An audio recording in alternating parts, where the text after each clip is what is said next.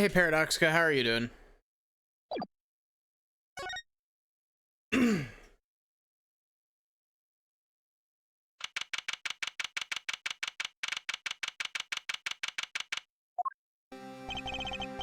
Very impressive, right? I have to say, I expected nothing less.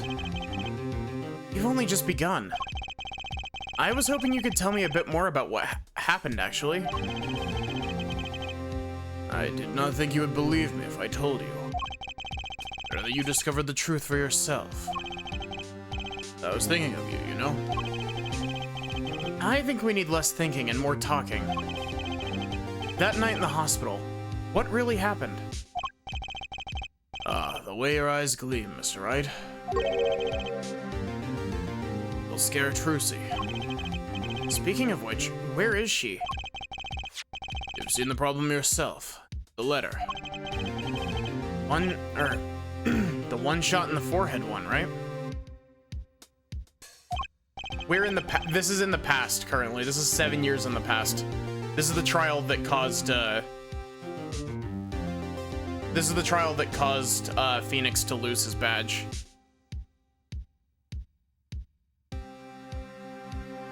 Yes, and the reason he speaks of.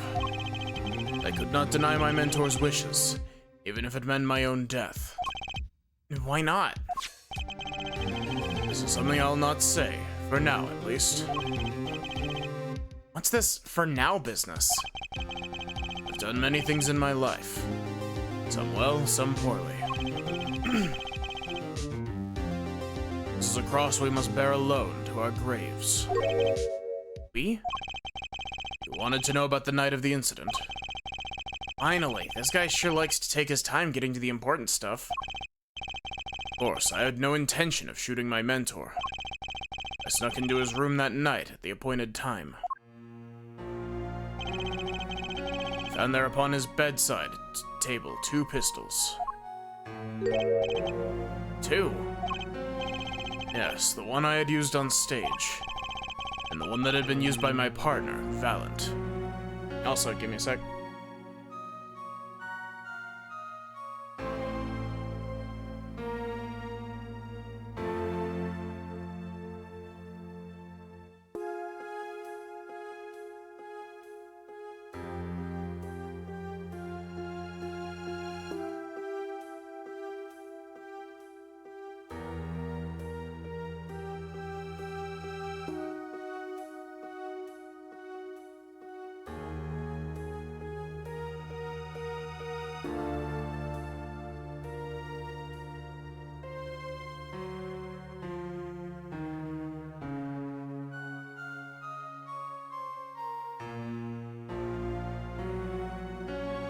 Sorry about that.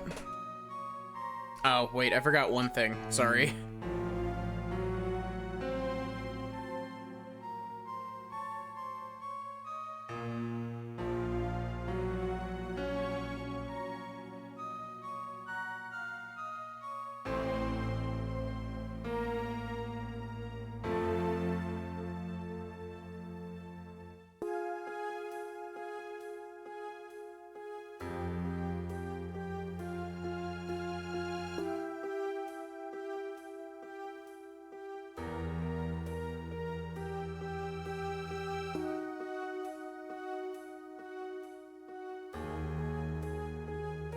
Sorry about that. Oh, for the Zack and Valent's quick draw thing? My mentor had the look of one sleeping. I stood by his bedside, hearing only the light sound of his breathing. And I took the pistol into my hand. I cannot deny that my resolve faltered then, for a moment. You faltered? You mean you thought about shooting him? All there was a reason I could not refuse his request. His last such request, though not his first. So, there were other requests you couldn't refuse before. To be honest, I've not always been steadfast. I fear I've brought pain upon Trucy. Is Magnifi coercing his disciples somehow? Just what was going on in Troop Gramarye? that, in the end, I did not shoot him. Instead, I turned and shot the clown. I took the pistol I had fired and placed it in my pocket. In your pocket? I believe if you examine the bullet in the clown's head, you'll find it to be different than the one in my mentor. What were those called? Rifling marks. Yes, well, that's all I have to tell you concerning the case. Concerning the case? You mean there's something else you can tell me? You're a fascinating man, Mr. Wright. Thanks? Yes, there is something. My mentor. His eyes opened. What? Magnifi Gramarye. The old devil, he was not asleep, you see. Of course, the gunshot would have woken him anyway. There we had our last discussion as mentor and pupil.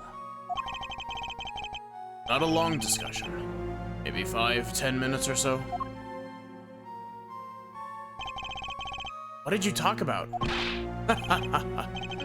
Mr. Wright, did I not just tell you?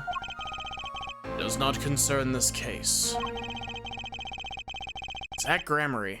He seems pretty steadfast to me, or maybe just stubborn. Right, your presence is requested in the courtroom. Once again, I'm in your hands. Right, let's get back in there.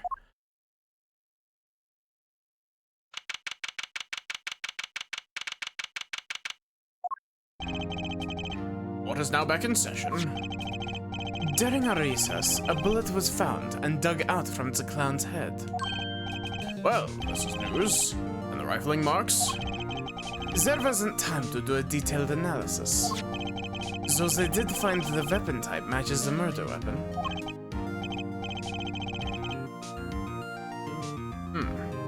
Well, that's not very conclusive, is it?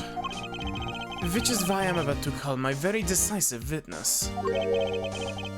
Your decisive witness? How many times have I heard those words? They often turn out to be far less decisive than you think. Sorry, give me a sec.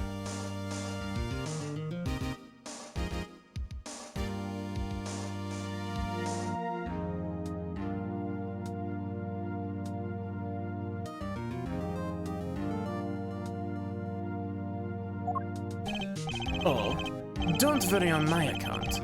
I'm quite confident this witness will do the job. After all, he is intimately acquainted with players in our little production. Being the other half of Troupe Gramarye's famous duo, Zach and Valent. Valent Gramarye.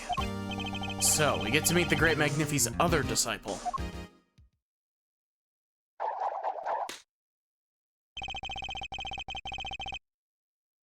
Perhaps we'll start by asking your name and occupation.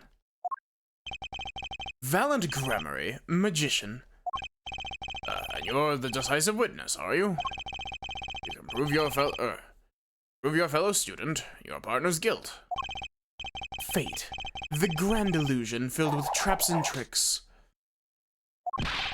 Wait, the shooting took place at that hospital after 11 o'clock that night. If you're a witness, does that mean you were there that late? Sorry if my hand being in front of the microphone fucked up the audio quality there. I was adjusting my glasses. If one were to deduce this logically, the conclusion is yes. Okay. I always get the characters, don't I? I have an interesting fact for you. You see, several days before the crime, my witness receives this. That looks very familiar. Well, wait. That's the same letter Zach Gramarye received. Yes, or perhaps I should say, ta-da! Order, order, order! And what does it say? Surely not the same thing. Perhaps you should see for yourself. Yep, this is the same. This is a carbon copy. Except it says Valent instead of Zach. Oh, and it also specifies 15 minutes later. Why, it's practically the same. The court accepts this into evidence. This is most unusual. Exactly what was going on with you folks. What exactly was your troop Grammary up to? By which you mean? I'm just having trouble envisioning a man who would ask his students to kill him. Both of them, no less. It is just my opinion, Herr Judge. But from these letters, I'd say he was coercing them, not asking them. We walked the magician's path together, and in so doing shared much of our lives. When people are so close, there is strain, a warping of relations, you might say. Yet this has nothing to do with the case at hand. By which you mean you're not going to tell us? Makes me wonder even more about this reason they couldn't refuse. Well, let's get on with the testimony for starters. Defendant Zach Grammary stands accused. Tell us why. Oh, I'll do more than that. For where he walks, the red roses rise singing hymns to the miracle that is magic. Fascinating. Oh, I hardly need to remind you. The evidence could as clearly point to you, or could just as clearly point to you as the suspect. The letter, the murder weapon, now the 2 bullets found at the scene. In fact, the only difference seems to be the designated time. As every magician knows, timing is everything. Yes.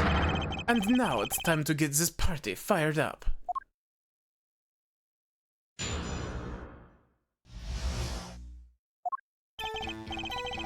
That night, I visited the hospital room at the time Magnifi requested.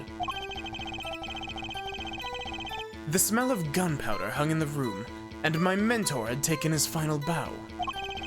I did not imagine my fellow student might have received the same instructions. Yet a deal with the dead is still a deal. Death's sweet kiss. I gave it to the clown. Then I informed the doctor and the police. You were the one who reported the crime. Indeed. I would think. This fact alone would clear my name of suspicion. Let's not jump to any conclusions. Yes, the cross-examination generally becomes before the conclusions in this court. But if your testimony proves to be true, defendant Zach Grammary is guilty. If it wasn't Zach Grammary, then the killer was you, Valent. No disappearing act will get you out of that.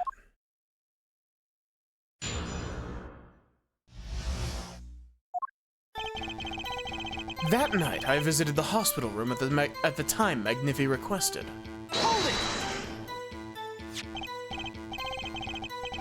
Sorry, give me a sec.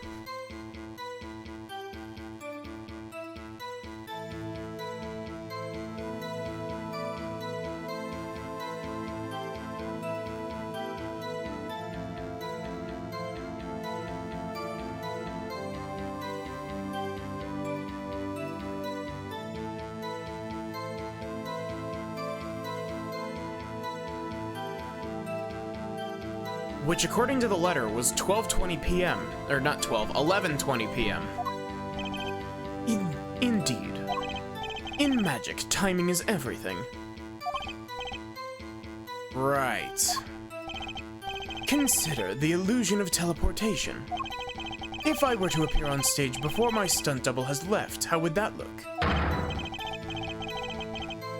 Why, it would reveal the very secrets of my magic. Now that you've revealed the very secrets of your magic for all of us, let's move on. You went at the designated time, and what did you see? The smell of gunpowder hung in the room, and my mentor had taken his final bow.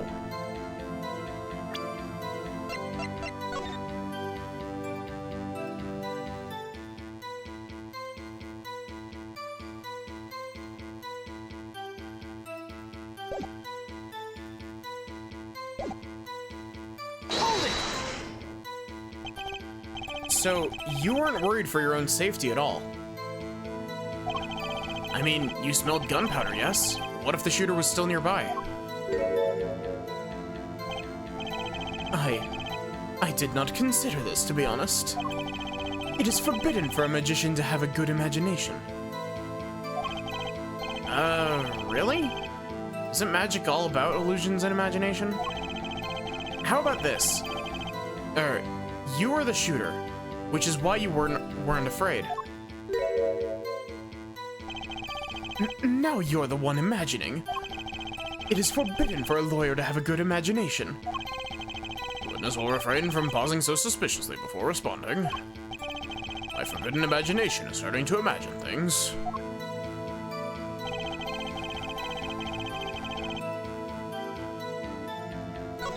Okay, so...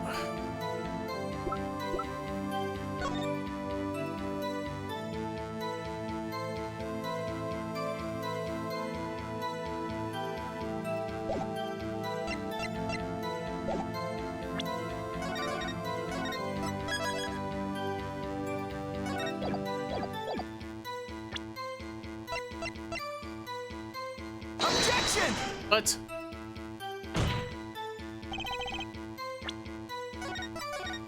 Good thing I made a confidence save on that.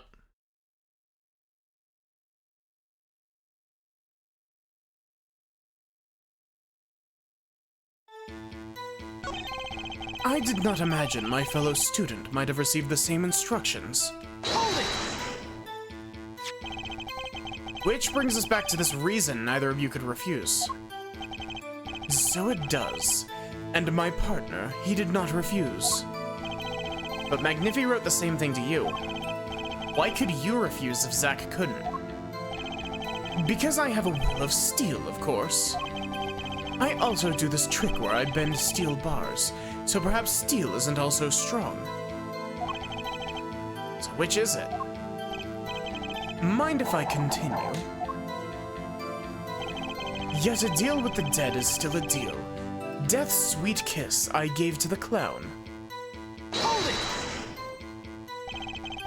There were 2 bullet holes in at the scene. One in the victim and one in the clown. You're saying the one who shot the clown was you? No doubt my partner Zack had said much the same thing. Yeah, because whoever didn't shoot the clown committed murder. Better dig around here a bit more and see what I can turn up. Mr. Valen, let me ask you something else concerning the crime scene. Namely... number of pistols? How many pistols were there when you entered the room? By which you mean what, precisely? 2 pistols were used in Zack and Valen's quick draw shoot-'em, correct? 1 for each of you. You are well informed, yet only one of my old friends sat in the hospital room that night. Did Zack tell me back in the lobby? Of course, I had no intention of shooting my mentor. I snuck into his room that night at the appointed time, and found there upon his bedside table 2 pistols. I took the pistol I had fired and placed it in my pocket. I see no problem with that statement. The 1 pistol is visible in the photograph of the crime scene, after all. So you picked up that pistol and fired it? Indeed I did. Alakazam, Alakazing, Alakaboom. Is the number of pistols really so important? It's quite important. The number of pistols is quite important, Your Honor. Very well. Please add this detail to your testimony. What can I do but obey? 1 pistol was in the hospital room that night. With it, I shot the clown.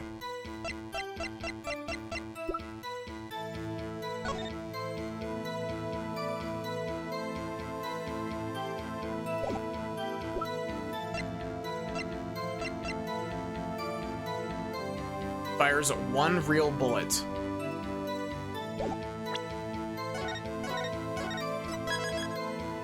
Very confident.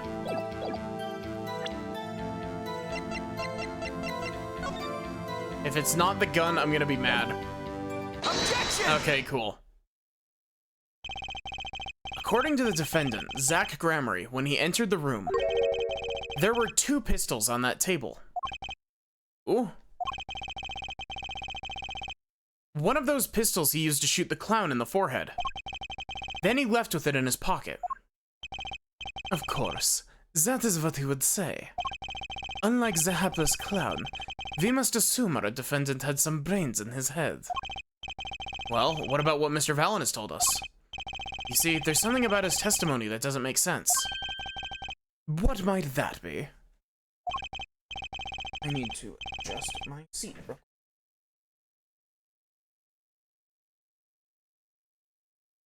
I just realized I was sitting, like, significantly further forward than I usually do, which was leading me to, like, crane my neck back. I told you, I took the pistol that was there and shot the clown. That's your story, at least. But rifling marks tell a very different story, Mr. Valen. Recall what Prosecutor Gavin told us. We compared the bullet taken from the victim's skull with the bullet fired from this gun. The rifling marks on the bullets were a perfect match. Ugh. Mr. Valent, if you fired this pistol, then you shot the victim in the forehead. Or... Sorry.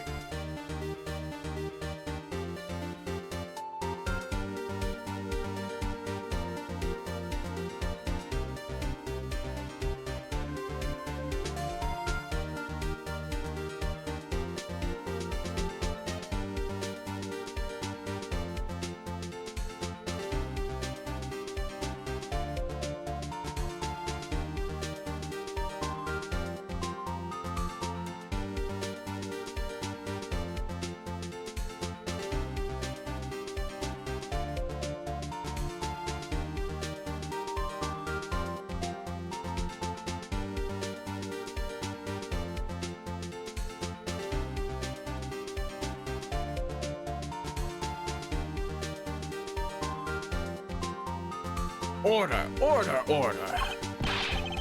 Well, this is all rather sudden. Objection! What have I done? Prosecutor Gavin? I owe the court an apology. Sorry. Sorry for what? You see, I was unaware that 2 of these unique pistols were crafted. The analysis of the rifling marks only proves the type of guns that fired them. Objection! But that's not what you told us before. You said you'd verified the murder weapon. Which is why I'm apologizing to you now. Quite sincerely, I might add. Would you hold me accountable for a mistake made in my youth? That was just this morning. I'm still young, and I might add, it wasn't really my fault. The defendant had only admitted he took 1 pistol from the scene of the crime. Or if the defendant. We would not be having this pleasant discussion now. Alan Gramery? Yes, Your Honor.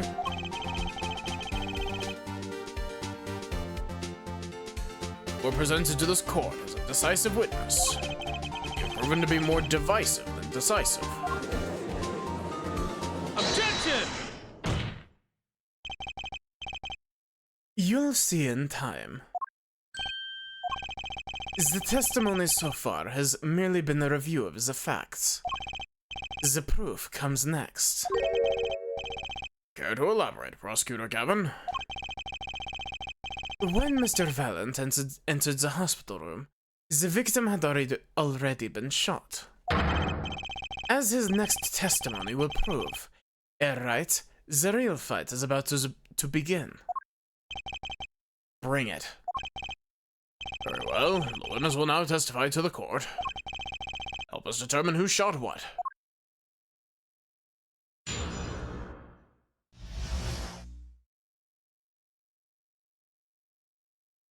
Man, I would really appreciate for my throat to cooperate with me today.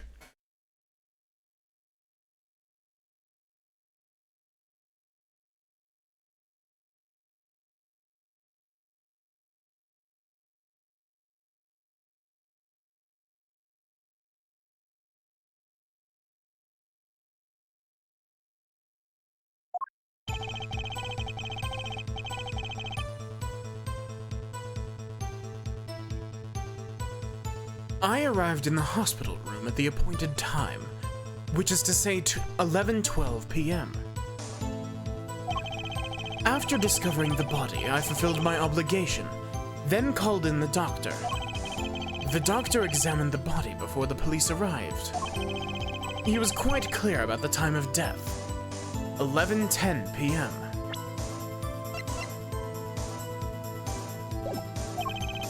And the one in the room at that time was my partner, not me. Those times are rather close, you'd have to admit. You're talking about an alibi established over a matter of minutes. Use a 10-minute discrepancy as the basis of your alibi. Is easy to explain in this situation, Herr Judge. For example,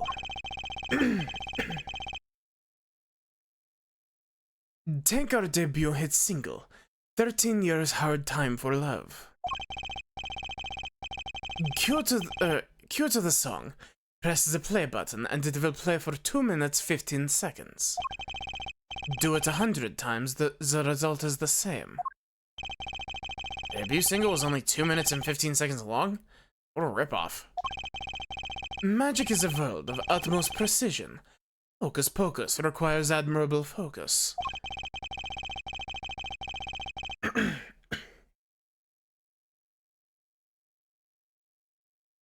Man, what is up with my throat tonight?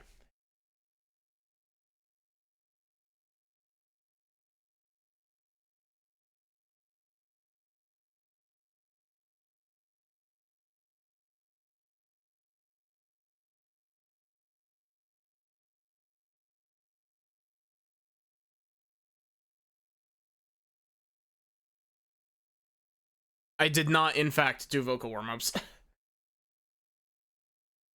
And in the time of death determined by the doctor there is an incontrovertible truth.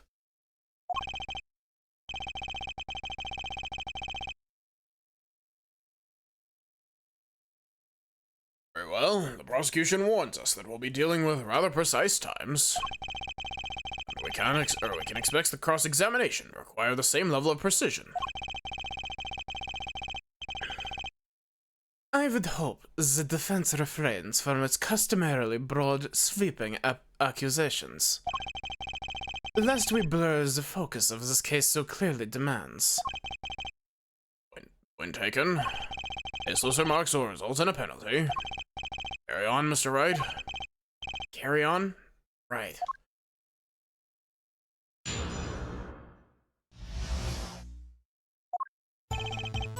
Okay, so... He was quite clear about the time of death, 11:10 p.m. This is factually incorrect because the autopsy report does not say this.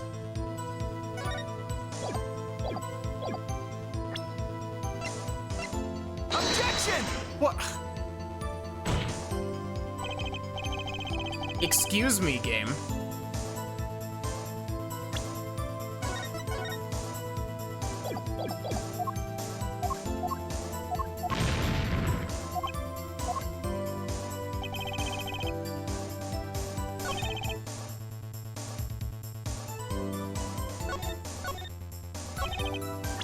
Okay, they're like, okay, we need to be precise about this, but the autopsy report specifically says that it has a range of time. He's being far too specific, and that shouldn't count.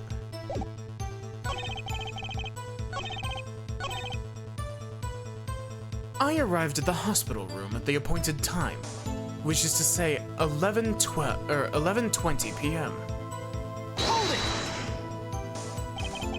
11:20 p.m. Can you prove that's when you arrived?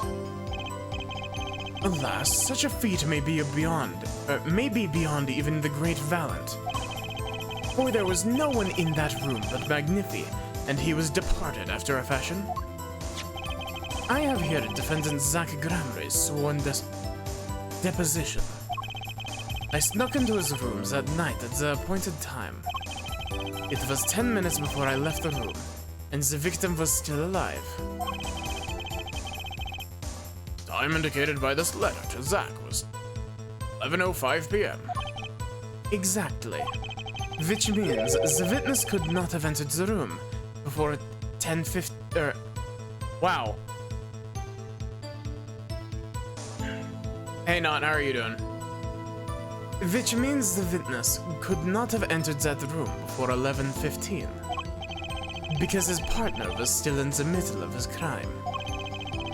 I see someone did their arithmetic homework. You see, the defendant himself has corroborated the witness's testimony. It's so hot. Oof.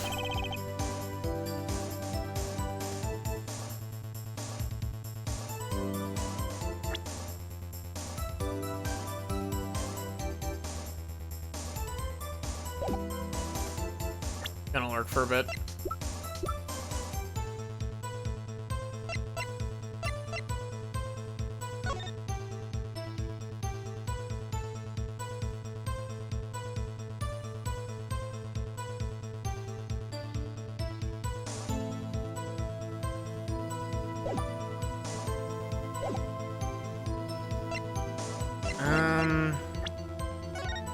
I'm gonna make a confidence save.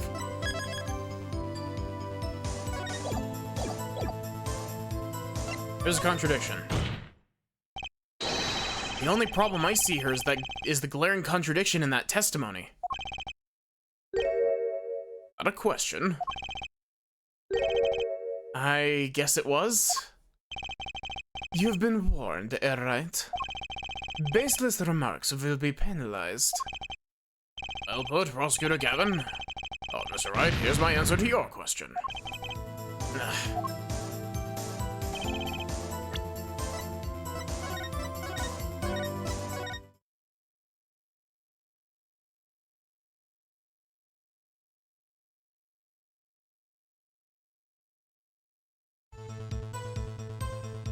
Not a problem. I don't see any problem with that testimony.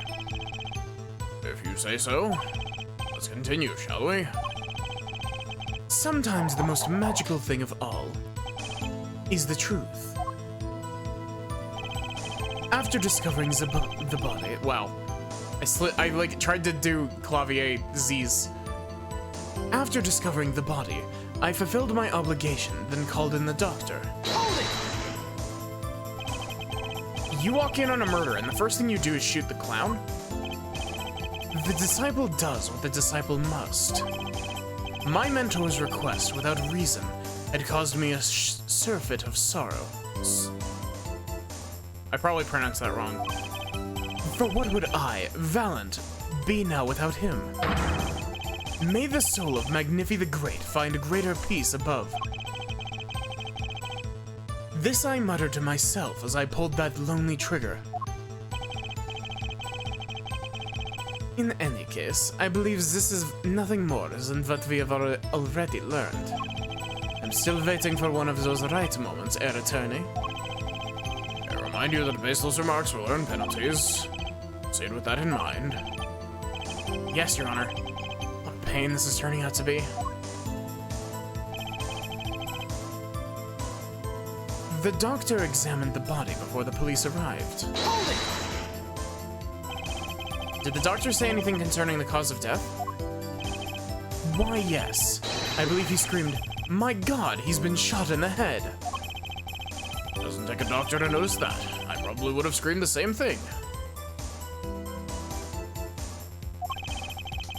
And I would have penned the requiem that rose in my soul on that horrid night. Or at that horrid site. Whoops.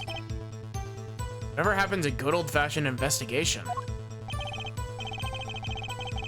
Right. That's reserved for its own spin-off game, don't you know? In any case, I believe this is nothing more than what we have already learned.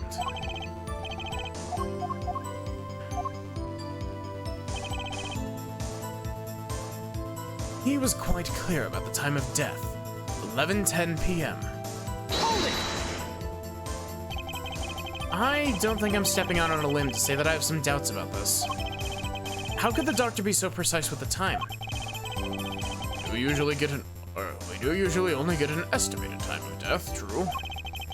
Not sure I've heard of a verified time of death. Magic revels in the making it. Wow. Dyslexia brain. Turnabout gas leak, it's real. Magic revels in making the complex appear simple. God fucking damn it. But reality is the opposite. What appears complex in this case is a simple matter of subtraction. I see another person has done their arithmetic homework. The point here is the IV the victim was taking. It's quite visible in the photograph of the scene. Recall what we heard earlier about the victim Magnificrammary's schedule.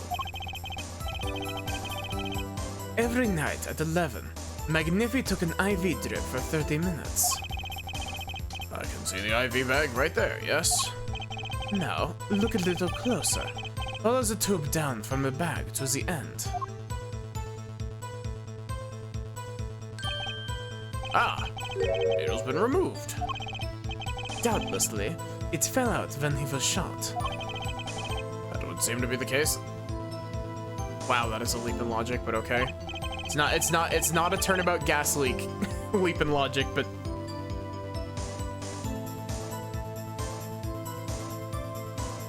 when the needle comes out, the IV no longer drips. Ah, you could just measure the remaining IV liquid. Precisely. The IV liquid functions for our purposes as an hourglass of sorts. This is how the doctor determines the time of death. From the amount remaining in the bag, it was determined that the IV had stopped 10 minutes after administration had begun.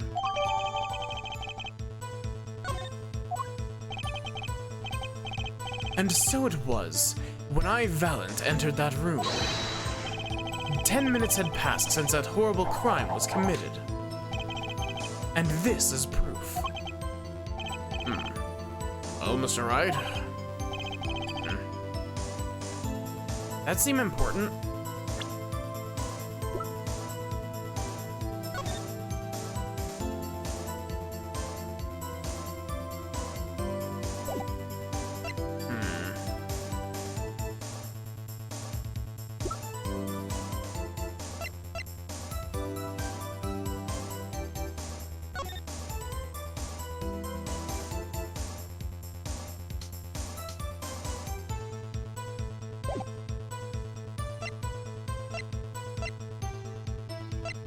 Man, it's so nice hearing the first Ace Attorney music again.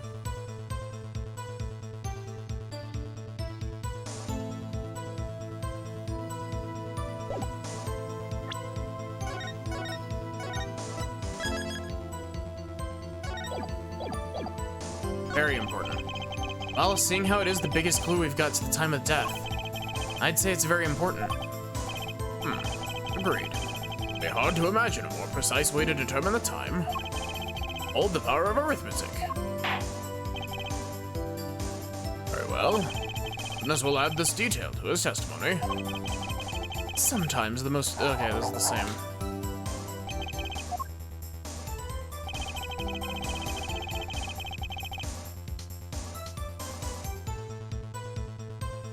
The water of life springs not eternal.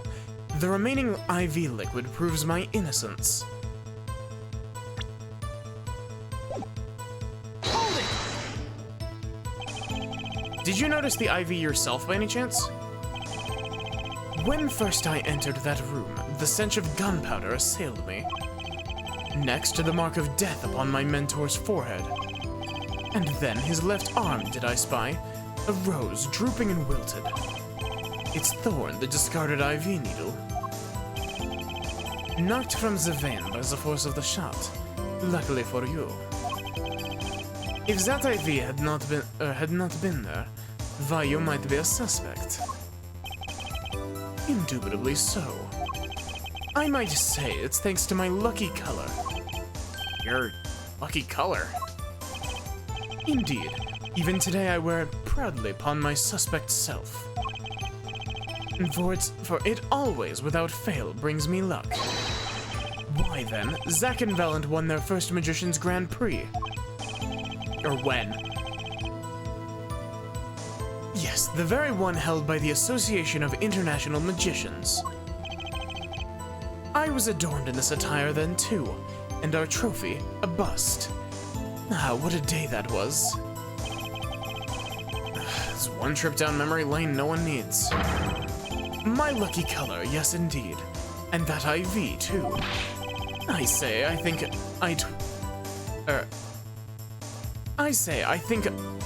was hued especially for me. Valant. That does seem to be the case, indeed. Well, Mr. Wright, any thoughts on this testimony? Valant sure looks happy with himself.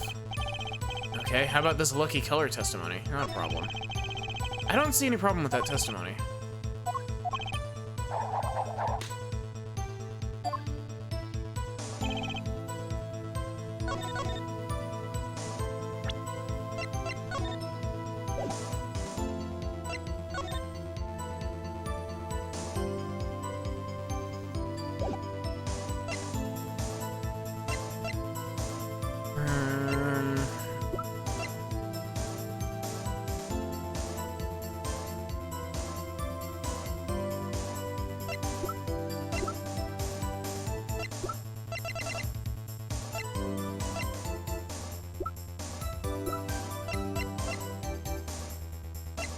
When...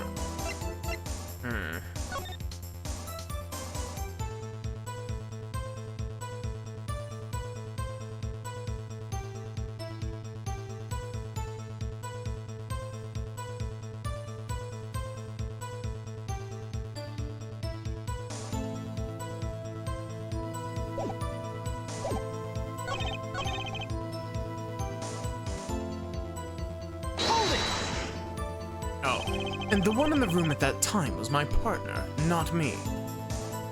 You entered that hospital room at 11:20 p.m. The time given by the defendant, Zack Gramarye, was 11:05 p.m. You didn't run into him at the hospital that night. This is why I never perform with amateurs, you see. Huh? Picture, if you will, the nighttime hospital. Outside, only the pale light of the moon. If two dressed as we were to meet in such circumstances, I dare say that would ruin the mood completely. Hood isn't in question here. I believe the witness is saying they didn't meet, yeah?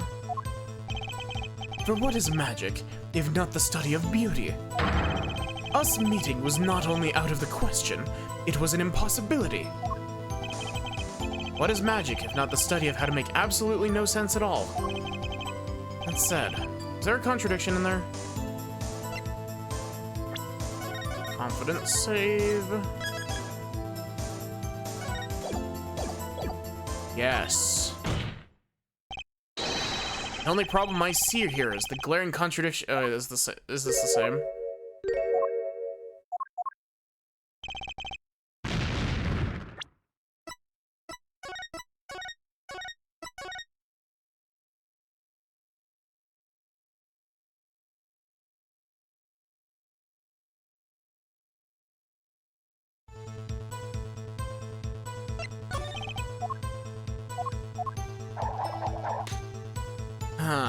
This is tricky.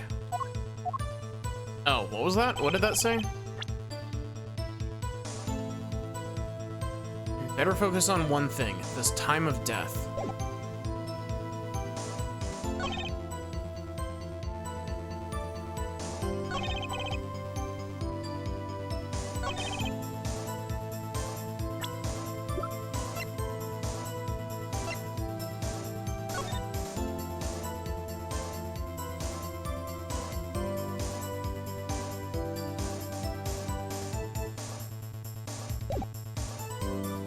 supposed to throw the IV report at the time of death.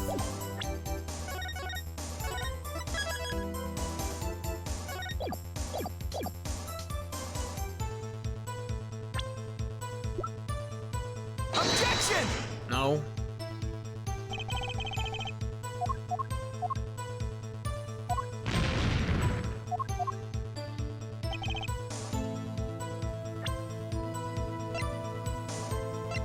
Clear about the time of death.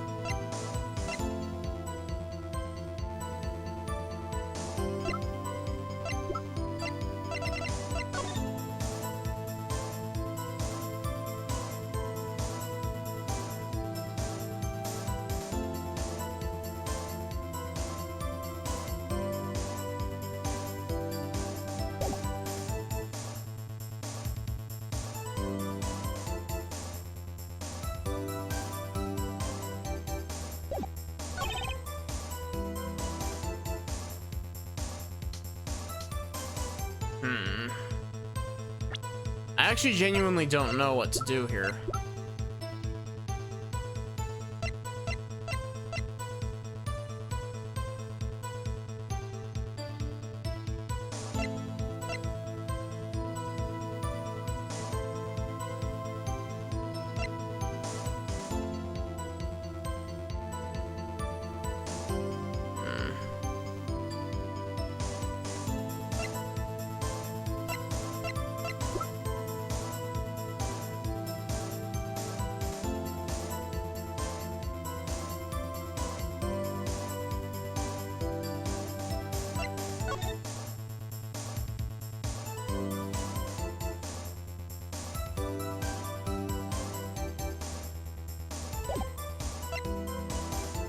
I actually genuinely don't know what I'm supposed to be poking at here.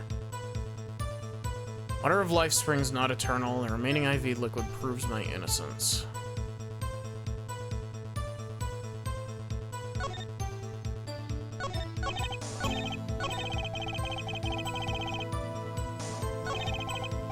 Alibi over a matter of minutes. Precise is right. Pressing with impunity will earn me a nice penalty, too. Better focus on one thing, this time of death.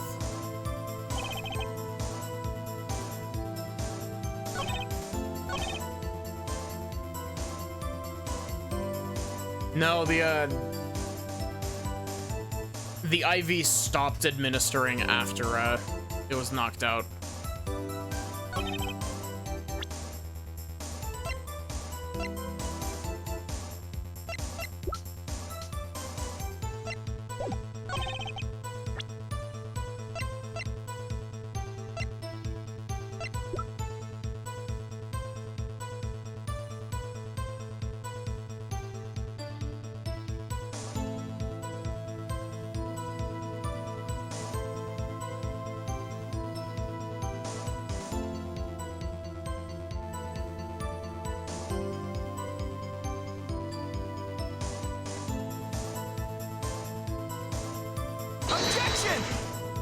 I don't know, I'm just testing stuff now at this point. I genuinely don't know.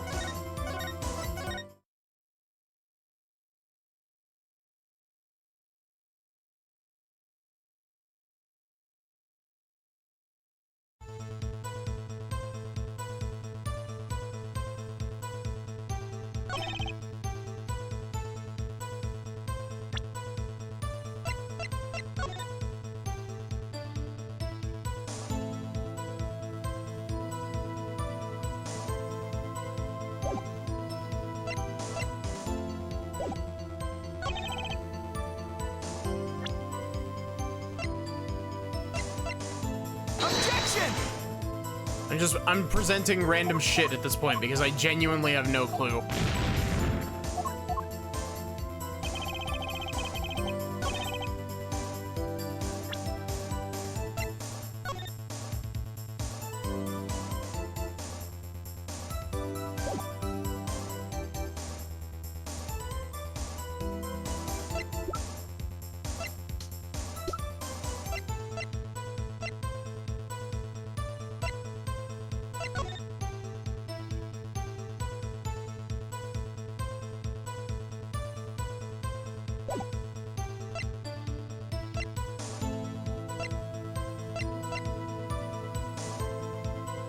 Objection!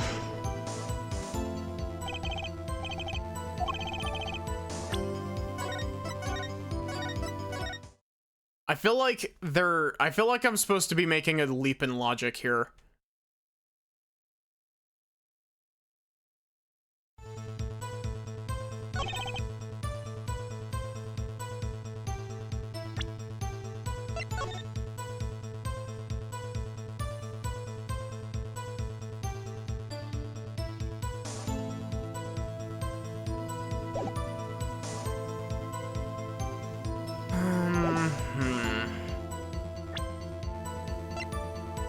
Objection! We've hit save scum territory. Because I genuinely do not see an issue here.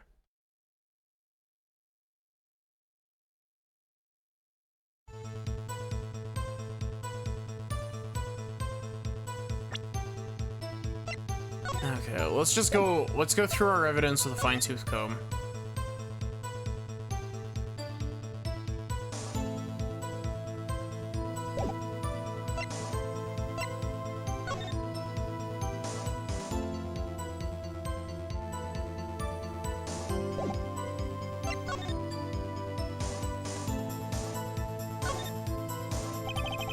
I always hated getting shots.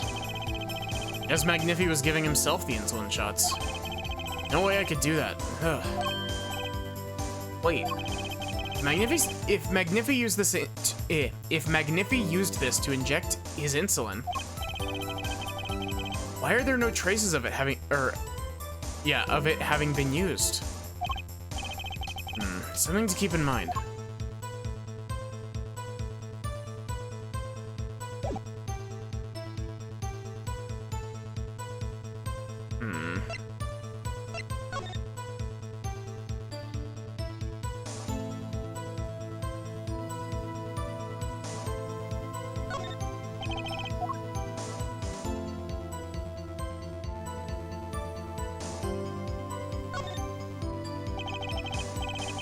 Look closely, you can see how the pistol's made to bend here.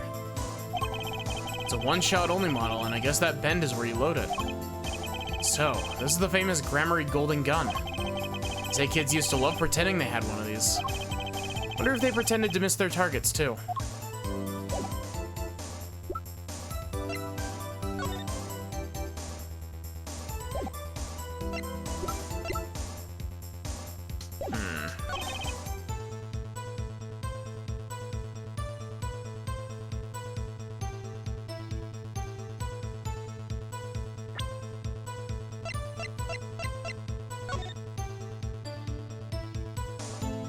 Oh!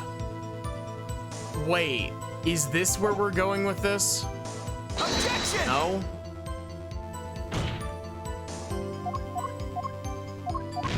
What?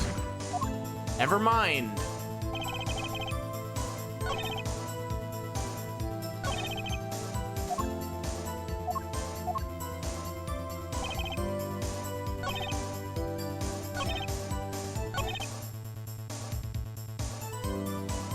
Quite clear about the time of death, 11:10 p.m.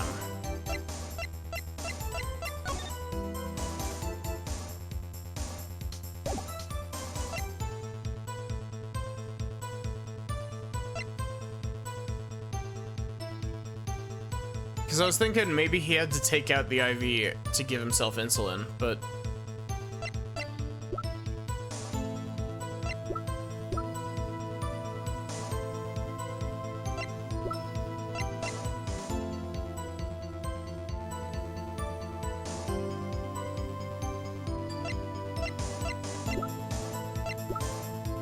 I am very stumped here.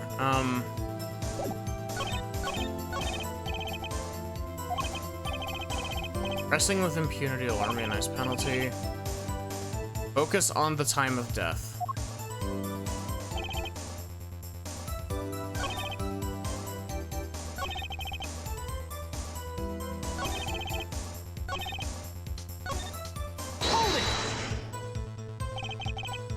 Knew this by the amount of IV liquid left.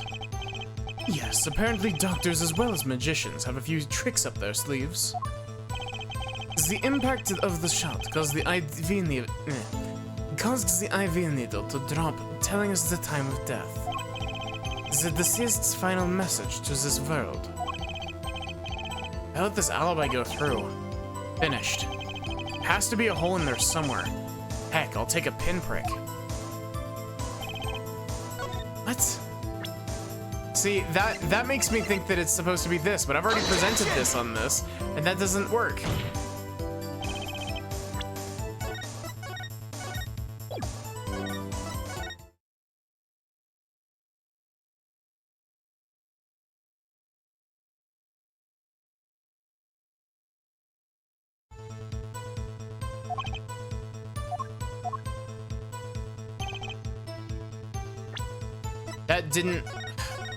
That stupid autosave didn't keep the save in the right spot.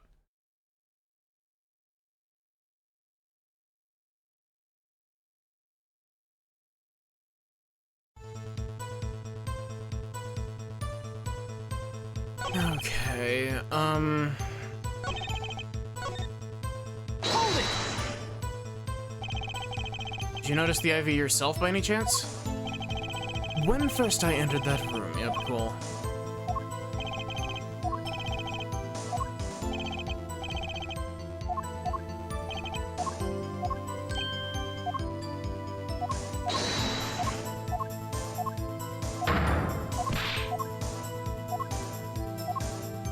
You know what? Give me your lucky color rant.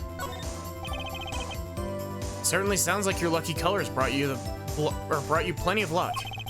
But not this time. Mr. Valiant, your lucky colors betrayed you. I'm afraid you've lost me. Your Honor. The witness's testimony just now clearly contradicts the evidence. What? What? Please recall my warning at the beginning of this cross-examination, Mr. Wright. Baseless accusations will be duly penalized. I do hope this latest accusation is well-based. Don't worry, I've got all your bases right here. Very well, let's hear the defense's claim. Where is your evidence that contradicts what Mr. Valiant has told us? What?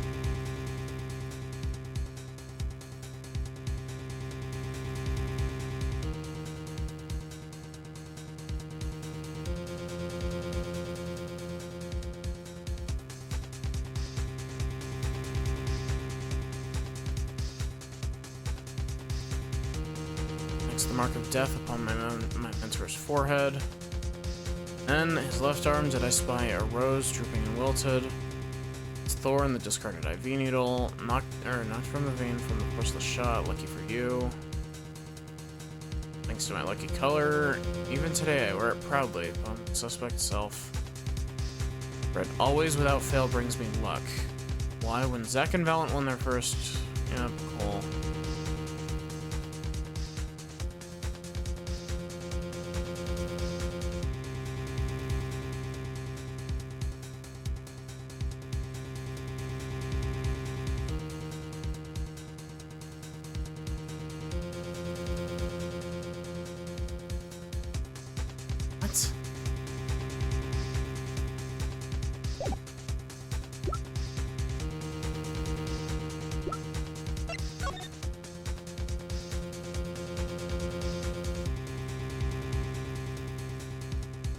I think it's this. Take that! Crime scene tells all, Your Honor. Photo of the crime scene. All this talk of color has me yearning for black and white. Clear-cut simplicity. Tell us, Airwright, just where is the contradiction in this photo? My pleasure. And I assure you, it's quite simple. But I can't promise anything in black and white. Let's hear what Mr. Wright has to say. But in this photo contradicts the witness's testimony. It's the color of the IV bag. Take that! Because he was claiming that the IV bag was the same color as his outfit. Valiant Gremory, let's get one thing straight about your lucky color. It's yellow, yes? Kind of takes the mystery out of it, but yes. Something wrong with yellow, Mr. Wright. Yes, there is. Decisively wrong, in fact. Take another look at the photo of the crime scene. What's this? Confusion. Doubt. Tell us, what do your elderly eyes spy? And my elderly eyes can see a problem here, Mr. Valiant.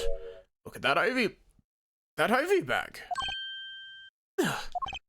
What is this? What foul magic? Magic. It would be hard to call the IV liquid yellow, and I'm afraid no magic was involved in the taking of this photograph. Alec, no!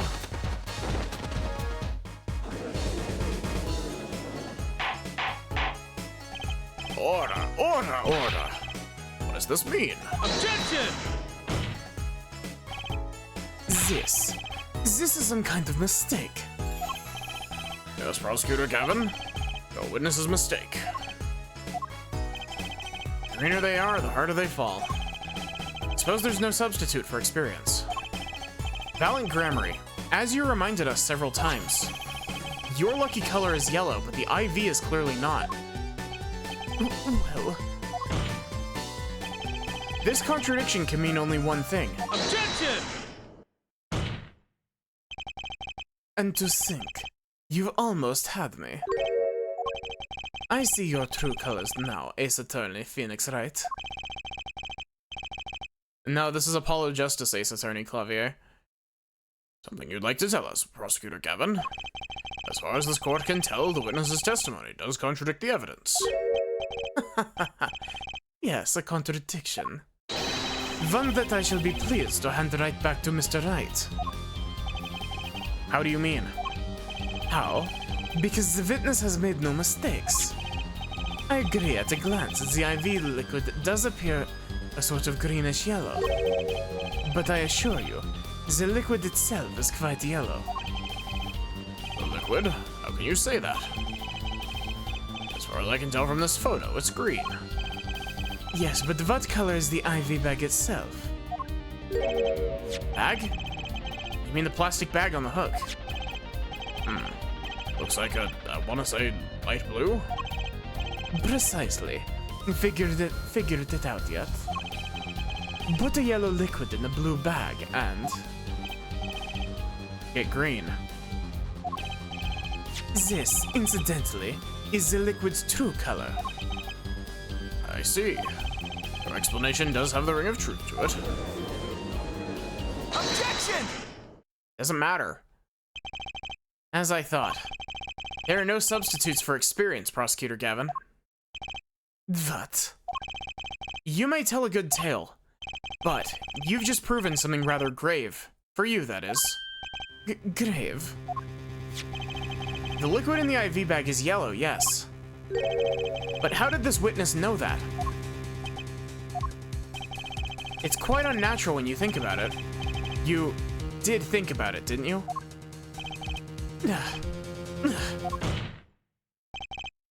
Your Honor, defense requests an explanation from the witness. At the scene of the crime, the IV liquid appears to be green. So let me ask, how did the witness know the IV liquid was actually yellow? Alakazoo. Z-O-M-G. Order, order, order. Mr. Wright, you'll explain this at once. The witness clearly knew the color of the IV liquid. I'm sure it means something, but what? I think of only one possibility, Your Honor.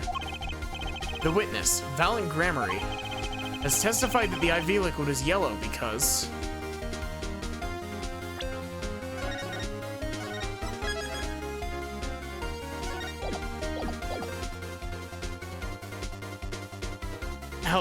oh my god.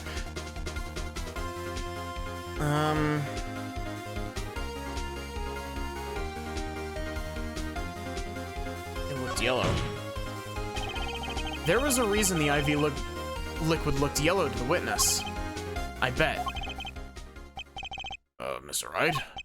That I bet at the end there. It worries me. Am I right in the assumption that you hope there's a reason, not no?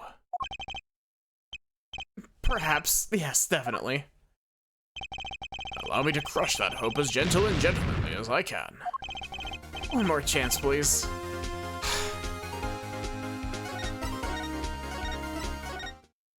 And the pursuit music is so good from Ace Attorney 1.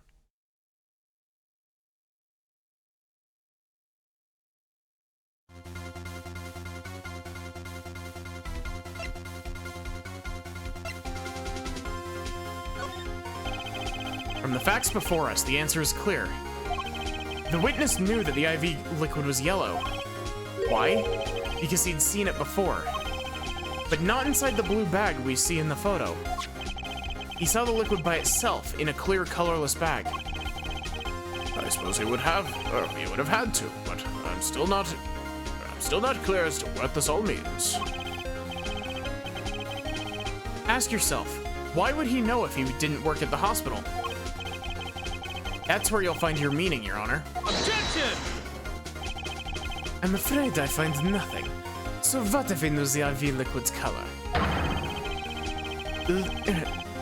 Leaves are getting excited over absolutely nothing to our teeny bopper fans, yeah? Objection! The IV liquid is the only evidence proving the time of death. A 30-minute hourglass with 20 minutes worth of sand remaining. Your claim, Prosecutor Gavin. I remember it well. However, there's a critical difference between an hourglass and an IV bag. Wait, I know. An hourglass uses sand, but an IV bag uses liquid. I'm right, right? As much as it pains me to say this, Your Honor, no. Unlike the sands through an hourglass, IV liquid enters the patient's body. At which point, like magic, it disappears. However, what if the amount of IV liquid had increased? You couldn't tell, could you? After all, there's no way of knowing how much went in. Objection! Let me get this straight, alright? You're saying the witness watered down the victim's IV bag. Not with water, but with IV liquid. That's how you knew the IV liquid was yellow.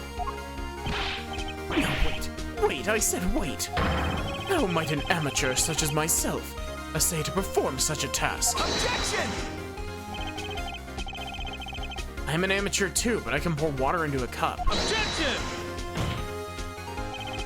I'm afraid there's quite a big difference between a cup and an IV bag. Quite.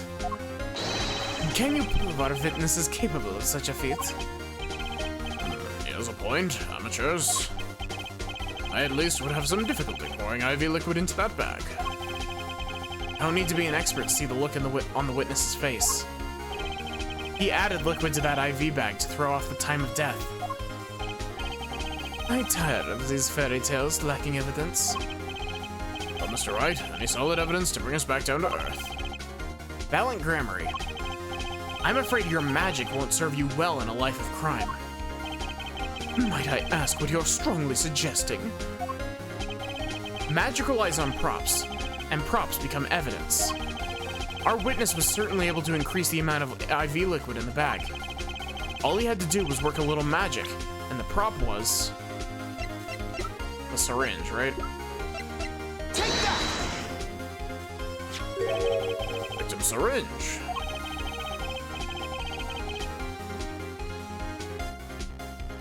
It's the perfect prop for the magically increasing IV trick. And easy enough for an amateur to use. Objection! What kind of evidence is that? The syringe was clean, not a trace of liquid inside it. Objection! And don't you find that odd, Prosecutor Gavin? What? The victim had a syringe to administer his insulin shots. There should have been traces of insulin left inside. Well, Valiant Gramarye, as you pointed out yourself, the IV liquid makes the perfect clock. One that you could manipulate at will. Alakazam!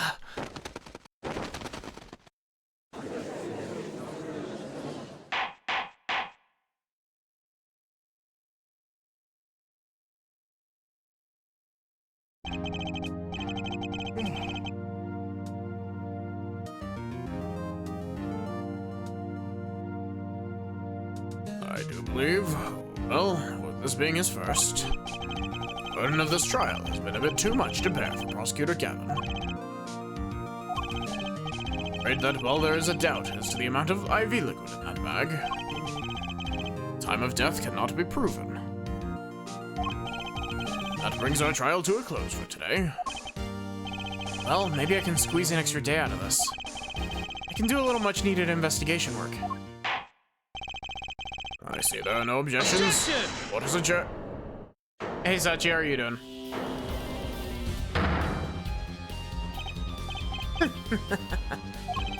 Truly, there's no substitute for experience.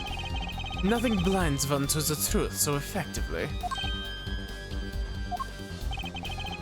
A word to the wise. Try to walk the dogs, but you'll be back later. Have fun walking the dogs, Sachi. Underestimate the young, and they'll sweep your feet out from under you. In the way you never, ever expected. You see, I know exactly what you're thinking. What's he talking about? You say the witness used the syringe to manipulate the level of the IV liquid. But there is no proof. There's no proof he didn't do it either. Yes, quite true. Huh? He's admitting it. Nor was this witness quite as decisive as I'd hoped. This I admit, after all. Why linger in the past when the future holds so much? I feel like I'm tripping over words a lot more often today. You have something in mind, Prosecutor Gavin? Proof, Herr Judge. I have another way to prove my case. With evidence, no less. What's this? This is the victim Magnifi Gramarye's diary. Diary? After going into the hospital, Magnifi began writing his memoirs, it seems. The story of his birth, his startling debut, and of meeting his disciples. It seems he intended for the last chapter to end, quite appropriately, with his death. Wait, that book doesn't say what the reason was, does it? The reason why his disciples couldn't refuse his last request. Sadly, it does not. What's important here is on the last page. Apparently, the victim wrote it in his journal that night, even after the IV had begun at 11 p.m. Let's read it, shall we?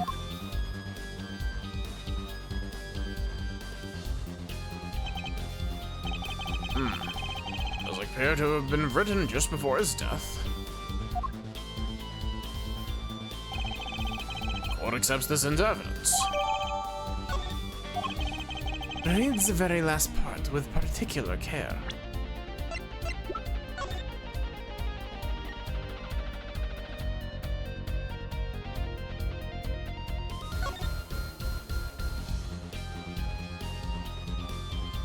Tonight's IV is in, maybe the last. I'll leave the rest of them. First should come soon. This journal may end here or it may go on, but not long. That depends on his hand.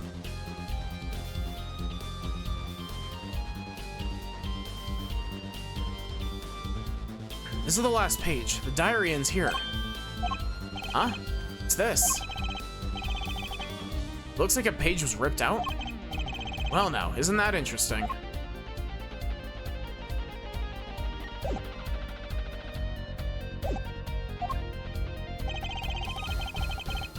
The journal may end here, or I may go on, but not long. That depends on his hand. Of course, by his. He refers to our defendant, Zach Gramarye. That would make sense, yes. He was the first scheduled visitor, after all. But look at what he said before that. This journal may end here, or it may go on. It may go on. Magnifi Gramarye intended to write again. That is, if Zach Gramarye didn't pull the trigger. I see the defense understands the meaning of this. The victim's diary does not go on, it ends. Because Magnifi's life was brought to an end by the defendant, Zach Gramarye. Order, order, order. Prosecutor Gavin, are you certain that Magnifi Gramarye wrote this? There is no mistaking his handwriting. Well, this does seem to be significant. According to this, Magnifi did intend to continue his diary. Yet if his diary ended there, or here, which it plainly did, then the one who pulled the trigger was the first visitor, Zach Gramarye. Well, how do you like me now, right? Still too green for your taste,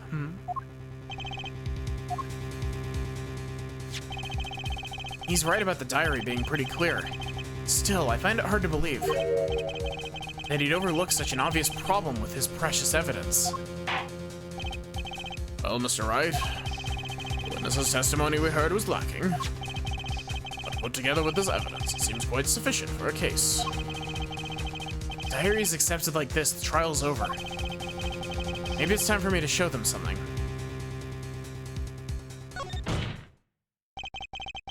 I'm left with no choice but to show my own evidence. What? You have some evidence that overturns this diary? It's not too late to rethink this and avoid more embarrassment. Very well, please show us your evidence, Mr. Wright. Incidentally, don't even think of showing us this diary I've already shown to the court. Now that we've come this far, I hope you have something a little more decisive. Show us evidence that proves the victim continued writing his diary. Alright, I'd be happy to. The decisive evidence proving that the diary didn't end with this page is... Take that! First, take a close look at this diary. Note that the page has clearly been ripped out. What's this? I hadn't noticed that at all. That's why we're still here talking about this. As it so happens, I have here what I believe to be the missing page. Alec, I don't believe it. Looking at this page, it's hard to imagine that the first visitor that night shot Magnifi Gramarye. That's the defense's position. Wait, let me see that.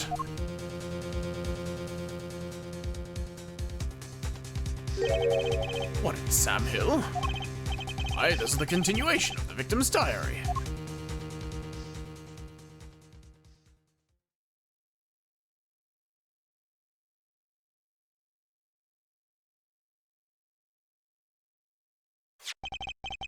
Note the torn edge of the page.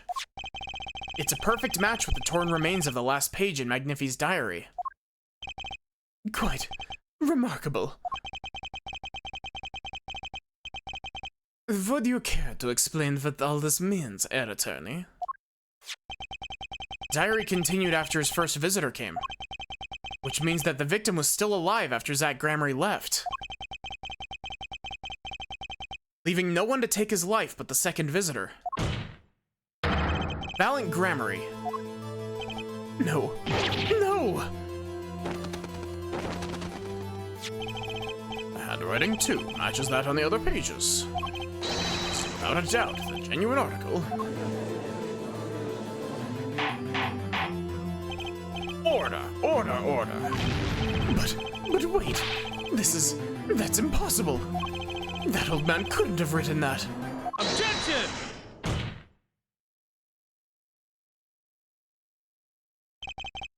Finally. You just couldn't resist, could you, Airwright? Resist what? Presenting solid evidence? Air Judge. Yes, Prosecutor Gavin? Might I request we put the current cross-examination on hold? The prosecution would like to call a new witness. But Prosecutor Gavin, this evidence overturns the current witnesses. I ask only to put it on hold. Please, my new witness has a very, very important piece of testimony to give. 5 minutes, no more. I promise, Your Honor. Well, if you put it that way. Mr. Wright, what's your take on this? Well, Your Honor, judging from his enthusiasm, we'll have to hear this new testimony sooner or later anyway. So it might as well be sooner. And though this is highly irregular, they'll put the current cross-examination on hold. The witness may step down. Now, Prosecutor Gavin, please bring this surprise witness to the courtroom.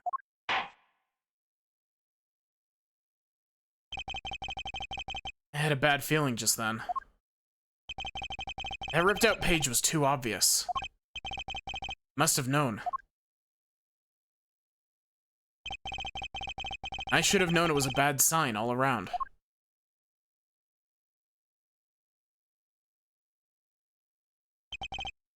In a trial with no audience is a first, even for me, Prosecutor Gavin.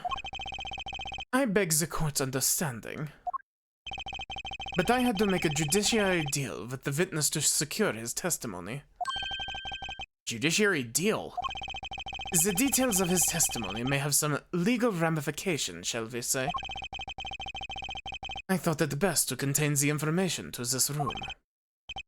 Very well, and you're the witness, I gather. Yes, sir. That's the same voice as the judge. I'm not doing that. State your name and occupation for the record. My name's Drew Misham. I'm a painter. Painter? And you're somehow related to this case. Oh, well, not per se. I have one simple question for this witness. Mr. Misham, was it? Do you know what this is? Oh, yeah. I know it well. How's that possible? Have you seen this diary page somewhere before? Oh yeah. I mean, I made it. You... what? You made it? Yes. You might call it one of my works. The prosecutor's office received a tip-off yesterday. Illegal evidence has been prepared for the trial of Zach Gramarye. Illegal evidence? I initiated an investigation and found this witness. A painter who to the world at large, Drew Misham has another side, you might say. He is skilled in making perfect reproductions of certain things. Forgeries, in other words. Forgeries? Well, so we're to understand that this page here is... a fake. Prepared by a certain defense attorney. Objection! Hold it! I didn't prepare this evidence. Objection! The attorney speaks. Something about this page, I presume. But what is he saying? It makes no sense. After all, it was you who presented this evidence to us, Phoenix, right? Miss, Mr. Misham, was it? Who requested this forgery? Who is your client? That... I don't know. What? Most of my clients prefer to remain anonymous, even to me. I make the items they want and receive my payment. That's the extent of my contact with them. Objection! But... there's no proof this is a fake. It's a fake. Huh? Why, just this sort of problem. I always put a special mark on my works. I can say without a doubt, this is mine.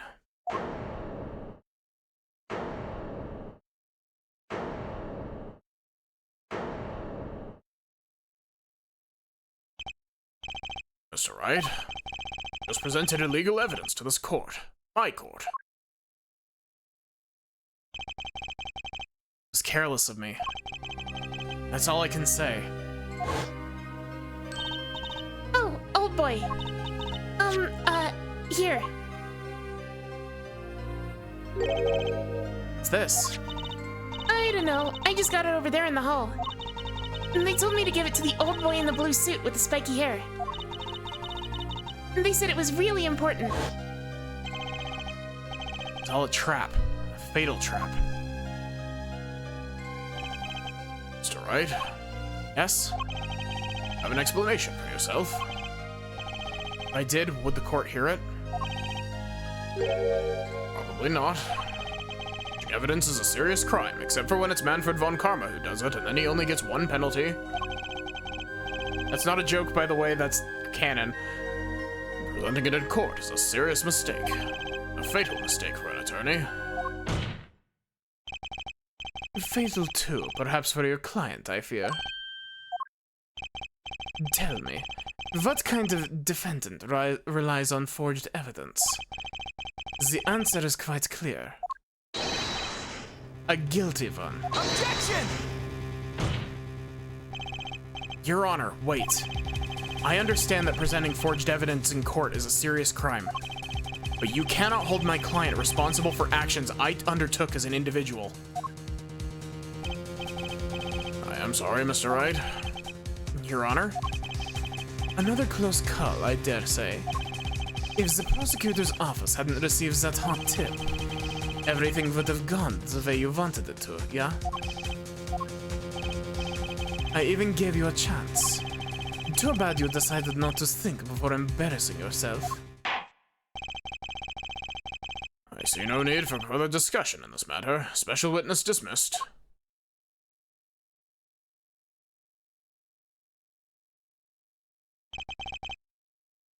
Mr. Attorney? Yes? I ask your name.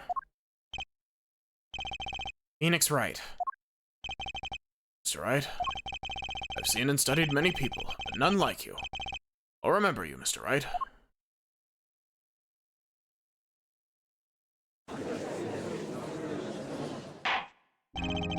Though I deeply regret having to declare a verdict in this way.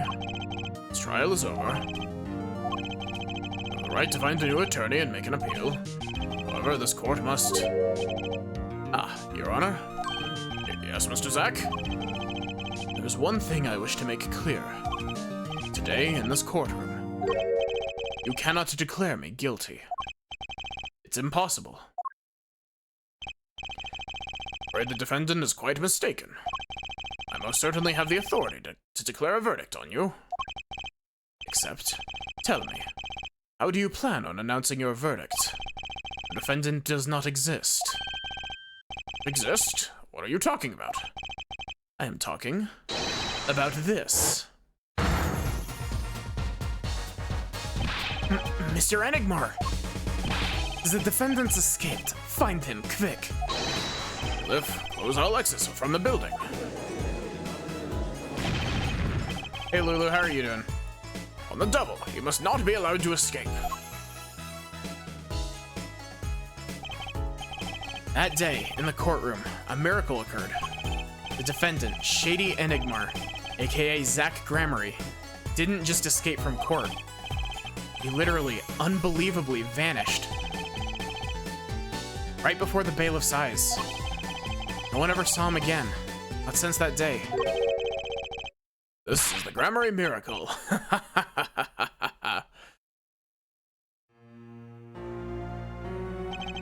No verdict was declared.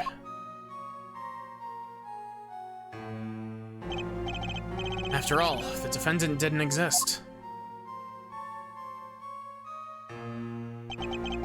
That's how it happened. Trial of magician Zack Gramarye vanished, along with him for all eternity.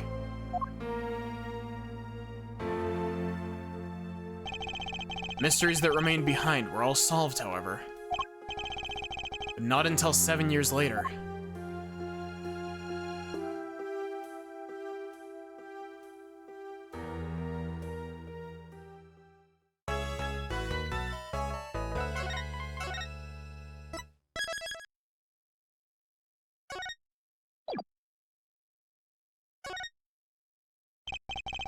That trial 7 years ago was the beginning of it all. This I know beyond a doubt.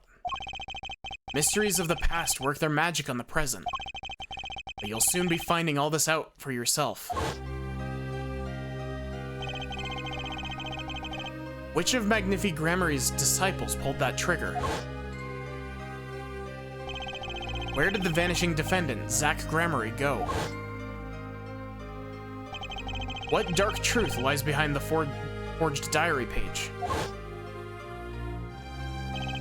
And what about the girl who was left behind?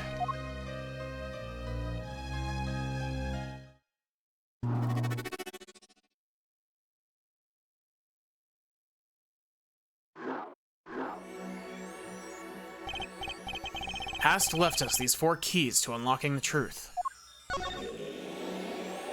Here's our, cross-timeline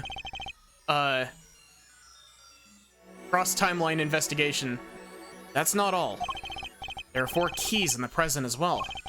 And when all the questions have found their answers, final trial will begin. But first, you must chase the truth through then and now. Think of it as a game.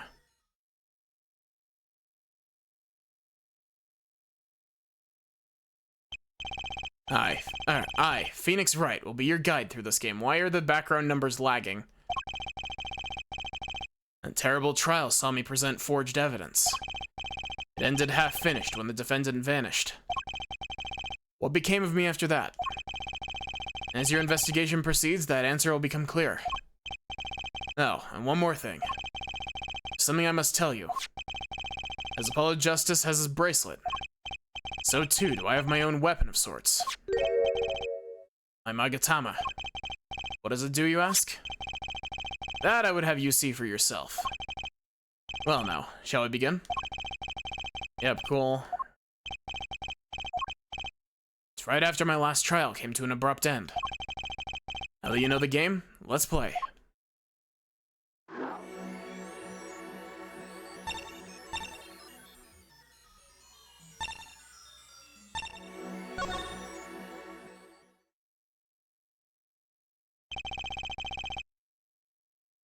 The nightmare trial was over, and the new nightmare of figuring out what had happened had just begun. I wanted to wake up, to walk away, but I figured I'm the only one who could do this, probably. And besides, I had plenty of time, thanks to the Bar Association Review Board's decision. It's hard to work when your attorney's badge has been taken away.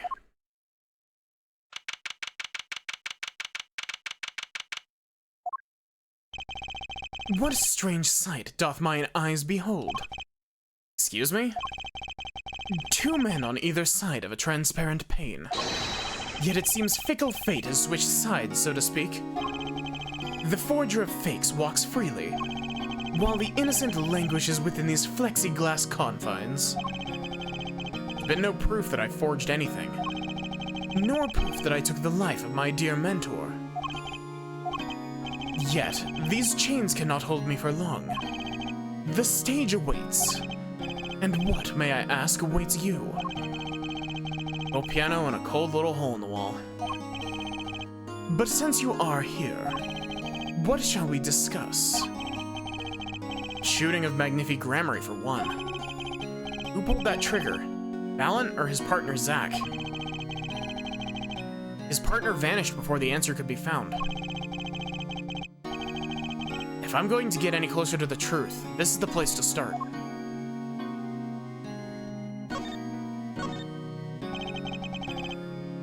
I have to hand it to my partner. He knows how to make an exit. That's talent. Yes, he made my attorney's badge disappear and he never even touched it. Glory's spotlight always leaves someone weeping in the shadows. Yet his very disappearance is itself a revelation. Killing what? Zack Gramarye killed Magnifi. It's as good as a signed confession. That's certainly been public opinion's take on it. I grow tired in my cage, and the time of my release is near. I must go and prepare. Planning on jumping back into magic right away? As long as an audience waits with bated breath, there will be Valant, and also... Yes? Now that my partner has disappeared, Magnifi's repertoire is mine. Valant Gramarye has a tradition to uphold. That true? Seen in this light, the trial was quite good to me. Verdict or no.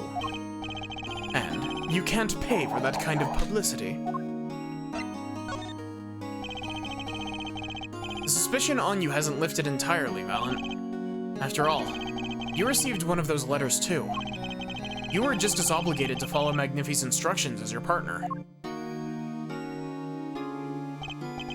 So I was, but only Zack Gramarye followed them. Let us not speak any more of who shot what. Now that my partner has vanished, the question is moot. I'm more interested in learning something else, actually. What might that be? I want to know what Magnifi had up his sleeve. How could he coerce you and your partner to kill him? The trick up his sleeve. Perhaps you do not know. Know what? A great magician never reveals his secrets. I didn't think it would be that easy. The audience must remain forever in the audience, bathing in the reflected glow of the spotlight. Magatama, one of my most prized possessions, which I got during a certain case. Show me the locks on people's hearts. If I can unlock their hearts, they'll tell me their secrets. Magatama starts it all. Magatama ends it.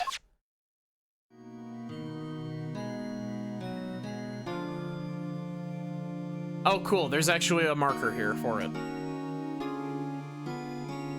Oh, and I don't have to go into the court record to present it.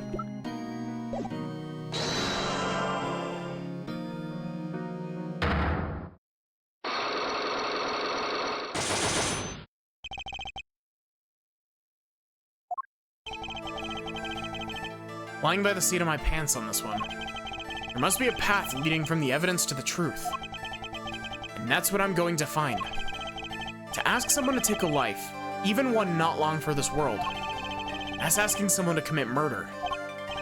Yes, our mentor was fond of dramatic movies and dramatic finales. He got his wish. His life was taken.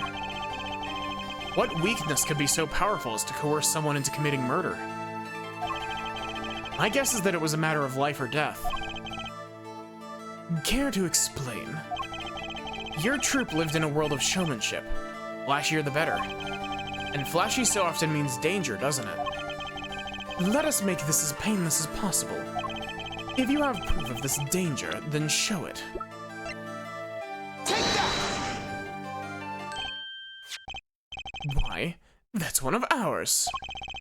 Specifically designed for your show, I gather. A single bullet, one shot. What are you suggesting? We are magicians, Mr. Wright, not murderers. I'm not crying murder, Mr. Valant. I'm crying something far more tragic. An accident. Zack and Valant's quick draw shoot 'em. How long has it been since those shots were last heard? Was shoot 'em canceled because someone might get hurt? Of course. What other reason could there be?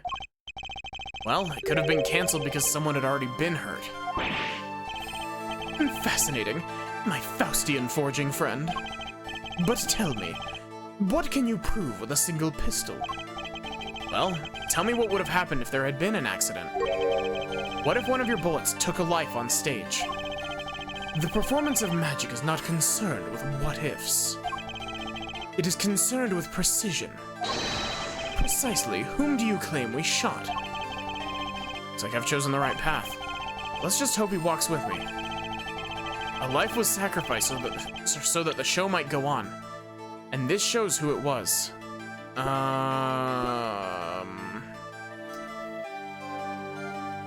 We don't have that evidence yet.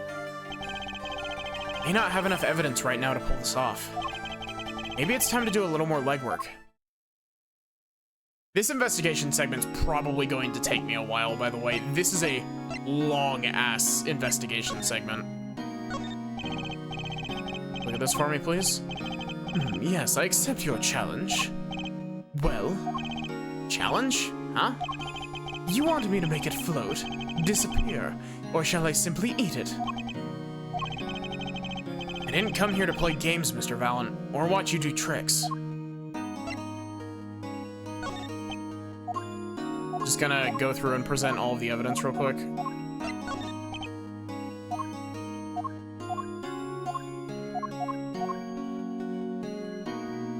What's my history with this game in particular? I have not played Apollo Justice before, but I have watched a playthrough of Apollo Justice before, like years ago.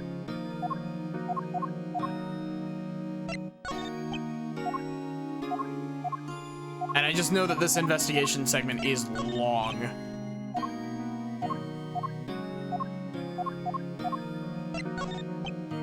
But like, I find it kind of funny how this game, wow, this game is either really, really good or not great, depending on which cases you're looking at. It's like, it's a curve, because you've got Turnabout Trump on one end of the curve that's like really high up because it's a really good case. And then you've got this case on the other end, which is really high up as well. And then you've got, what is it? Turnabout Corner, which, is Turnabout Corner.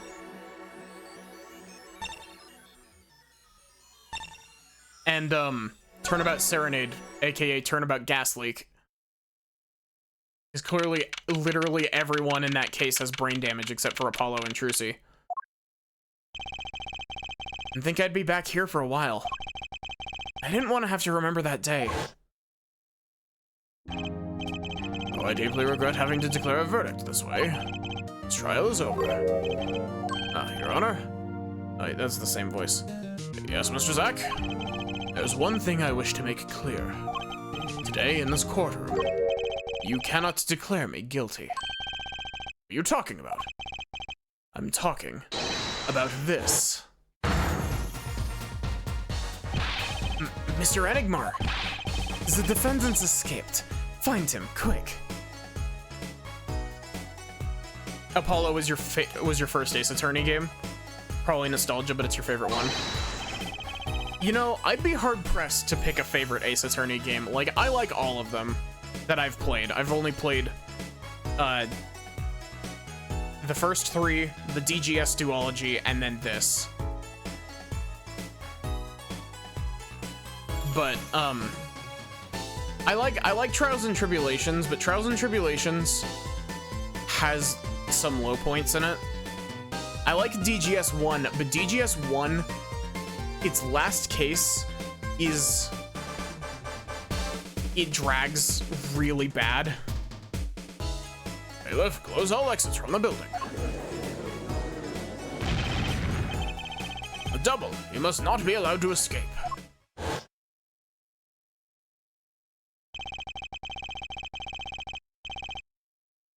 When I came here on that fateful morning, I still had my badge, but now, amputated limb, I can still feel it itching. Oh, the Great Ace Attorney games are really good.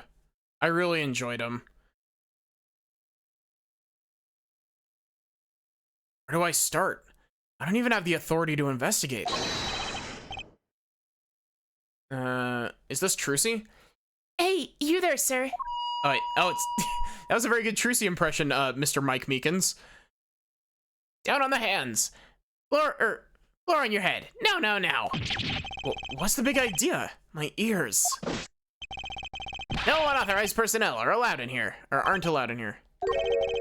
That would mean all unauthorized personnel are allowed. Yeah. Just say it like it is, sir. And it's usually, or I just say it like it is, sir, and it's usually wrong. Thrown out of the precinct, lost my friends, my girl, and even my wallet. We've met before, haven't we?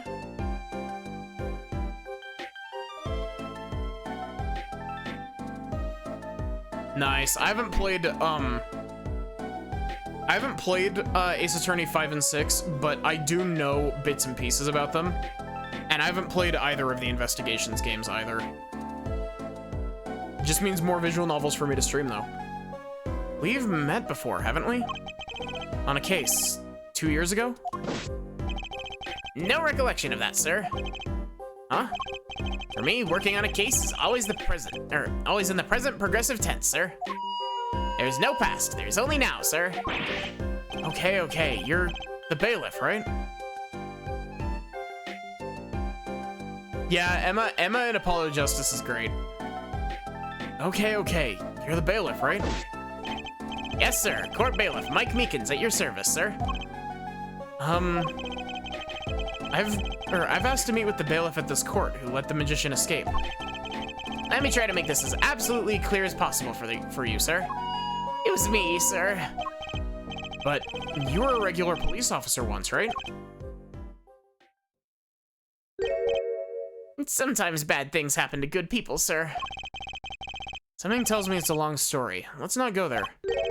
So you were in charge of security at the time of the vanishing. I'm dying over here. Oh, it's a hard knock life, sir. Thrown out of the precinct, lost my friends, my girl, and even my wallet. Guess I wasn't the only victim. You know, I totally forgot that Mike Meekins made an appearance in this game. I know that he makes a minor appearance in Investigations 1, if I'm not mistaken. But last time we met, you were a police officer, right? In fact, you're still wearing your uniform. Sir, I wish I didn't have to tell you this, but last year, tragedy struck a rising star at the precinct. I lost my case files 4 times in 3 days. They fired me. It takes real talent, actually. I don't know what they're missing. So here I am, sir, forced to start from square one, a lowly bailiff. But your uniform. I took it with me as a souvenir the day I was fired. That can't be legal. So you were the one who let the magician get away that day.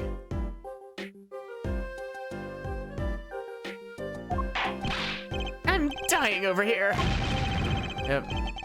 A star rises among the court bailiffs full of hope, and tragedy strikes. Is there anything you can tell me about it? About Zach Gramarie's disappearance? Oh, the humanity. That's enough of that. Ah, yes, I'd say it was around 2 p.m. when I heard the commotion in court. I opened the door to see what might be amiss. Door slams open, slam, and some guy's face is right there in front of me. Face! So you saw someone suspicious coming your way? Yes, and I, being a bailiff of little standing, I gave chase. I chased that silk hat all the way down the hall, sir. I have a diagram of the court building here. Aha! There's courtroom number 7. That's where I was, sir. All by myself, nary a friend to call my own. Okay, and which way did Zach Gramarie run after bursting through the courtroom door? Professor Layton looking ass. Hat. He went up like this and around the corner like that. So I, with no delay, ran after him with no delay.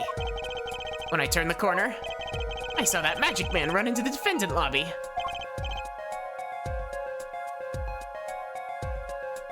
Swiftly I ran. Following him, I threw myself boldly into the room. Why, I remember it like it was right there.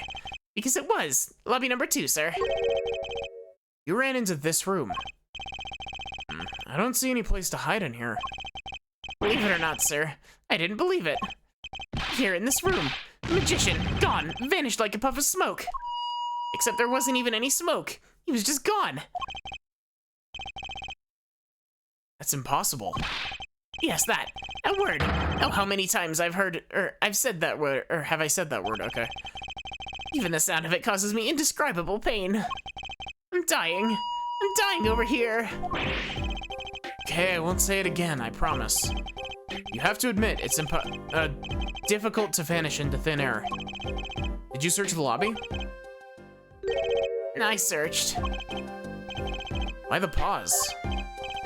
There was nothing here at all, sir. That's right, nothing was here, sir.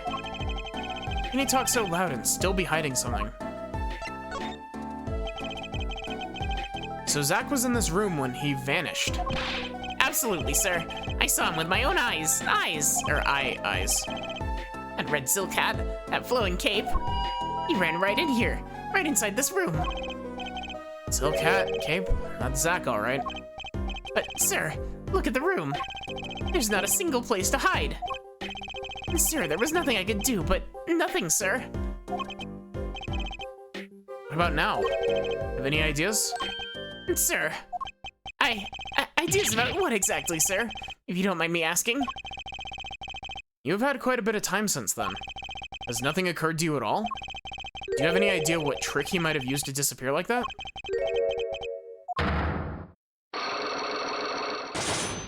Or Cyclops. Cyclops, I should have known.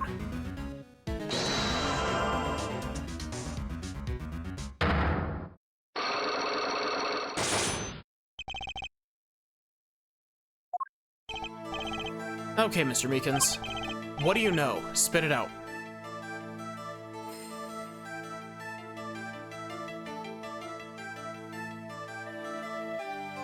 I have to say, I'm not a huge fan of the Cyclops remix for Apolojustice. What do you know? Spit it out. Hey! What's with the atmosphere in here all of a sudden? You know something, and I'm going to find out what. Sorry, give me a sec.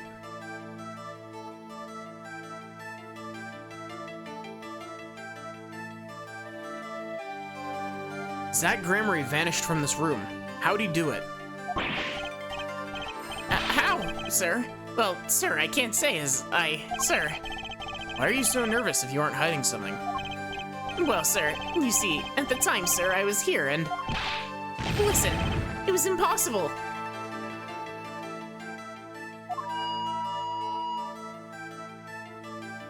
And what could such a little girl possibly do anyway? What did you just say? Sir, did I just say something, sir?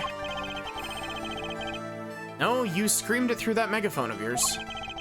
There was someone else in the room, wasn't there? Sir, I'm gonna have to invoke my right to remain in a state of not talking. It's okay, Meekins. You don't have to tell me who Zack's accomplice was. I know who was here in that room that day. Take that!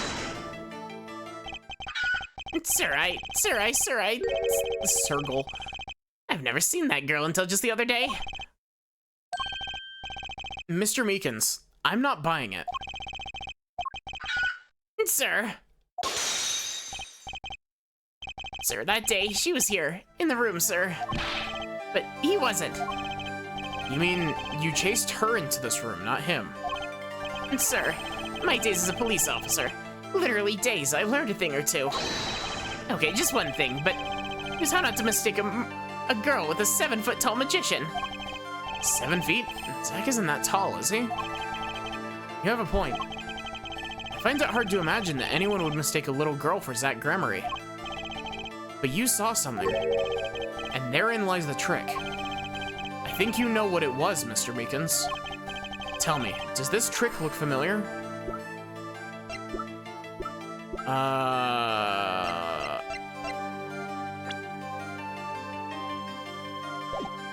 I think I'm missing evidence for this.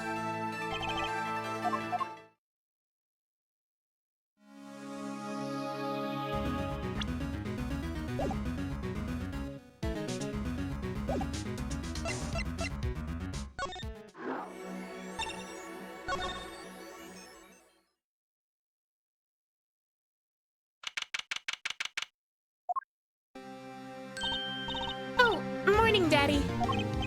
Ha! So glad you came. You okay, Daddy? They picking on you? I'm fine, as always. This old boy is here to help me after all. That's young man to you. Good morning. That's a cute outfit you have on. Thanks. My first show's today, after all. 2 weeks had passed since then. I called her into my office. Trucy, there's something we need to talk about. It's been 2 weeks since your father disappeared. We need to start thinking about your future. I, did some calling around. This is hard to say, but I have no living relatives. So, I was wondering if you wanted to stay with me for a while. Just until your daddy comes home. It won't be long. I hope. Of course, it's totally your choice. If you don't like it here, you can go wherever you'd like. I could look up some places you might like to stay at. So weird. Mr. Attorney, Daddy told me about you. He said I could trust you. Huh? Really? So, if I stay here, does that mean you'll be my family? Huh? I guess so. Being weirder. Mr. Attorney. Actually, why don't you call me Nick? Or you can call me Daddy if you like. It doesn't have to be today or anything. Okay, say Daddy. That's quick. Yes? If I move here, well, I have to switch schools, right? And I was thinking, I haven't paid for lunches at my last school for a year. So, thanks, Daddy.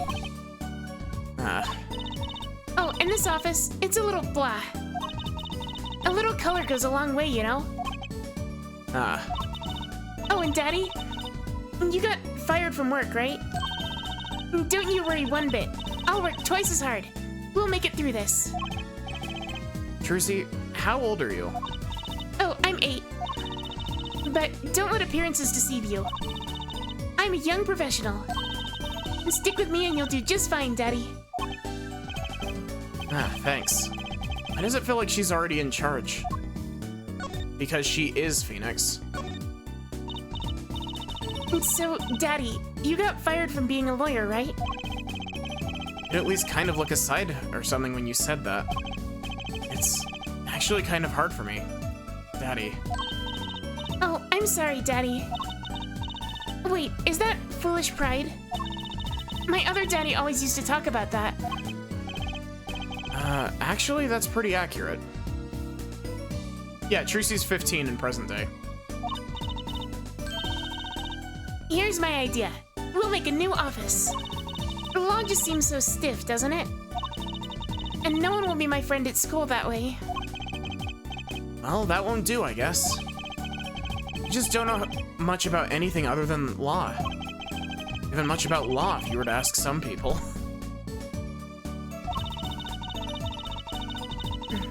Maybe the problem is calling it an office.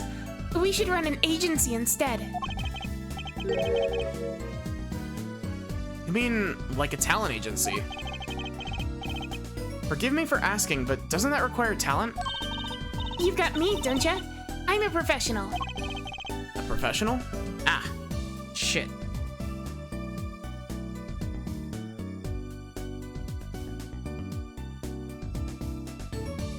I got my hair caught in the, It's how she acts that adds to her youth. Yeah. I got my hair stuck in, the joint on my glasses. Professional. Yep. After all, I am directly descended from the famous Zach Gramarye. Directly descended. He's your father. Oh, and I'm directly descended from the famous Phoenix Wright, too. I think an 8-year-old just massaged my ego. Could you tell me a bit more about your daddy? Zach Gramarye. Daddy? Sure thing, Daddy. Which daddy was that again? Daddy's so amazing. The biggest star of Troop Gramarye, and they're big. Gramaryes. They were on television a lot. I haven't seen them on much recently, come to think of it. Big magic happens when you put Zach and Valiant Gramarye together, you know? Once they made a giant waterfall right there on stage.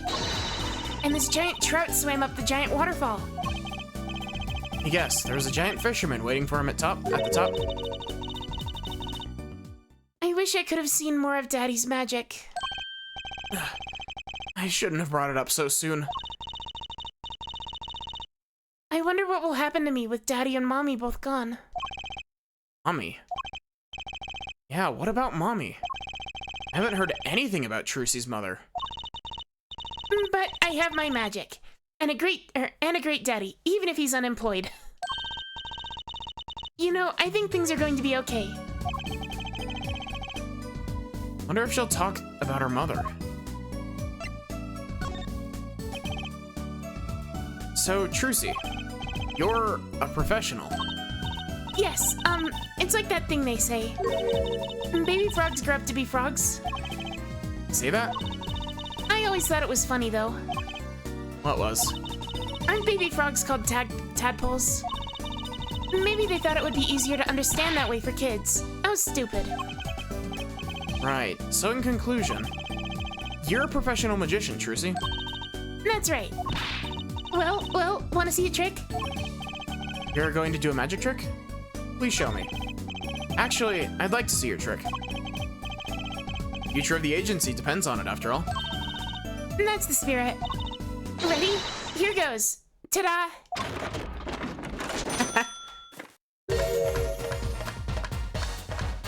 Hey folks, it's Mr. Hat. Gotta say, it's good to be seen. Yeah. Whoa. That was startling. The amazing Mr. Hat. Isn't he great? Your friendly neighborhood Mr. Hat at your service. He certainly makes an impression. Doesn't he? I'm so glad you like him, Daddy. Well, my routines do get a bit heady at times. Haha, get it? Heady? Friendly neighborhood Mr. Hat nearly gave me a heart attack.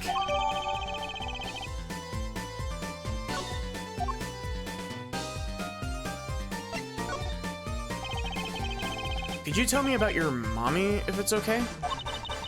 Mommy was so pretty. And she was like an angel up on stage. On stage? You mean with your daddy? Yep. She was always there with Zack and Valent, smiling. But then she went away. Went away?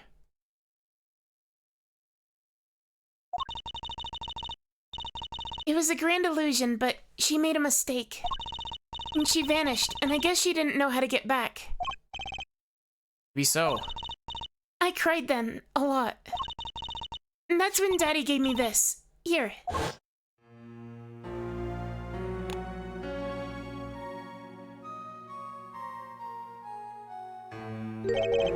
This is your mother? Beautiful.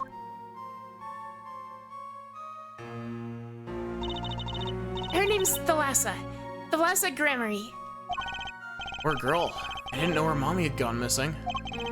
Now her daddy's vanished too, right before her eyes. Hey, Daddy. You won't... Don't worry. I won't vanish. I promise. Right.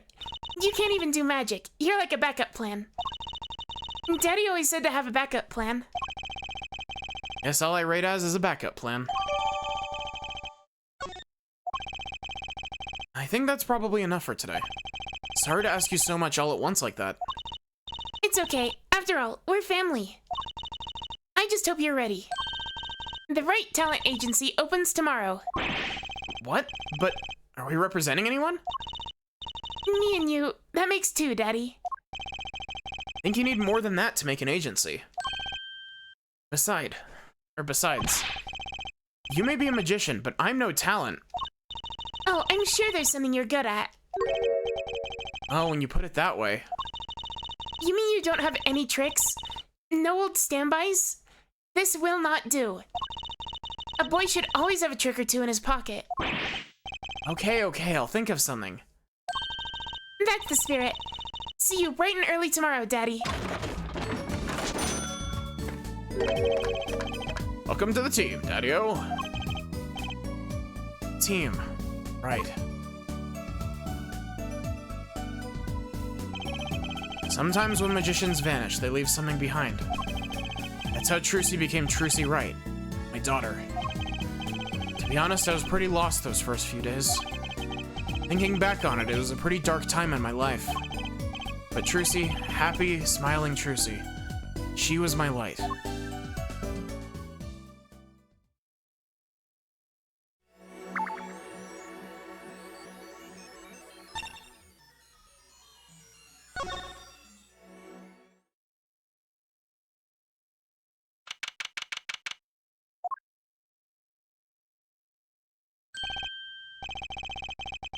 I figured you'd come here sooner or later. I decided on sooner. Drew Misham, was it? I haven't done anything illegal. I didn't come here to whine about past events. I wanted to ask you some questions. I suppose you have that right.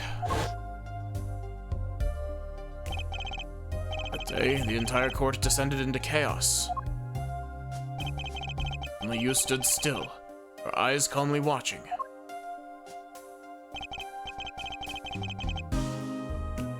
I admit, it made quite an impression on me. I'm used to finding myself in outrageous situations. Phoenix Wright, was it? I'll answer what I can. I'm not sure, but feels like I'm being watched intensely. There she is, baby Vera.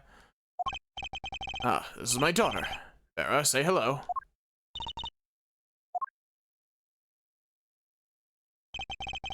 He's gone. Will we begin then? Child criminal. She's not a criminal, though. We're trying to prove her innocence.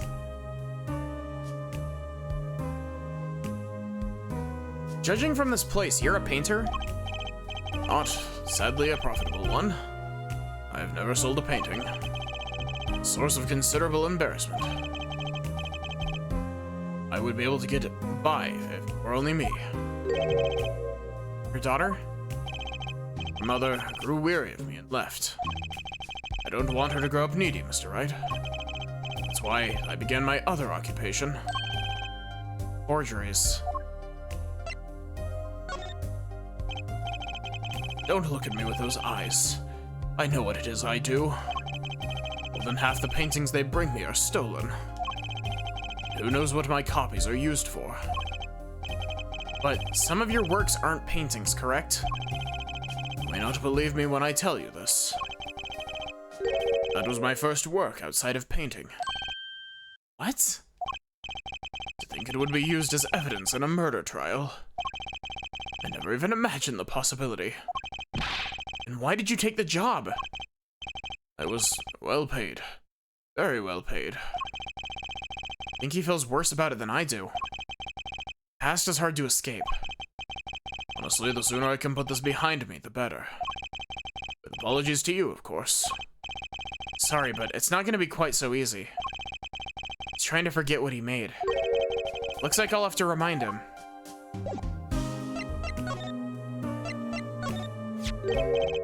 Your work. Don't try to pretend you've forgotten.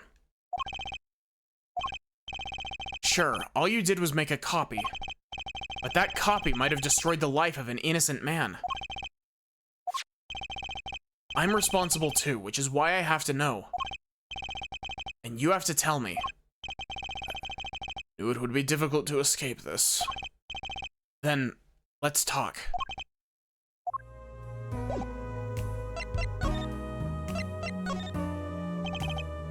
Well then, you ready to tell me about this work you did? It's unlike anything I had attempted before. Guess it would be a little different from painting. That's not what I mean. All my previous work, it's sufficed to create a copy. This wasn't a copy. Client gave me two things that day. First was a sample page as reference. Second, a printed document I can only surmise was written by my client. So you used the real writing as reference to reproduce what the client wrote?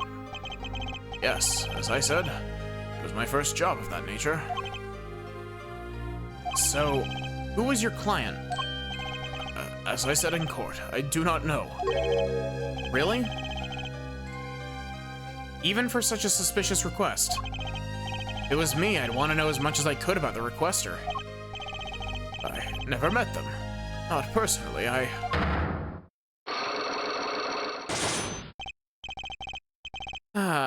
Psych lock, of course. Seems like you're still hiding something. Something about this work. Ugh. Okay, let's take a look at what's needed here.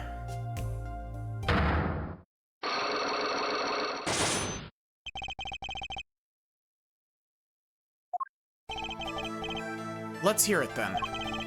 What are you hiding from me, Mr. Misham? Sorry, but I really don't know. I never met the client. True, when I asked the client's name, there were no Cyclops in sight. Regardless, you're hiding something. You have to be, otherwise it wouldn't make any sense. Why are you doing this to me? Well, I've made my stand. No backing down now. So what's what's Misham hiding?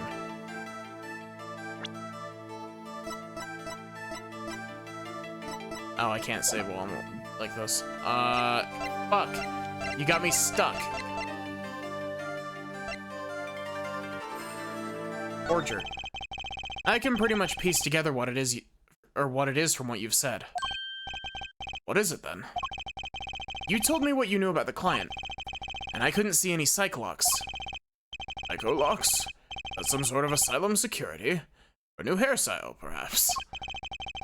But then they did show up, didn't they?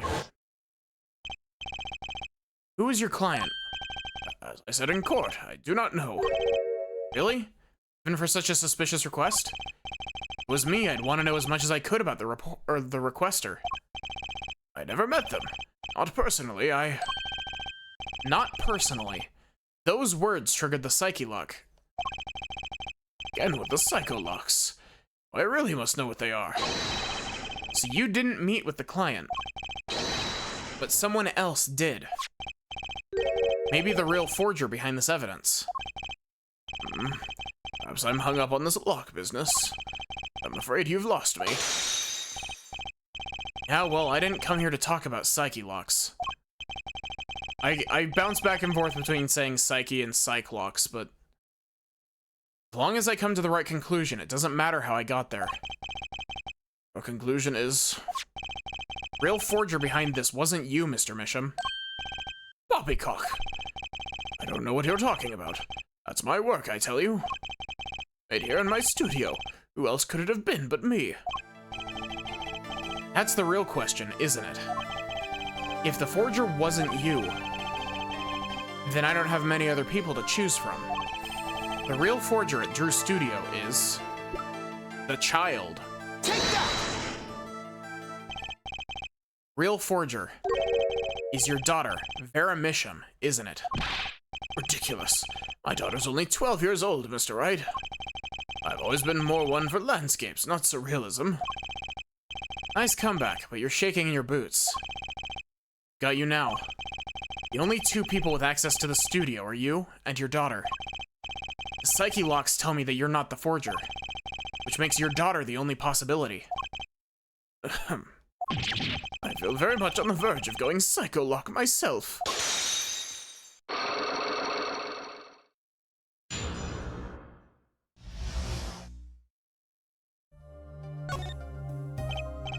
I don't know how you knew, but you're right. The one who made this page was my daughter, Vera, not I. She's only 12. A genius, you might call her. Precocious little girl outshining her father. There's been a lot of that going around recently. I let her play in the studio and she watched me. Taught herself in that way. Drafting tools and analytical devices I bought when they became necessary. They're my little girl's playthings now. Ah, do I detect a bit of fatherly pride? So Vera was the one who made this page. Would she know who the client was then? Actually, the client came once. Here, to the studio. What? Why didn't you say so sooner? Their face was covered. They did not want to talk to me. So they wanted to talk, or so they talked to your daughter. Speak only with the artist, the client told me. That little girl is the key to our mystery client's true identity. Okay, what do I do now? Maybe I should talk to her father a bit more. Or is it time to turn my attention to Vera? Mr. Misham, I have a request. Let me guess. I'd like to speak with my daughter. Can I? My daughter has never been one to talk to strangers. She's quite shy, extremely so, actually. With only one exception. Which was? Oddly enough, it was that client. I left the studio while they talked. I returned when they had finished. She was laughing. It was the first time I'd seen anything of the sort. Please, let me speak with her. All right.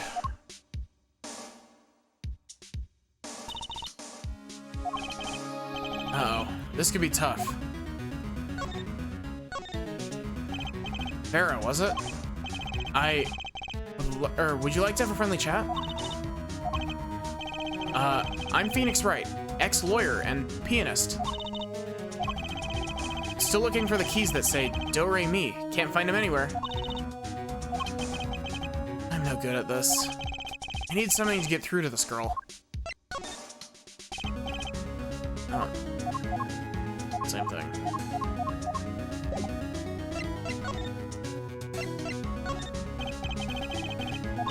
Got this. I just made her nervous. I need something to grab her attention, but what?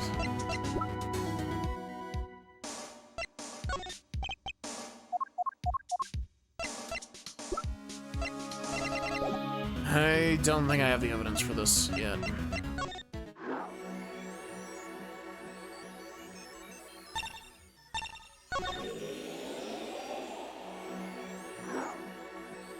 We don't have access to any of the future stuff currently.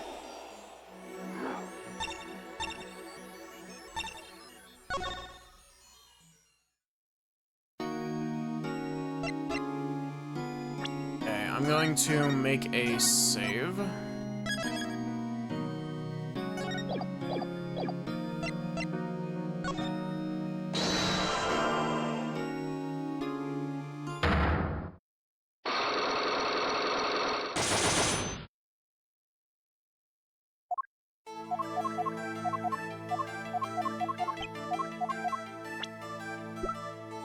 So it's the gun, and I assume the locket is the next step in this.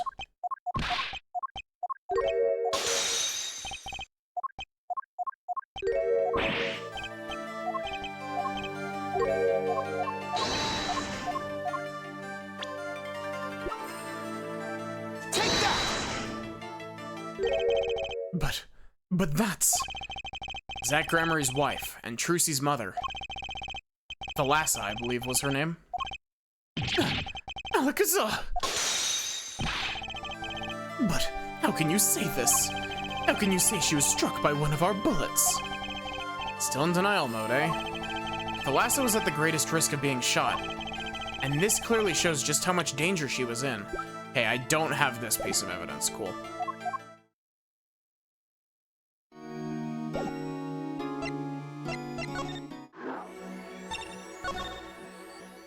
So what did we need? So we need something to prove that Thalassa was at the greatest risk of being shot.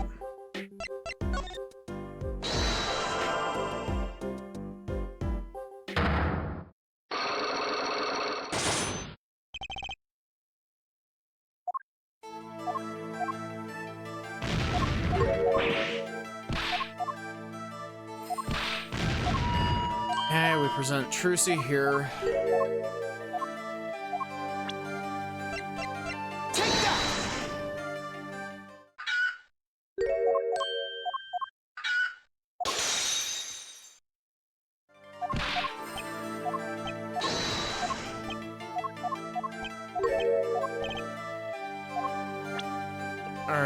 Oh, does this trick look familiar? Okay.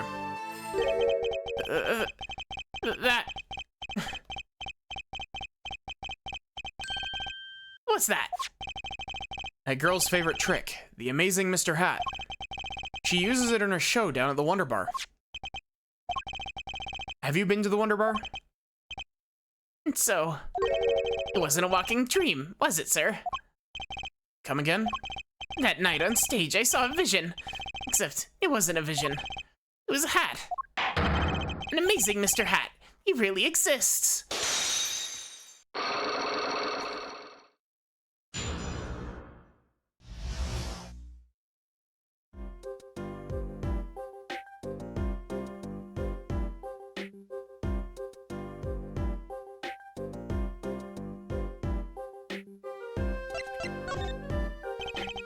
I remember it clearly, though the details are a little vague.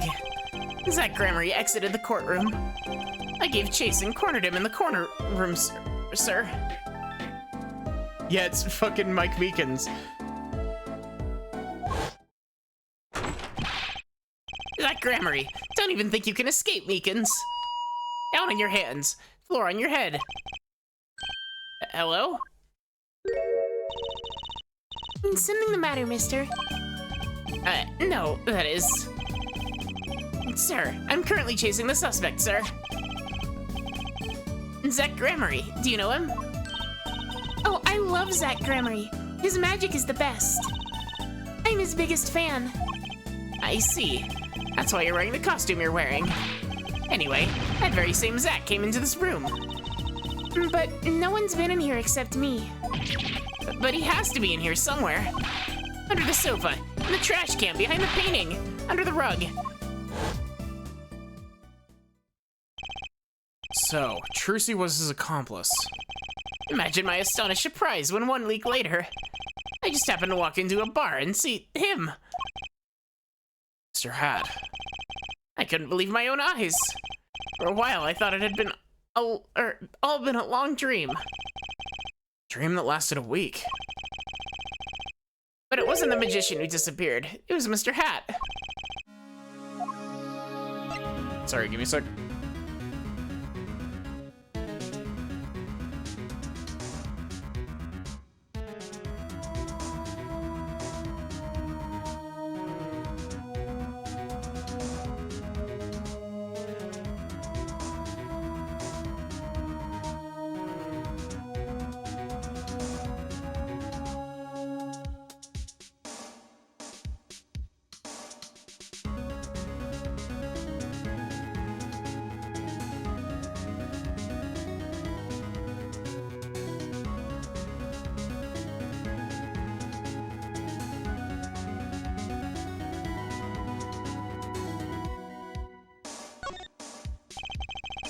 Though it seems complex, what really happened that day was quite simple.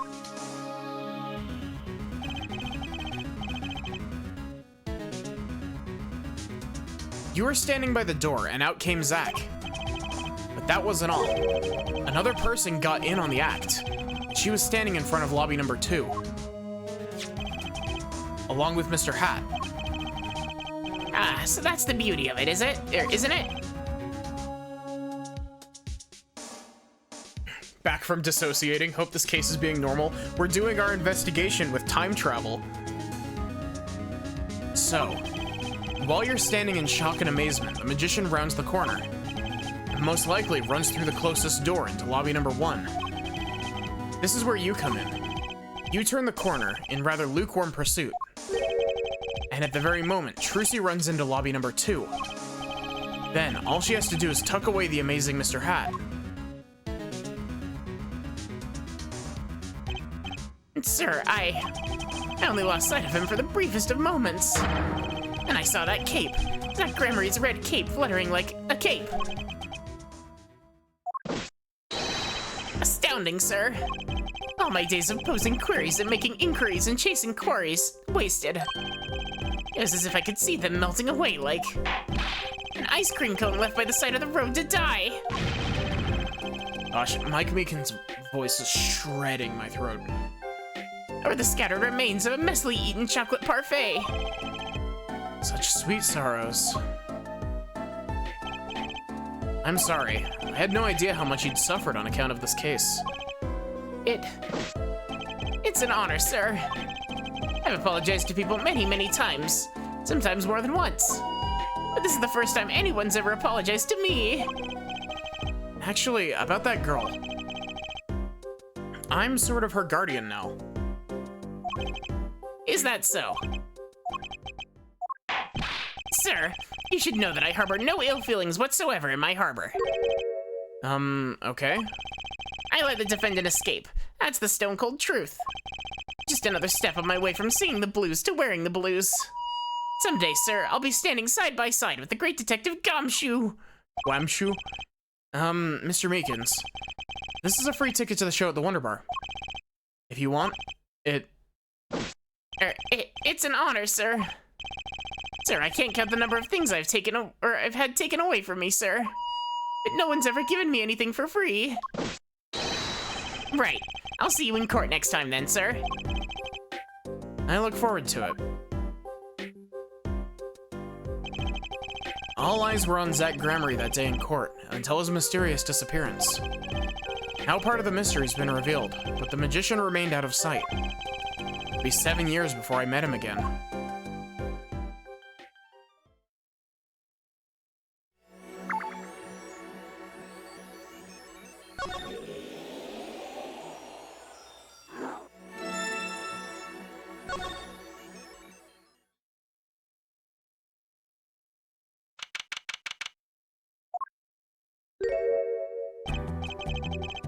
I'll be taking my leave now. I still have some work to do back at the office. And I guess I'll go back to my piano. To be honest, it's better when you aren't playing. This frigid culinary dungeon almost feels comfortable. Later then. This is the one bit of continuity, like, fuckery that this case has, is that,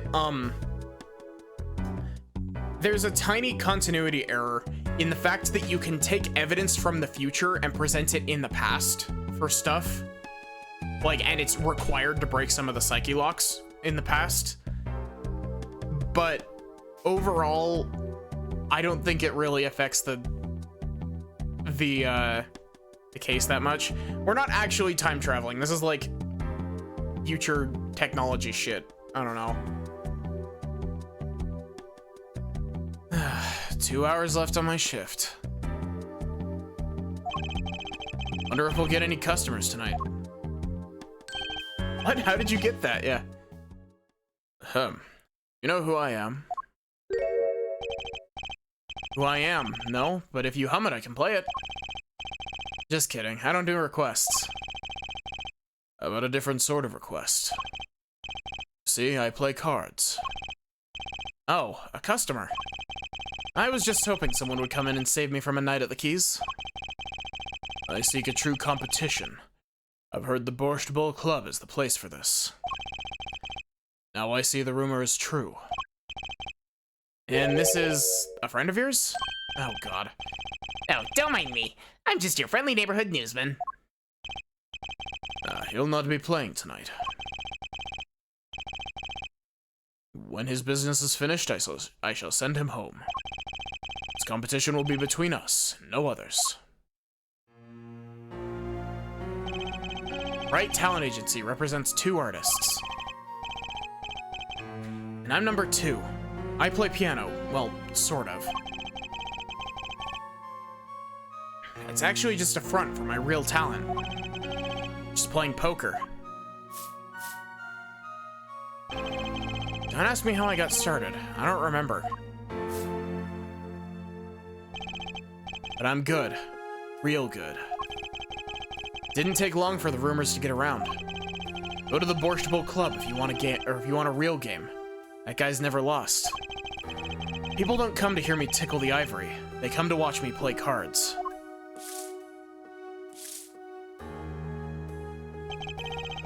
Is this a seedy poker club? No, it's a restaurant. You don't play for high stakes. There's no money involved.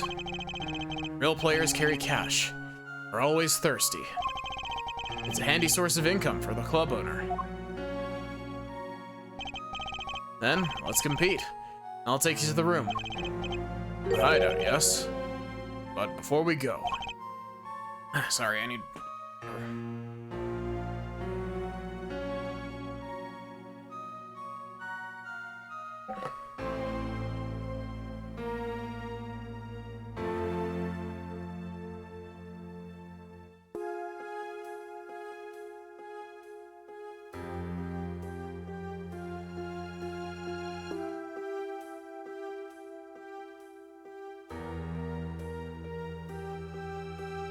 Yes? Allow me to introduce myself. My name is Shady Smith. Oh, and I'm Breschel, Spark Breschel, news reporter. Oh, I'm... Oh no, Phoenix Wright. Huh? Just always look a man in the eye when you make your introductions. You still do not know who I am? Have we met? Ah. Today in this courtroom, you cannot declare me guilty. What are you talking about? I'm talking about this. Mr. Enigmar! The defendant's escaped. Find him, quick. Bailiff, close all exits from the building. On the double, does not be allowed to escape. You can't be. But you're... Zach Gramarye? Yes. Reincarnation act of the century. Yeah, I only have an audience of one. You. Zach Gramarye. This must be a bad dream. I sense this guy ruined my life. You there. Da? We'll play soon. Ready the room. Da.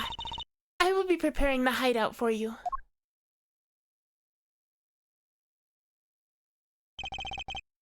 Really him? The Zach Gramarye. Now I'm Shady Smith. Remember this. How many years has it been now? 6? Exactly 3 days from now, it'll be 7.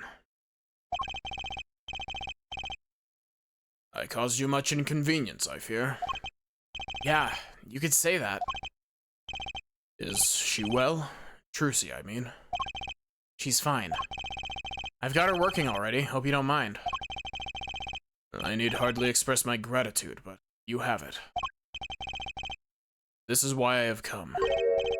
That and to settle a matter of cards. By which you mean poker? Those eyes, he's serious.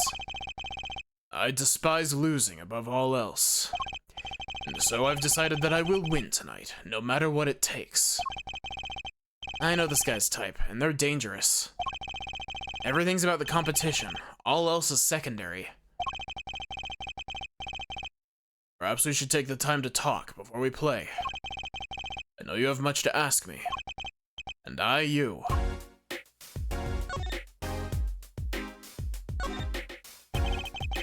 We competed that day 7 years ago, too. Yes. You must have been surprised. Called to the detention center out of the blue. 2. 1.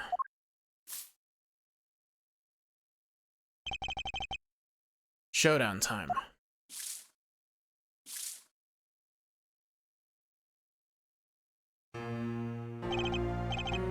I lost. It's only a game of poker. Game I've played for a long time, and only lost twice. Who was the first? And I killed, of course. You chose your defense attorneys by playing poker. Some are hired, others are fired. Thank you for the hydrate, not.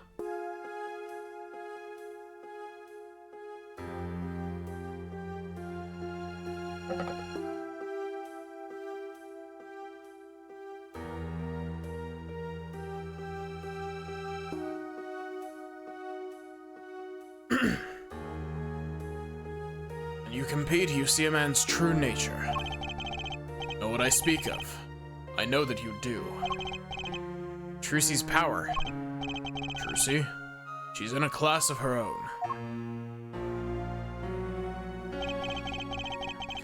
For 7 years, I've played poker here at the Borscht Bowl Club. I've never lost once. I'm good, but not that good. I win because whenever there's a big game, I bring in Trucy. She sends me signals. Daddy, he's got a good hand. You might have a chance if you act quick. Better call him soon.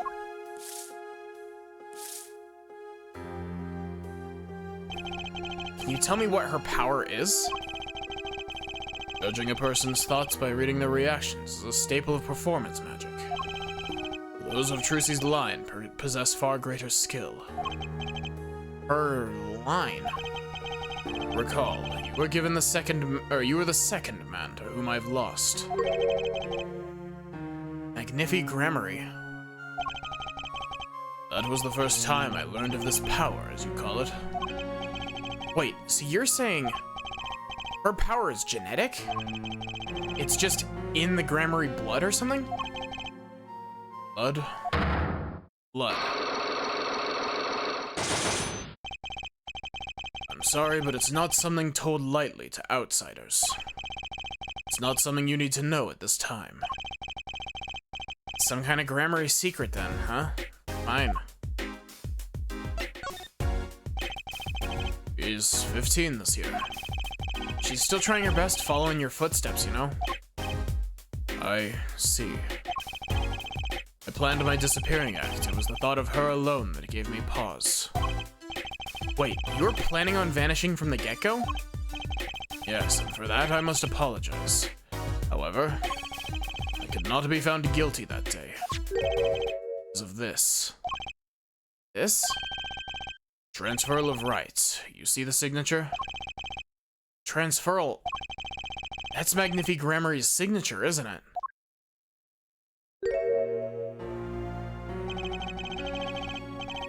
I hereby give all rights to the secret staging and performance of my magic to the recipient named below. And the recipient's name is you, Zach Gramarye. Yes, it is I. Wait, this page looks torn. You recall the diary, yes? First, take a close look at this diary. Note that a page has clearly been ripped out. As it just so happens, I have here what I believe to be the missing page. Wait, let me see that. How could I forget? That scrap of paper lost me at my attorney's badge. This is the real page that was torn from the book. Magnifi gave it to me that night. Could have told me this earlier, like 7 years earlier. Once again, I must apologize. It was all I could do to prepare my escape from that courtroom.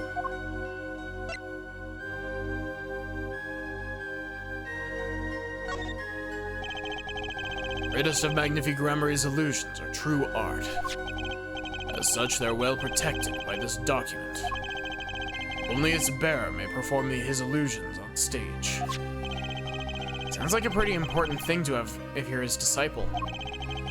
Right, as the rightful heir to his art, I, too, wanted a rightful heir. Rightful? I'm sure you know who I chose as my successor. Your daughter. That is why I have risked it all to come here tonight. Rushel? Sir. Ah, here you go. What's this? A letter passing the rights I have inherited to Trucy. I would have you sign here as a witness. But I'm not a lawyer anymore. You need a public notary, besides. Ah, I may not look it, but I'm a certified notary. You are? By day, I wear notary's glasses and hunt for news. Also, by day, I wear reporter's glasses and notarize. When I take off the glasses, I can't see very well. Your signature, please. This is the first reason I've come here tonight. Ah, I finally figured it out. Now I know why you've come out of hiding only now. It's been 7 years, you said. Precisely. Yeah, we don't know who set him up, but, he presented this diary page in court, and it was, the prosecutor's office got a tip that, the defense had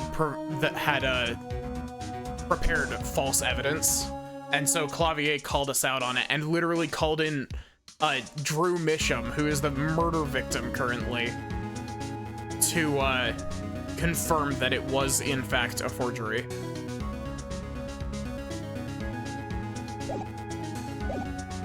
There's a law that covers your situation. After 7 years, missing persons are considered to be legally deceased. So if someone was to vanish from the face of the earth 7 years ago, they'd lose all rights as a living person after 7 years from that day. Not to mention all of their possessions. Exactly. Which is why I'm here. I risk showing my face in public for the sake of this document. Or my 7 years are up. Like to say, I'm securing my daughter's inheritance. But do you really need this document? Wouldn't Trucy inherit your estate automatically? Not in this case, I'm afraid. This case? Yes, I received the performance rights from Magnifi Grammary. However, this was done in secret, without witnesses. Before Magnifi died, 2 potential successors to his repertoire were named. Myself, Zach Grammary, and Valiant Grammary. Not Trucy. I see. So you do need this document. I've known Brushel since before I vanished. He's a man I trust. Now only 3 know of my rebirth. I took the liberty of looking into Trucy's background. I found you had no other close kin. As you say. Okay. I was kind of hoping you'd say something about the mother at this point. I know everyone else, but Trucy's mother is a mystery.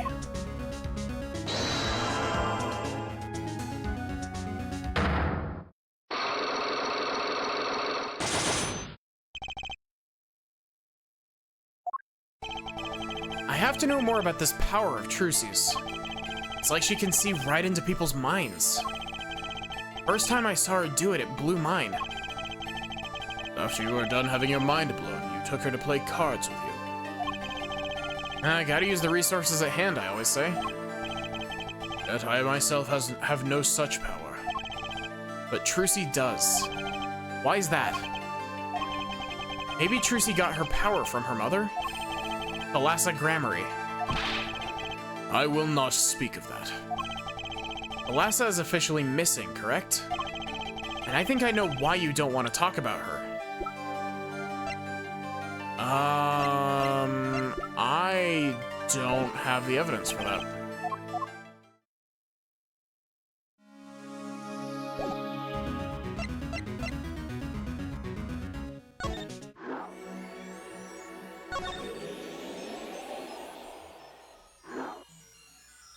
So...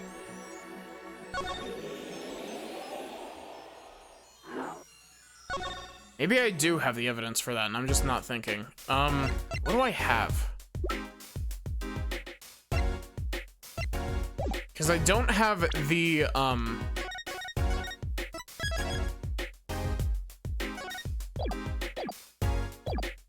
could present the gun, yeah.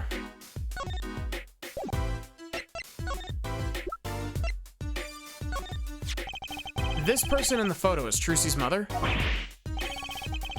How did you come by this? Trucy showed it to me. She said her mother was gone. And it is so. Yeah, it's great. Huh? Is gone. What more is there to say? Lots? Ah, I know. Whoa, you're still here? According to my in-depth research, Trucy's mother, Magnifi Grammary's only daughter. End quote. What? Magnifi's daughter? That true, Mr. Zach? Brushel, you say too much. It's great. Yeah. Why am I the bad guy? Why? Zach decked him.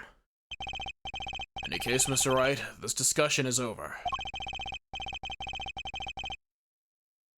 Thalassa Grammary. She's the most mysterious of the whole lot. Need to gather some more evidence, clearly. Well, the prelude may have been longer than the main attraction. Shall we begin our game? My final competition. Final? Why? As you said, I've come out of hiding today to make this document legally binding. Once that is done, I shall slip once more underground. Without seeing your daughter? It'd be best if I did not. 7 years ago we played. 7 years ago I lost. I already lost to Magnifi. I do not care to lose to another. I've heard that you never lose. It's just a rumor. Yes, for it's impossible to never lose unless one has an ace up one's sleeve. As a magician, it causes me no end of irritation. I think a mere lawyer might be out there pulling the wool over so many eyes. Hey, I just signed your document for you. Maybe you could try lightening up? That was that, this is this. My final competition, I'll destroy your perfect record, Phoenix Wright. This will be my final performance. Or warned. This guy's beyond serious. So much for a fun evening of cards. Fun everything of cards, apparently. Rushel, you may leave. Ah, but it's your last game. I mean, what a scoop. I punch and I punch, but still it's not enough. I just remembered a prior engagement. Toodles, gentlemen. Oh, and nice meeting you, Piano Man. Then let us begin. Dealer, Da, you'll be witness to our competition. da. It is honor for me. Why haven't I seen her around here before? Ah, that reminds me. I saw a familiar face as I entered this restaurant. Not seem to notice me, however. Gavin, I believe was his name. You know him? After a fashion. Listen, Phoenix Wright.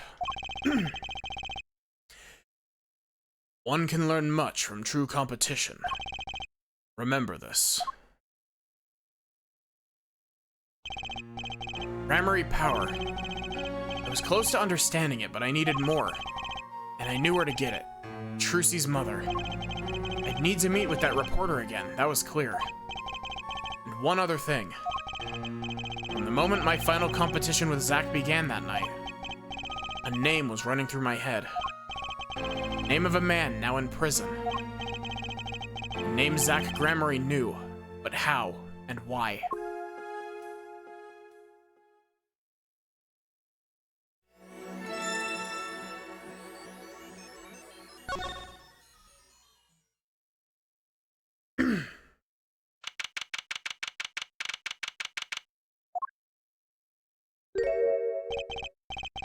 Well, well. Isn't this an unexpected surprise? What errand brings you down to my cramped confines? Gavin. Is this your idea of revenge, Phoenix Wright? Revenge for the events that took away your attorney's badge 7 years ago. My past is like my logic, straight and true. Nothing's changed. All I did was point the finger of justice in the proper direction. Fine. I'm glad we could have this little... tete-a-tete. Right? You look well, Phoenix Wright. You too, Gavin. Life has been full of surprises. For both of us. I've no doubt you never expected to lose that attorney's badge of yours. I'll bet you'd never expected to wind up here. Shady Smith was the name of the man you killed. Did you know who he really was? Who he was? Zack Gramarye. You know, the defendant? I remember him, of course. But you say Smith was Zack. Impossible. Don't even try to tell me it was a coincidence. What did I just say? Life is full of surprises, don't you think? After that trial, you were arrested and found guilty. But your motive was never made clear. Mistake I plan to remedy.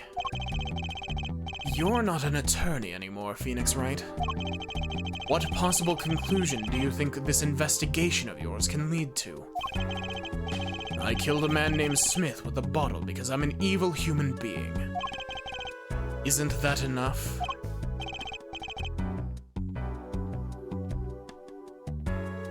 Not for me, it isn't. Yes, Zach was the victim in the first case.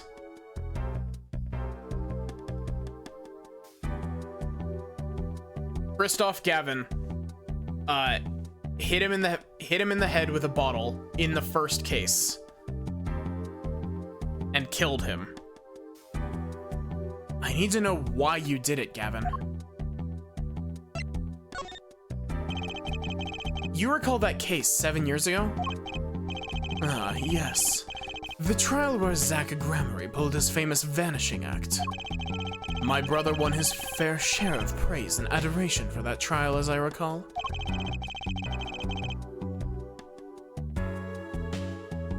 Genius prosecutor reveals crooked attorney, was it?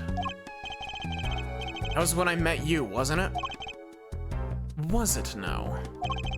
The Bar Association Review Board voted unanimously for the strictest punishment. Unanimous, save for one dissenting opinion. Yours. It was my brother who was responsible for putting you in that position, after all. For 7 years, we've been friends. And yet, I still don't understand you. But right, your friendship toward me was never pure. You suspected me then as you still do now, don't you? Honestly, right now, not sure what I think. You didn't just brain a guy with a juice bottle for no reason. Tell me why you did it. Persistent, aren't you? I came here because I remembered something. The night of our game, Zach Gramarye mentioned your name, Gavin. Ah, that reminds me. I saw a familiar face as I entered this restaurant. He didn't seem to notice me, however. Gavin, I believe was his name. After that, he was killed, and I asked you to help me. Because I remembered your kindness back when everyone had turned on me. He seemed to be in a bit of trouble. Something like that. Dead. Someone hit him. Hard. Me? Please. Cops should be here any minute. I'm in your hands. Should have come to that. I have to know. Why did you kill Shady Smith? No, Zach Gramarye.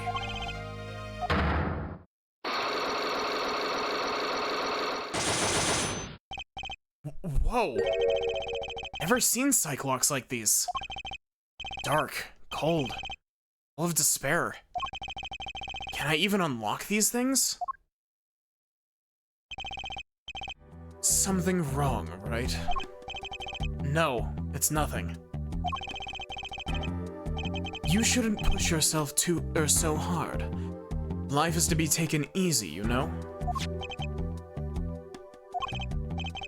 He's doing his nails. Fun fact, black Psyche locks are not explained in this game. They're explained in the next game.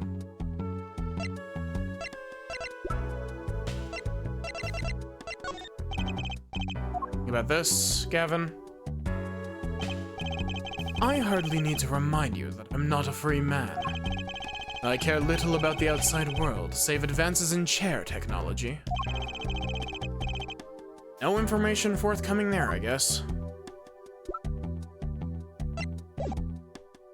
I don't think I have anything that can help with currently.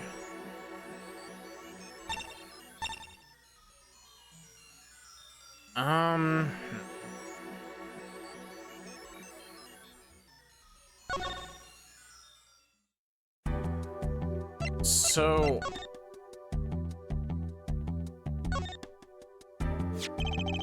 That envelope's been bothering me since I came in here. It's not nice to peek at other people's mail. You get mail here in jail? That I do, though they read it first, apparently. Still, I am allowed the pleasure of correspondence. Borscht Bowl Club isn't ticked off. It's because we didn't break the psyche locks on Zack. We need to go back once we have the evidence to break those psyche locks. Packages and the like are a different matter, however. Looks like sneaking a peek is out of the question. It's some chair. Just looking at it makes me want to take a seat. Probably have to add a whole digit to the price of one of my office chairs. In here, a comfortable chair is the most valuable thing in the world. You'd have to add 2 digits to the price of the standard prison issue chair for this. Those prison chairs don't look so bad either. Maybe I should redecorate. It's strange, you know? Here I am in solitary, and yet the books keep piling up. Looks like you got more than books in there, or up there. Ah, yes, my collection. I have a few friends on the prison staff. They show me a little kindness. Just a little?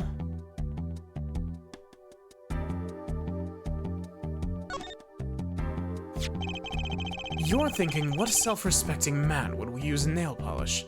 Nah, not really. I know appearances are a big thing with you. You know what I say. One cannot live a beautiful life without beautiful nails. Yeah, I like that we're just like in here with Gavin. We're not like on the other side of the bars. We're just chilling in Gavin's cell. First rate in all things. Except nothing less.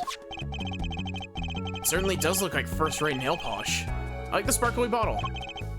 It's crystal. If you're so drawn to it, please have one. It's on me.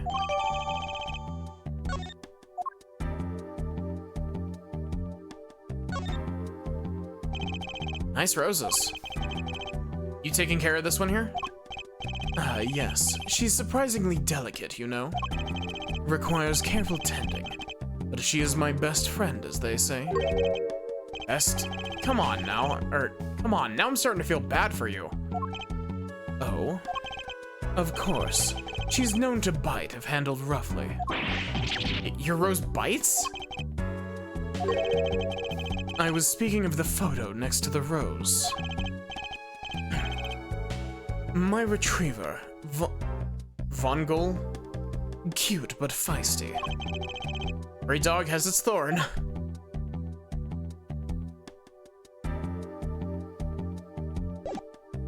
Bye-bye, Gavin. I'm about to go time travel into the past and create a paradox.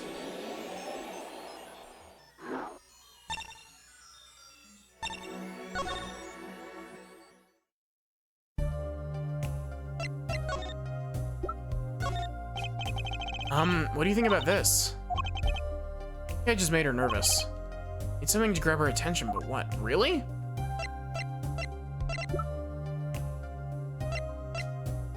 Hey, little girl, do you want to see a gun?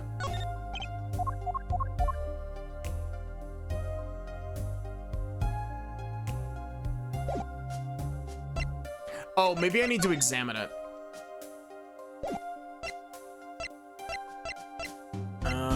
Court record.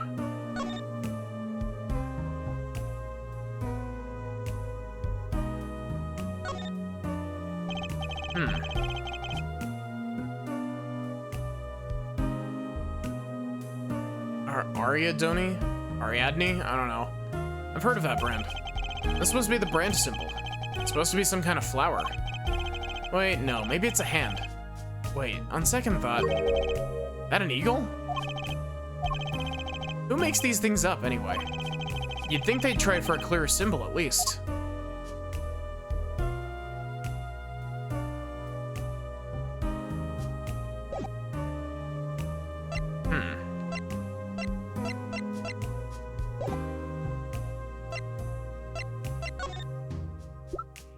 Hey, you want to see the magician that you looked up to's corpse? Child?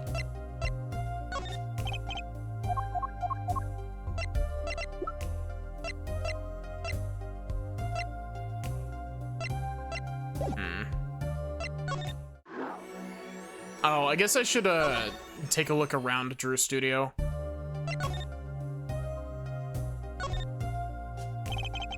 What's this painting here? Ah, that's one of mine. It's an illustration for a book. It's not on sale yet, of course, but I thought it might be a good business. As a father, I'd like to be able to put food on my daughter's table. Not a feeling I know anything about, at least not yet. Do we still have the fake notebook page? Yeah.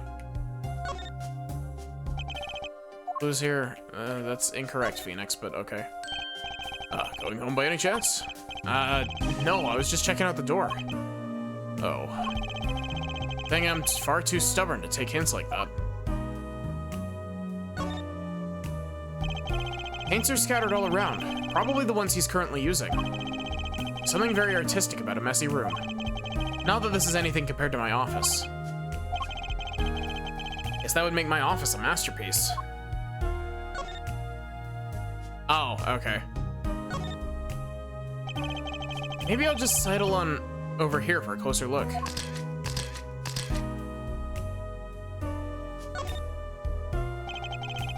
That's an awfully small frame. What's that inside it? A stamp? Please don't touch that. I'll get in trouble. That stamp belongs to Vera, you see. She always puts it somewhere she can see it. That's Zack and Valen. The Grammarys, isn't it? Post office issued that commemorative stamp last year. Grammarys were at the height of their popularity. Not anymore. Now that one of them's vanished off the face of the earth. One of them. I went to see one of their shows when she was quite small. Been a dedicated fan ever since. Watched them every time they came on TV until the end. See. That stamp's quite hard to come by, I hear. I still wonder how she got her hands on it. There we go. Now we have the ability to break the third psych lock on Valen. This is you and Vera. Yes, we took that one quite recently. I know I'm a painter. Why not paint a portrait instead? I've never been that good at people, unfortunately. Ah, right. Can you practice?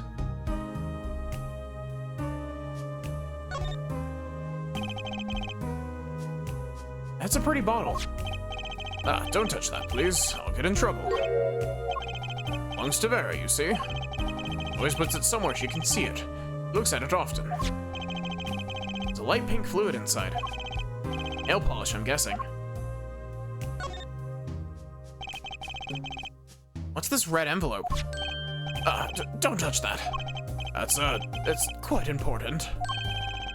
Ainer's face just changed hues. Guess I'd better behave, though it's tempting to just grab it.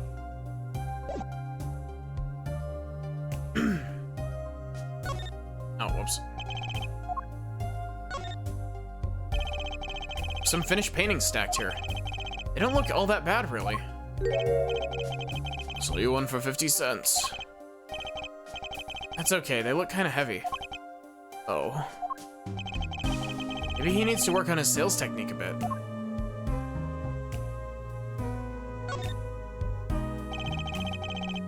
He used those gizmos for painting. Pretty elaborate. Ah, those. Those aren't for painting, they're just for analyzing. Paint composition, age, every conceivable angle. Rules of the forgery trade, I guess. Paints and pigments are lined up on the shelves, with some noticeable gaps. It's embarrassing, but I can't afford all the paints I want. I insist on buying the ones I use with my own money. See how you'd want to do that, sure.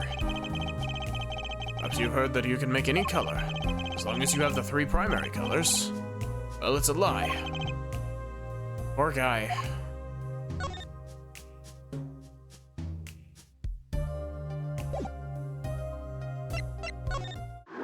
I'm off to time travel.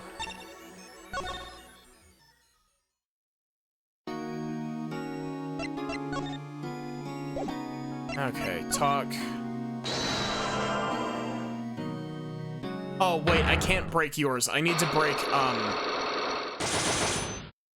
Actually, wait. Maybe I can break this one. I actually don't remember. So, this is the gun. Take that!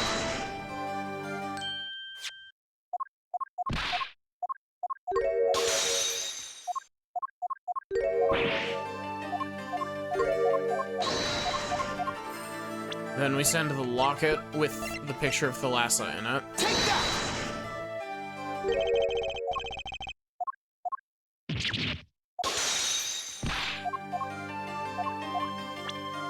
Clearly shows, or this clearly shows how much danger she was in.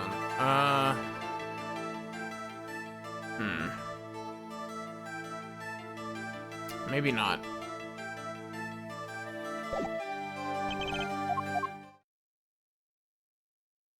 I'll make a confidence save real quick.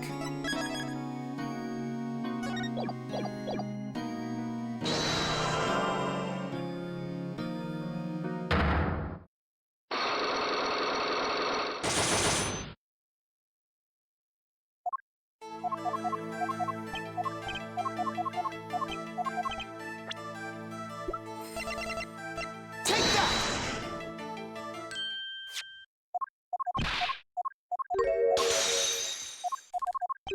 Damn, you can scroll text in this game really fast by alternating B and A. Take that!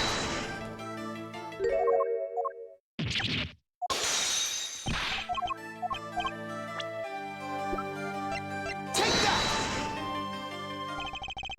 Troop Grammary's performances were very, very popular. So popular, they even made a commemorative stamp at the height of your fame. We were not merely the latest craze. We were an age, a golden age. And it's all here on this stamp. There's Thalassa, yes? Trucy's mother is missing, I hear. What happened to her? I don't know. Part of his memory is still locked up. There's one thing you're failing to address. What's that? As you say, our troop was a world unto itself. If our leader, Magnifi, was so inclined, he could hide anything he wished with ease. But, Mr. Wright, then he would have hid a crime, making him an accomplice. Not a great foundation for blackmail. Alan's got a point. One of the troop's members died in an accident, and Magnifi covered it up. His innocence would come into question. Found the right address, Mr. Wright. So close. There has to be something about how Thalassa's death could affect Zack and Valent's relationship with Magnifi. I see in your eyes, you still have something to say. Can't save here. How can you possibly prove more than you already have? I'll prove why Thalassa's accident tied your hands so completely.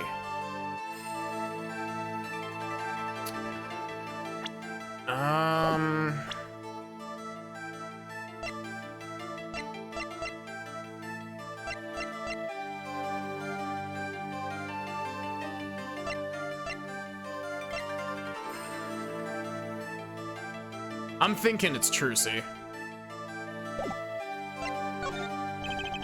It's going to take a little knowledge of the players to crack this one. The accidental death of Zack's wife tied both of your hands. And this information proves why Magnifi held so much power over you. Take that! Were you by any chance trying to threaten me? No, of course not.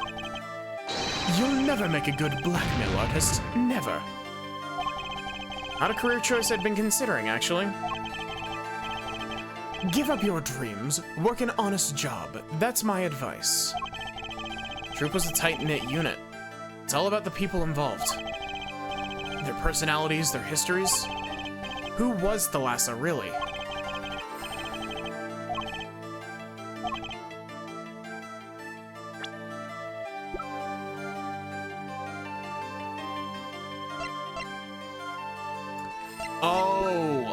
Do I have Thalassa's profile? Daughter of Magnifi Gramarye. Yeah, okay.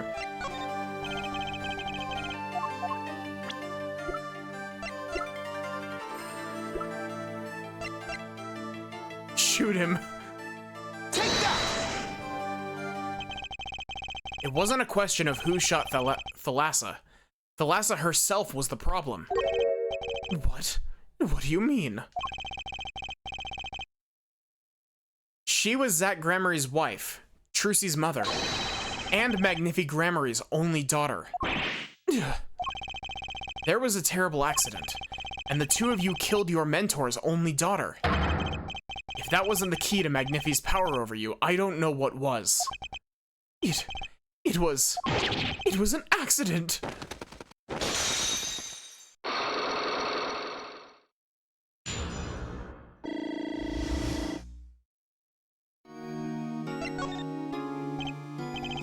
There's no proof, none at all. But Thalassa went missing, and your mentor blackmailed both of his disciples. It doesn't take a genius to put one and one together. Ours was a complex family. You mean Troop Gramarye?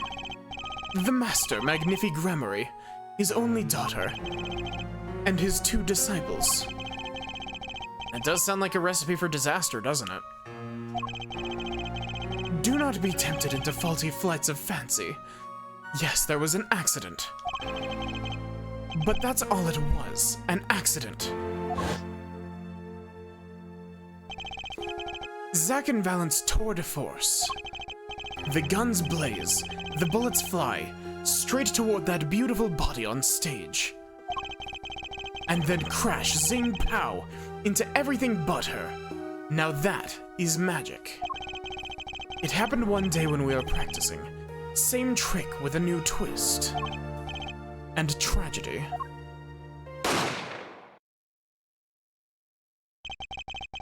But as for whose bullet stole Thalassa's life, we shall never know the answer.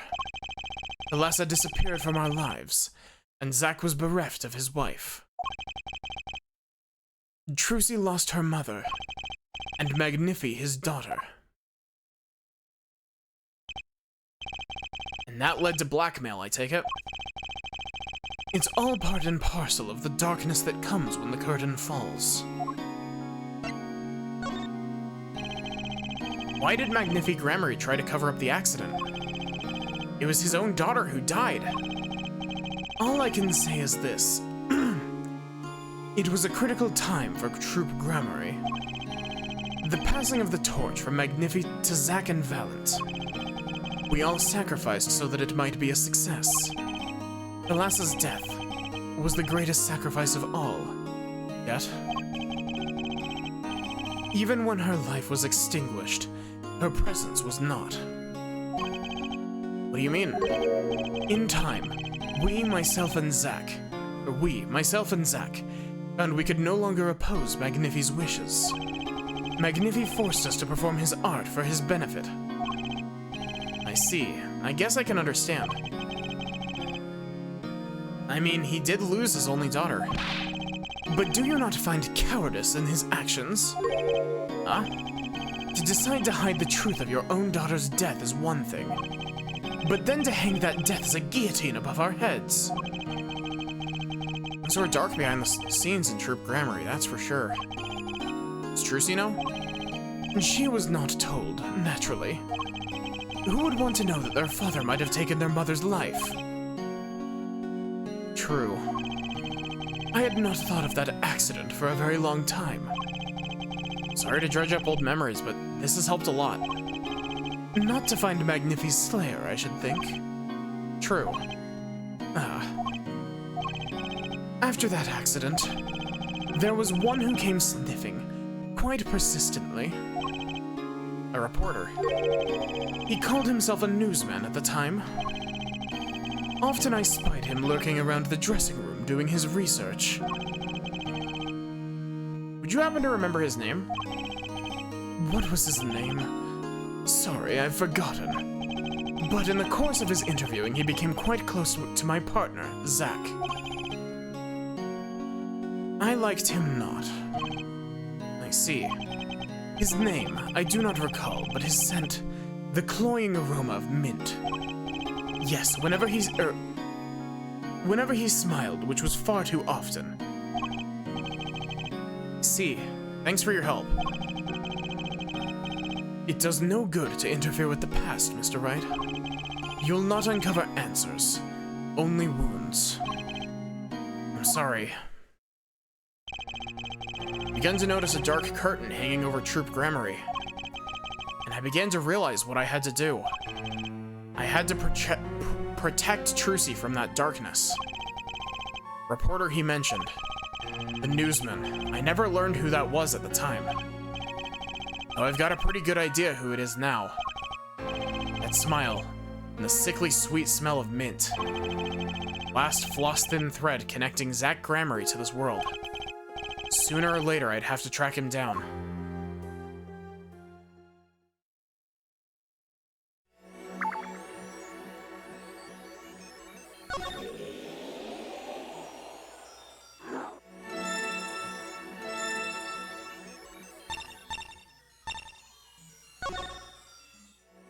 You had to give me both of these, didn't you? Eh? Well, what do we have here? Remember me? Of course I remember you. Journalist meets ex-attorney in bar, end quote. Can I ask what you're doing here? Mr. Misham was poisoned, and his daughter is... Oh, yes, I know. Oh, how I know. How I know, yes. It's caused me no end of grief, to be honest. The journalist wishes he'd tracked down the case just a little quicker, end quote. Were you on the trail of this case the whole time? Zack Gramarye was a good friend. Zack said something to that effect back at the Borscht Bowl Club. What a character, that man. You have a little... No, a lot. No, extremely rough around the edges. Do you think I could ask you a few questions? Oh? You serious? I mean, I'm usually the interviewer, not the interviewee. Journalists ask questions, not other way around, end quote. Fine, shoot, I don't care. People have been asking me all sorts of things lately.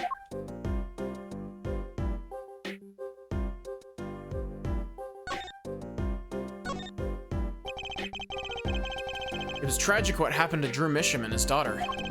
Forgery is a serious crime, and they paid the price. You know what really did them in, though, don't you? Yes. Forged diary page. The night I interviewed him, I found out something about Mr. Misham I hadn't known. What's that? You know, he always felt like he was being watched. Every day for 7 years. Balls have ears, potatoes have eyes, end quote. Being watched? You mean he felt guilty? No, I'm not talking about feelings here. You know, I felt watched too. The whole time I've been on this case, no less. Journalist gets tingling sensation on the back of neck. Freaks out, end of quote. Because you felt guilty? Why would I feel guilty? Felt like you were being watched, huh? Wonder what it all means.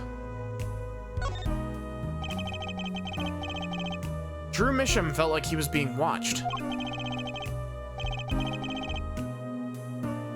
And you along with him. Sure it wasn't just nerves? Nerves? No, it's nothing so mundane. I stopped paying attention to my nerves a long time ago. But I felt it too. You're not sure he's being watched, end quote. Don't you wonder why Zack Gramarye got rubbed out after 7 years? Right after coming into contact with me? He completely vanishes from that courtroom. And for 7 years he talks to no one, not a soul. Then just as the remaining time was almost up, he contacts me in order to have this made.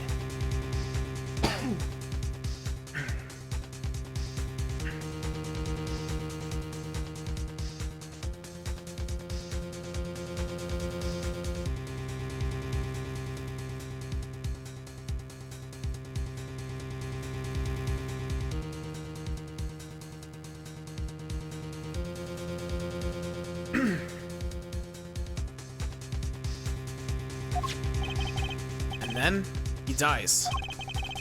We're starting to put the pieces together, are we? And you're being watched this whole time. Maybe not just me. Maybe you were too. Me?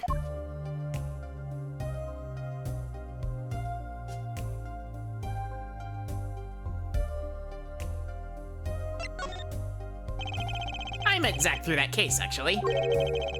You mean the shooting of Magnifi Grammary? No, before that. It's not widely known. You mean the accident during the quick draw shoot-'em practice? My, you're well informed. You should have seen me back then. I took up quite the scoop. I wanted it all. Money, fame, women, a little puppy, all for me. Is your little puppy gonna be named Missile? I was younger then, and my days and nights smelled of fresher mint than they do now. Valiant Grammary did mention one particularly nosy reporter. In fact, I was on close speaking terms with Magnifi Grammary at the time. I knew his daughter too, of course. Thalassa, was it? Really? And Thalassa disappeared, quite suddenly at that. And Magnifi wouldn't say a word about it. Yeah, my evil habit got the better of me. Journalist catches scent of scoop, goes on feeding frenzy, end quote. I set up a one-on-one interview with Thalassa's husband, see? Zack Grammary. Something strange was in the air over at Troop Grammary in those days. The whole screwy mentor controlling disciples scene had started by then, I'm guessing. Thalassa, she was part of it all, right? Come on, you can tell me off the record. Sorry, I don't know. Anyway, I kept prying, and eventually we became friends with Zack. Sure, he punched me once or twice, or 5 times, but over time he came to see me as his confidant. He's been waiting this whole time, 7 years, huh? Waiting? For his big comeback, of course. Big revival of the Magnifi Miracle. Of course, it was all a dream. Because of this. Performance rights. In the absence of any official documents, he was golden. Who's to say the old man didn't give his rights to both Zack and Valiant? So Valiant waited until Zack died legally, at least. The time finally comes, and Valiant's like a kid on Christmas morning. He's getting ready for his show at the Sunshine Coliseum, you know? If that document sees the legal light of day, it's going to put a bit of a damper on the big show. He's a sorry one, that Valiant Grammary. Lost out to his partner at work, and in love too. Love? It's the same old story, really. 2 disciples and their mentor's only daughter. What has 3 sides and all of them pointy? A love triangle. But if it's a love triangle, then either Valiant or Zack had to love each other. I'm sick of people calling a love V a love triangle. It's not a love triangle. It's not a love triangle if one of them isn't bisexual.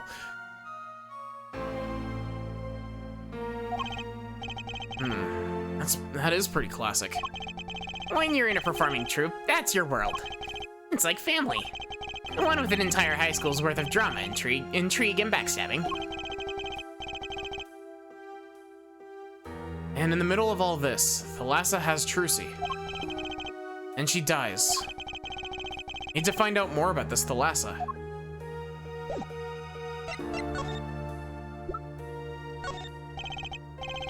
Mr. Brushel, could you take a look at this? I hear you loud and clear. Loud and clear.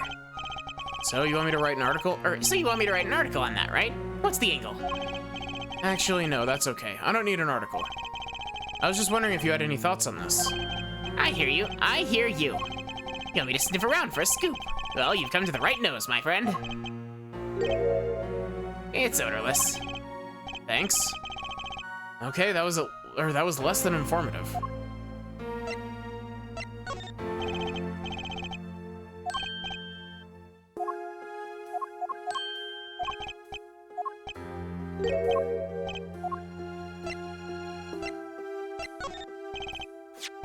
Oh. Mr. Brushel, do you know this person? Do I know that person? Of course. I was friends with Zack, after all. He hit me a few times, 5 times actually. But still, I'd never forget his wife. Thalassa Gramarye. Magnifi Gramarye's only daughter. Do you think you could tell me more about her? Well, why the heck not?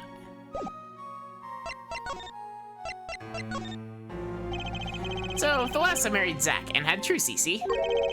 He was her second marriage, actually. I mean, she was divorced. Hadn't heard this one before. Not quite. Her late husband was a performer, too. Apparently, he died during some gig. Tragic, really. He'd only been married 1 year. I didn't know. Ah, but she was a beauty.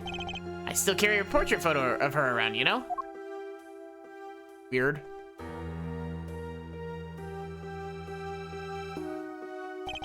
I've known Trucy since she was a little thing, too. She got the better deal, really. He's got you for family, after all. What do you mean? Just reminiscing, you know? Thalassa has another child besides Trucy, end quote. What? But Trucy said she was an only child. Ah, yes. This one she had with her previous husband. Her previous husband? First husband who died during a performance. Yeah, like, here's the thing. The bits in the middle on this game are really slow, but when you hit the last case of this game, and it ties everything together from every single case, it's just incredible. Yep, they had themselves a kid. Another orphan now. That's another one who slipped through the cracks. No idea where they are now. Thalassa had another child. Do you think I could borrow that photo? Sure, I can be generous on occasion, you know?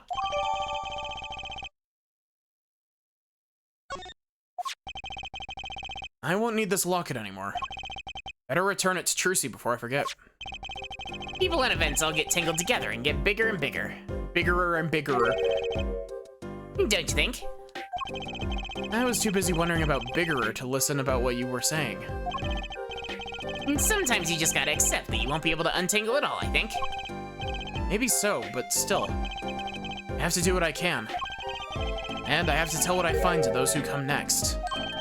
Next, you say? I'm not the one who will close the curtain on this little play. Apparently that's not my role anymore. Magnifi. I was just wondering what Magnifi would have thought of all this. What do you mean? Haven't you seen it in Trucy? He's got his power. You mean how I can't lie to Trucy? It was the same with Magnifi. And with his daughter, Thalassa. It's a strange thing. Think it's some Gramarye gene? Magnifi told me once back when Zack married Thalassa. He said Zack had good eyes. But not good like a Gramarye's eyes. Not that good. Wonder if Zack ever played a game of poker with his wife. Who knows what the Gramarye secret was? Maybe nobody now that Zack's gone. Zack Gramarye. Plot had finally begun to reveal itself. It sprouted from a warp in the Gramarye fabric, and grew, swallowing everything, wrapping itself around the Gramarye's power.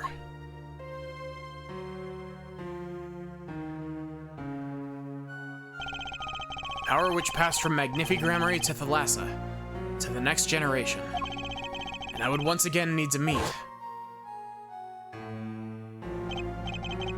one who bridged it all together.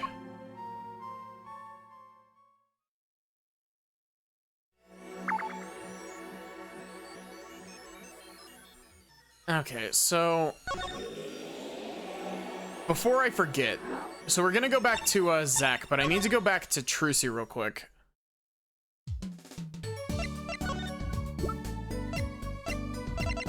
Oh, okay, I just don't have the locket anymore. Okay, the game made it seem like I needed to return the locket to Trucy.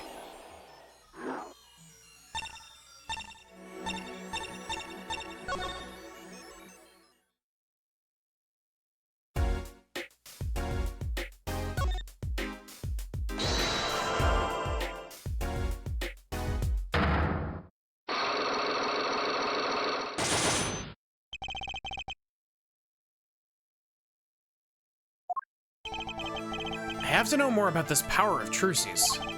It's like she can see people. Okay, we already read this.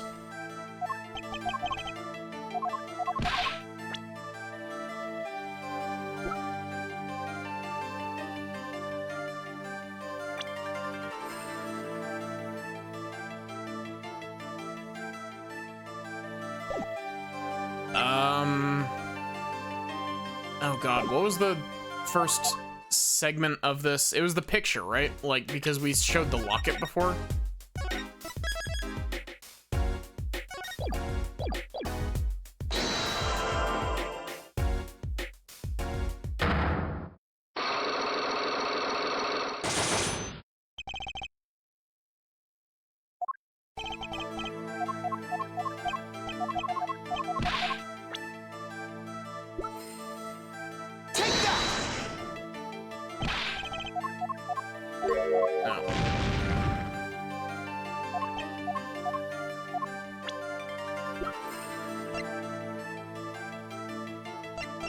It wasn't the gun, right?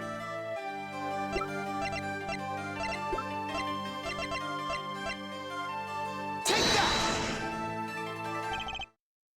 Three of you were a team once. Not that the entire country doesn't already know this.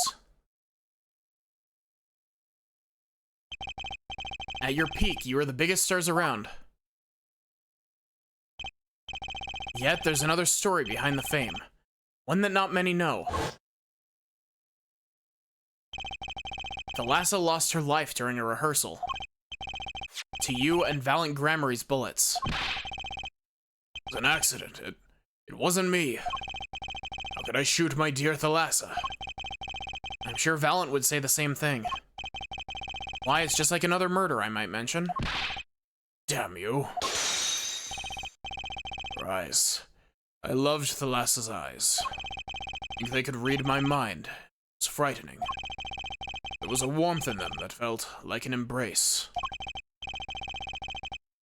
She's dead, and Magnifi Grammary has joined her. So the only one left with her power, the only one with her power left now, is Trucy? Mr. Zack? I do not know. I don't need any power to see that one, buddy. So there's someone else, someone other than Trucy. Someone who inherited Thalassa's power. Haha, not what I know. Chances are slim. It'd take a miracle to learn the truth. Or maybe one has already occurred. There is someone else with the power, and I know who. Take that! This boy? His name is... I forget. Something weird. Could he be? An attorney. Attorney? I noticed him when I went to visit a friend's law offices. Oh, what are we to make of this, oh great ex-attorney? You can show me pictures of strange boys all you like. And at least say something like, I am this boy. I could use a laugh. Perhaps you wouldn't laugh if you knew the facts. This might not be 100% proof, but it's close. There's a link between this boy and Thalassa. Actually, it's more of a ring. Ring? Perhaps this will refresh your memory. I just so happen to have evidence showing this missing link. Oh, it's her bracelets in this picture. Take that!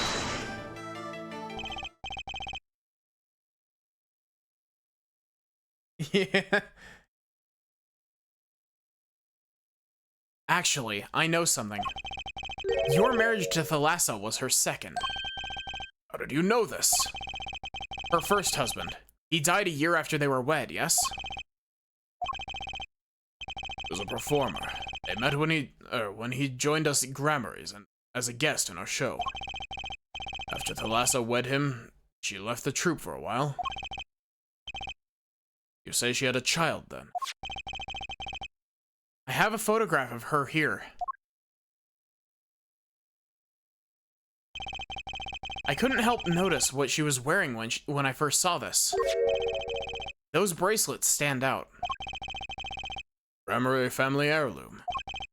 This boy wears a bracelet just like the ones in the picture. What? So, that's why.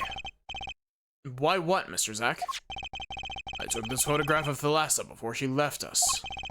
When she returned, she wore only one bracelet. Bet I know where that other one went. Gave it to this boy, her son.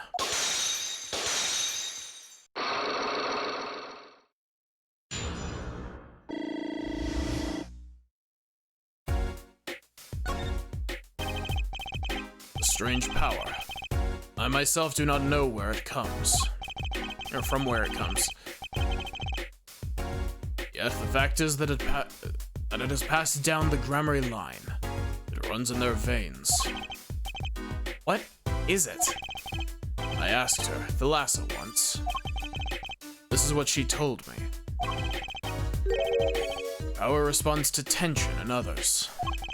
Tension? If she were to face a person and they became tense, even slightly,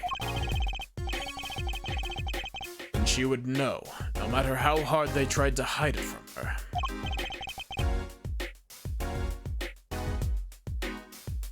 So she could see it. Not quite.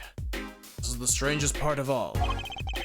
She wouldn't realize that she was subconsciously detecting this tension.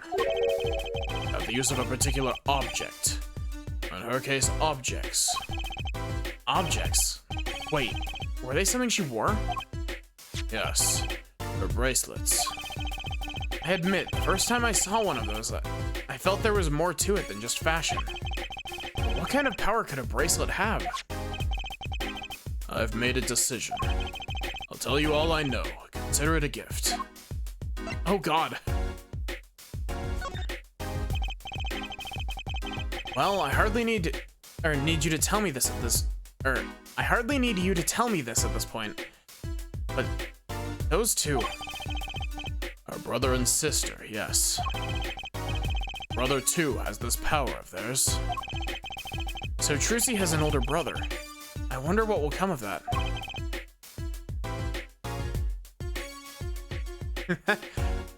Mr. Wright, tonight after our game is done, I will return to a life of hiding.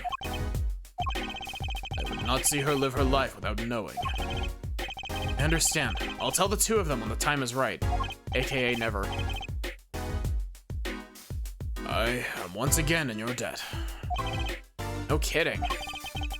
What I want to know is how this got to be, how this all got to be so messed up. I actually don't fully know if Phoenix ever tells them, because I don't have full knowledge of Ace Attorney 5 and 6.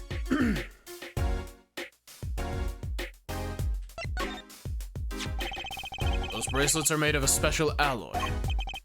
Said to expand and shrink very slightly in response to body warmth. So they're temperature sensitive or something? Yes. This is how they can shrink to the exact size of their wearer's wrist. Does that have something to do with the power? What's with this, when the time is right, Bull, tell them now. To be fair, currently, as it stands at this exact moment in time, this is a pre-case 1. So Phoenix hasn't properly met Apollo yet.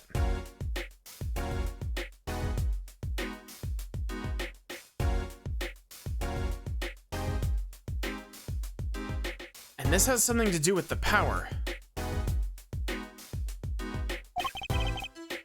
What have I told you? Gramarye power reacts to tension in others. The Gramarye senses tension. They too become tense. This tension translates into minute contractions of the muscles. So minute they cannot sense it on their own. Muscles. Oh, so that's what the bracelets are for. With a bracelet on, one can sense these contractions, because the bracelet is always a perfect fit. So when the person they're watching gets tense,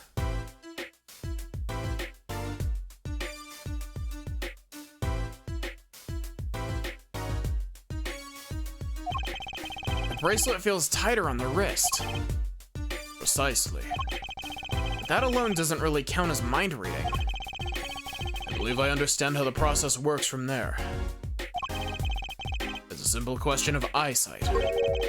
Eyesight? Guess that sounds simple enough. You ever heard of kinetic vision? Something about the ability to see moving objects with full clarity, right? I've heard of it before. They say athletes can see a moving ball like it was stopped if they focused. Oh, but it's not confined to sports alone. All relies on the ability to focus. If we focus, we can see many things. Faintest twitch of the face. The meaning that lies behind it. Therein lies one of the secrets of magic. One must know the mind of the crowd before one may distract it. So basically what you're saying is the Gramarys can see really well. Them seeing is more than believing. It's knowing. The power relies on eyesight combined with exceptional focus. Things are starting to come into focus for me, too. Apolojustice is just sort of a big blur to me. You know what? Fair. To be fair, before I played this, I knew the first case and the last case, and that's it. And the main thing that I remembered about the last case was the Black Cyclops. Specifically because they get mentioned again in Dual Destinies. Well, that's actually, that's not quite it, but you know what I mean. Of course, it's difficult to maintain such levels of focus for any length of time. What if someone could tell you when to focus? Or something. Precisely. But wait, Trucy doesn't have any bracelets.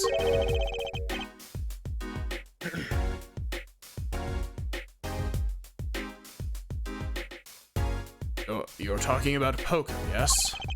Timing of when to focus is so elementary, she probably does it without thinking. I doubt Trucy herself has realized this.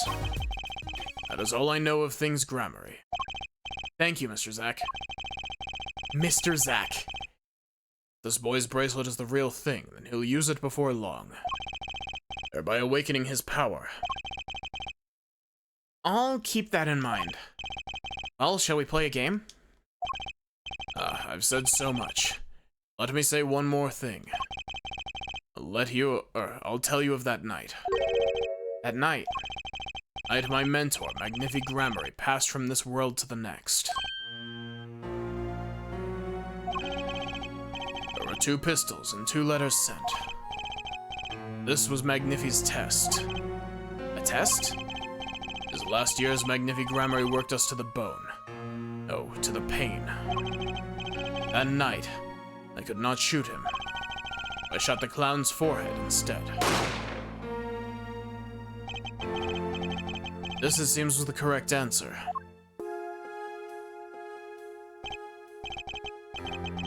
Take this. I give my art to you, Zack. What? Thanks for playing along with my show. Shot well tonight, Zack. I would not have minded dying by your hand. How could I shoot you? You're my mentor. Bah, I thought you might say that. If I went home without shooting anything, what would you have done then? Of course, I would have given Valant his chance. And if I had shot you in the forehead instead, it would be over. Or Valant were to shoot me in the head, I to the darkness would go, my art with me. Fitting end, don't you think? This ending too gives me no cause for regret. I thank you, Zack. And I'm sorry. I've done much that was wrong in my day.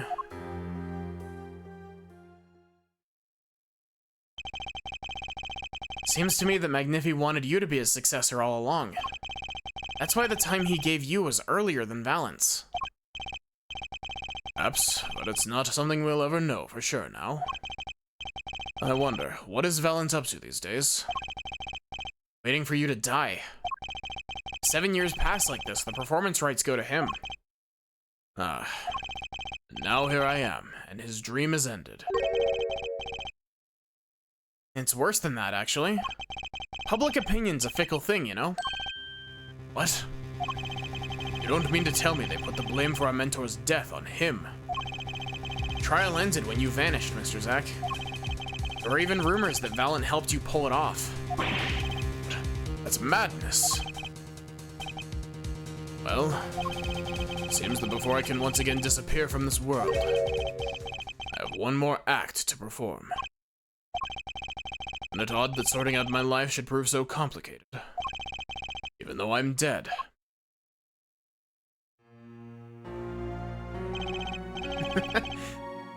That night, Zack Gramarye was killed. He died as Shady Smith, a mysterious traveler with a secret past. But he left one thing behind before he parted. This.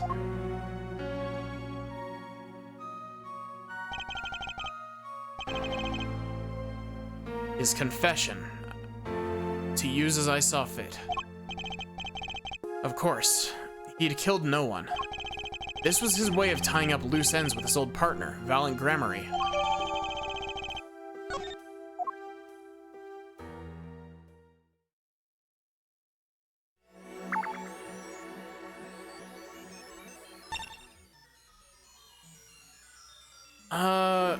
What were we needing for Kristoff?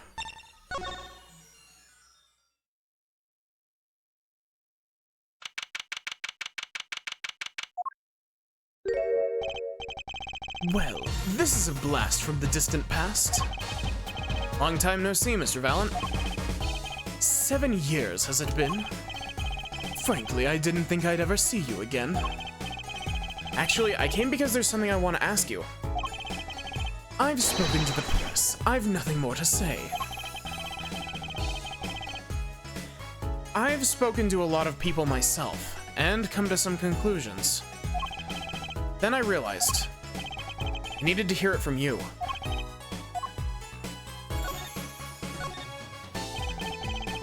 I have walked a difficult road these past 7 years, because you couldn't perform Magnifie's repertoire. Do not be deceived. Valent's skill is the real deal. I do not require my mentor's hand-me-downs. No, it was my partner who slowed me on my way. Zack Gramarye. His rather well-performed disappearing act 7 years ago was the end. Or so I thought. Zack Gramarye murdered our mentor and fled to escape punishment for his crime. You said something to that effect 7 years ago, didn't you? I remember it as if it were only yesterday. Yet that was not the way of it, in the end. For while he vanished, the suspicions upon my own person never did. His partner Zack vanished to protect him. That's what those thieving magpies of press said. Had no idea. Yet that very same press comes to me now, feigning interest. They cover the greatest magic show in history as if it were a Vaudevillian? Vaudevillian. Distraction. And here must I stand, smiling at them all. What am I if not a player in some fiendish farce? Might I suggest that it's because you never made it clear what happened? Magnifie's death is still a mystery to this day. Which is why I came here to get the answer from you.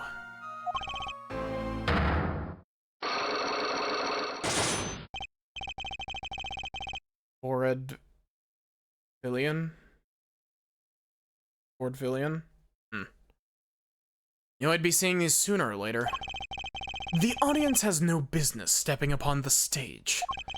They must be content to sit and stare at the spotlight. It sounds an awful lot like something I heard 7 years ago.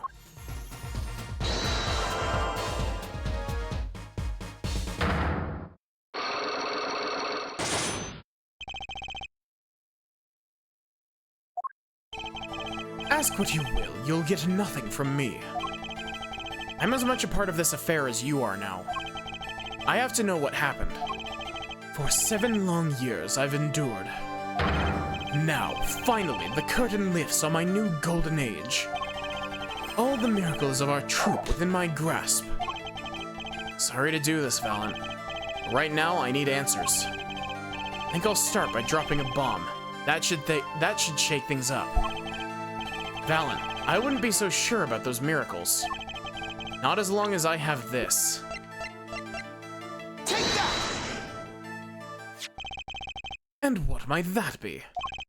I see it bears the Gramarye seal.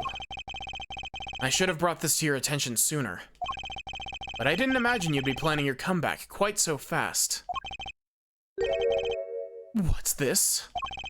A document showing the true recipient of the performance rights to Magnifi's miracles. What? Zack Gramarye? He wrote this? What? He passed everything to his daughter! Trucy Enigmar. Actually, she's officially my daughter these days. Preposterous! Zack is gone! Vanished into the void! This is the genuine article. Zack was alive when he wrote this. Both myself and the notary can testify to this.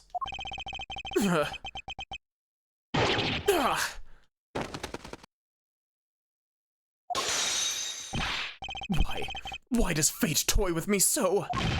Why must my life be lived in the thrall to the dead? You're not the only one with that problem. But he shot Magnifi. Yes, it was Zack, it was. And then he left, and my career as a magician fell into darkness. Do you think there might be some way out of it? Say, if you could prove Zack Gramarye shot Magnifi.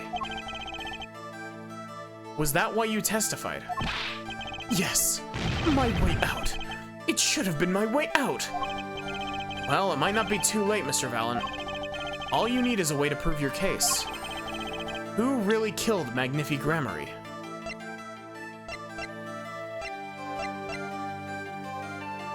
Take that! I believe I have the answer to your prayers right here. Zack Gramarye wrote one more thing before passing on. But this is a confession! In which he admits to the killing of Magnifi Gramarye. See? All according to your plan. I am a magician by trade. Deception is my life's work. I fool the audience, give them a fleeting dream. Yet it seems the tables have turned. Now I am the audience believing the deceptions I've wrought upon myself. Zack wrote this right in front of me. After I explained your situation to him. Alakazam!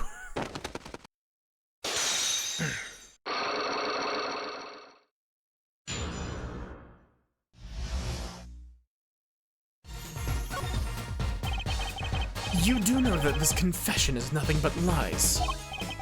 Yes, it's my opinion that Zack Gramarye killed no one. Then you must be thinking the truth is a simple matter of elimination. 2 received instructions to kill, but if one is innocent, then the one who remains is guilty. That would be the logical conclusion, yes. So he vanished to protect me, his partner. A stirring tale, this is true. Did you shoot Magnifi Gramarye in the forehead?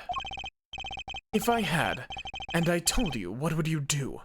Run to the police, perchance? Do as you will. There's nothing left for me now. It is true, after all. I have little talent. I needed my mentor Magnifi's repertoire. It was as if a little demon grabbed a hold of me. I knew it. So Valen Gramarye did kill the great Magnifi.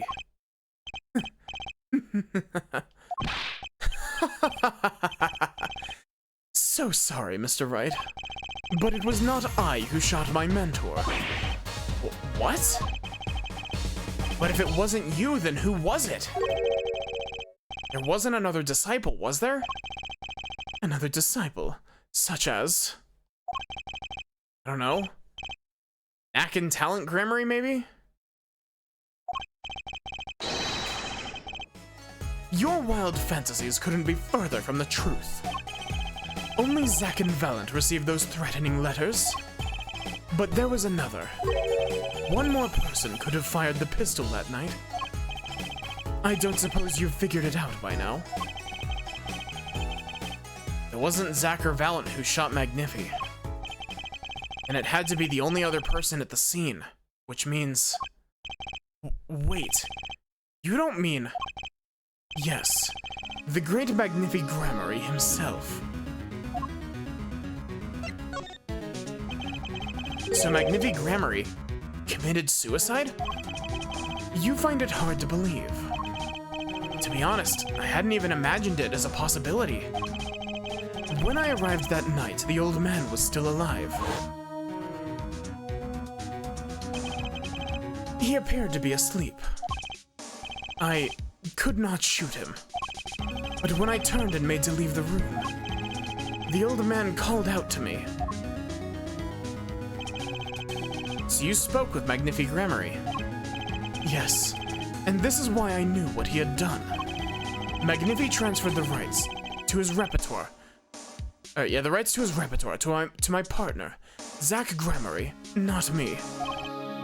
I see. And I guess I owe you an apology. I always thought you were the one who did it. You owe me no apology. Huh? My crime was, in a way, more serious than that of murder. What? Your crime? Alan Gramarye confessing something to me? What could be more serious than murder? Let me guess. Psychologues. You see, I knew that 2 letters had been sent. There are no secrets between partners. It was easy to find out. That was when I understood Magnifi's plan. Wanted to die by one of your hands? Little did I expect it had anything to do with the rights to his repertoire. Being a fucking idiot, yeah. That is a bigger crime than murder. That was when I heard it. The little demon whispering inside my heart. Demon. Let me confess. I had intended to shoot Magnifi. And I planned on framing my partner for the crime. What? That night, I prepared something before going to Magnifi's hospital room. Which was? IV fluid, of course. I'd seen it on an earlier visit. If Zack did not shoot, I would do the deed. Then I would use the IV liquid to place the murder in his hands. That was my plan. But you didn't shoot him. I could not. The demon in my heart fled when the moment came. But then Magnifi called me back. I am sorry, Valent. Giving my magic to Zack, not you. You still lack the draw he has. Please help him if you can. I left the room. And then I stopped. The shock of what I'd just been told consumed me. That is when I heard the fateful gunshot. Magnifi Gramarye, killing himself. Then the demon awoke anew within me. Zack killed him. He was the one. Frame him, and the magic will be yours. I altered the scene of his suicide. I took the pistol from his hand, wiped off the prints, then used the syringe to add the IV liquid I'd brought. So in the end, things happened pretty much as planned. Magnifi died and you framed Zack for his murder. As planned, indeed. Of course, the outcome was somewhat different than I had anticipated. Well, what do you think? Do you believe my story? Can it be believed, truly? That was 7 years ago. I don't know what to believe, but... Yes. I'm glad I heard it from you, Mr. Valent. Thank you. It is I who should be thanking you, Mr. Wright. Only when I had lost everything could I make my decision. You're going to turn yourself in? My partner may have vanished, but not so my guilt. And as my guilt stays, all else begins to leave me. My friends, my performance rights, my magic. I've had enough of vanishing acts. I understand. I thought my life was ruled by a dead man. But I find I was wrong. For Zach Gramarye was alive. Well, not anymore. And now it occurs to me. What if he was not the only one who survived? What do you mean? You see, now that I think about it, I realize that we never saw proof of her demise. We never saw her body. Her? The mind races and the mouth flaps on. My apologies. Forget this matter. I can only hope that one day, or that the day will come, when I again meet my partner, Zach Gramarye. Then I shall apologize for my terrible mistake. I'm glad we had this chance to talk. Thank you.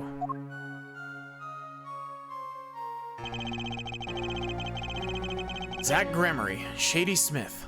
Whichever name you prefer. He's no longer with us. The truth revealed in that trial was only a sliver, and the impenetrable darkness that remained has taken another life. I knew what I'd have to do to push back the darkness for good, and it would involve paying that man a visit. I think he meant more like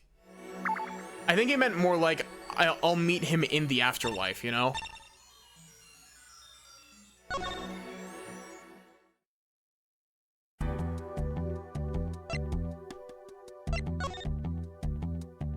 I can't even Cyclock the Black Cyclops. Asuka Autocruits.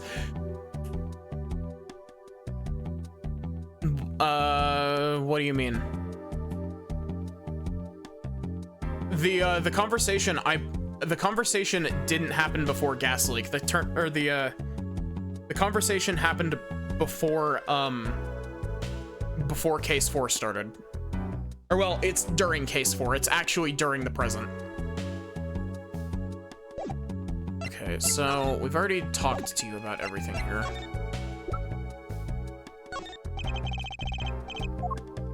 What do you think about this, Gavin?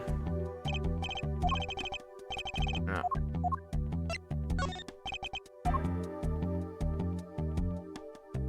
Gosh, you saying that reminds me. I need to get back into playing Guilty Gear, Sachi. It's been a hot minute.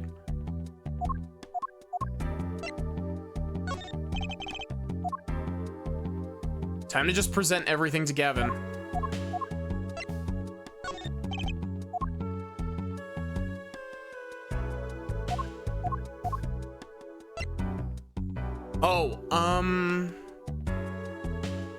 Oh, maybe I'm missing something here. Because I do still have this. How does the second case factor in? The second case introduced us to Clavier, and that's it.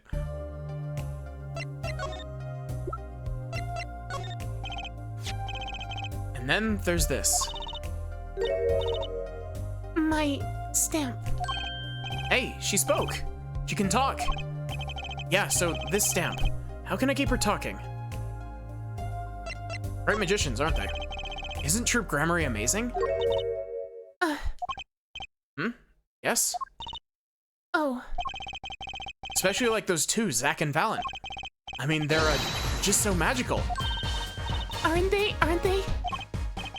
Yeah, whenever I go to one of their shows, I'm like, whoa, magic, you know? Me too, me too. I love them, they're so cool. It's like magic, yeah. All right, she's talking. Not saying much, but it's a start. I went and saw them with Father the other day. The opening ceremony at the Gramarye Museum of Magic. Gramarye Museum? They have one of those? Guess it makes sense now that they have their own commemorative stamp.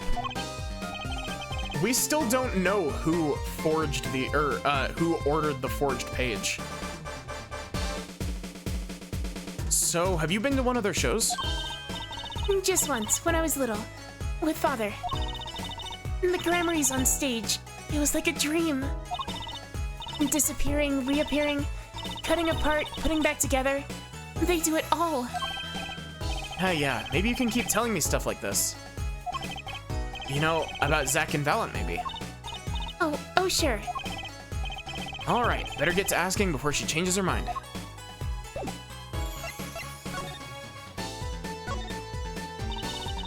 I don't go outside much. I like to paint in here. Why don't you like the outside? There's bad people out there. Well, true, but there are lots of good people, too. Actually, I should tell you. She was almost kidnapped once. Kidnapped? Then she's been... Well, you can see for yourself. Refuses to leave the house. I see. Wait, but that doesn't make sense. She said she went to the Gramarye Museum. With you, in fact. Yes, actually, she was quite insistent on it, much to my surprise. That was the first and last time she expressed such a desire to me. And that person gave me a good luck charm. A good luck charm? For when I absolutely had to go outside. Yes, apparently she received something. A gift. My client, actually. She won't tell me what it was. Father, I told you to keep that a secret. That client, huh? Guess I have to hear about. So your father tells me you're good at painting all sorts of things. I really like painting, a lot. Father is always very happy when I paint them exactly the same. So you did this too? Oh, yes, that was my first job. Your first? All I used to do was paint the same thing I saw. But this was totally different. The pen slips in the way the writer held the pen, and the pressure on the nib. I had to use a microscope and analyze it on the computer. She seems happy. Odd, her work was the last nail in the Gramarye coffin. I guess no one told her. They're the best in the world. Huh? Oh, you mean Troop Gramarye, of course. Father gave it to me. Your father? But I asked him about it. He didn't know how you got it. I guess I just took it, yeah. Took it? Father got a letter from that person. That person? You mean that letter was from the client? Oh, we talked about the Gramaryes forever that day. I'm sure that's why he sent that stamp. I didn't want to just send it back, so I took it. You're a sneaky one, this client. So they were trying to get on her good side. Do not punch the Vera. Vera is very cute, and she's great, and I love her. So you met the person that asked you to do this job, and you talked with them. What's this about a good luck charm you received? I can't talk about it. Eh? If I do, it won't work anymore. That's what I was told. Yeah, but I really, really have to know.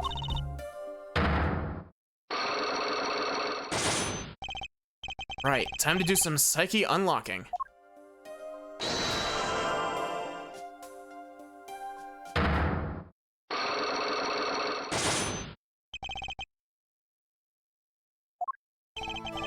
You seem to trust this client, quite a lot, in fact.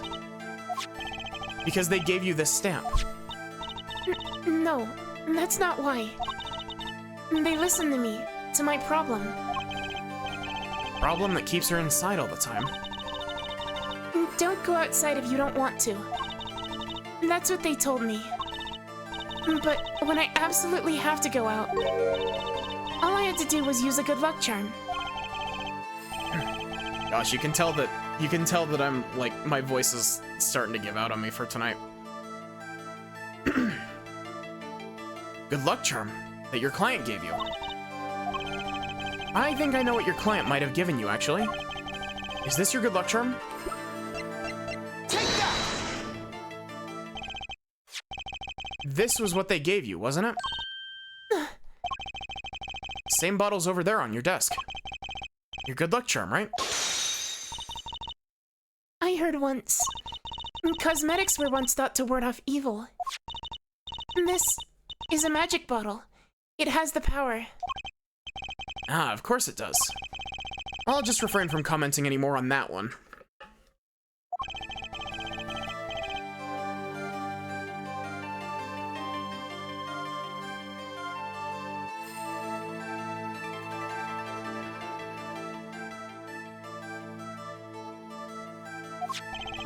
The one who asked you to do this job, was this the client? Take that! This man is a friend of mine. Know him? His name is Christoph Gavin. He's a lawyer, actually. I promised. I promised not to tell.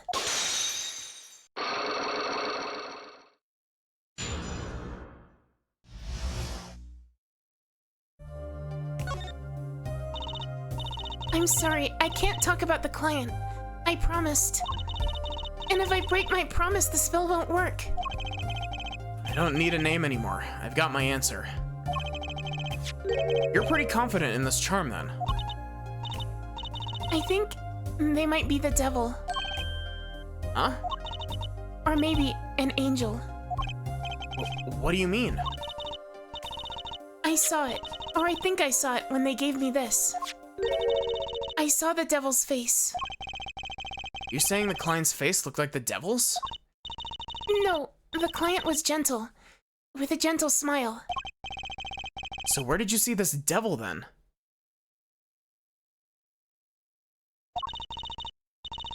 It was so quick. I don't remember it well. But that's when I knew. That person wasn't like other people. That's why I believe in my good luck charm.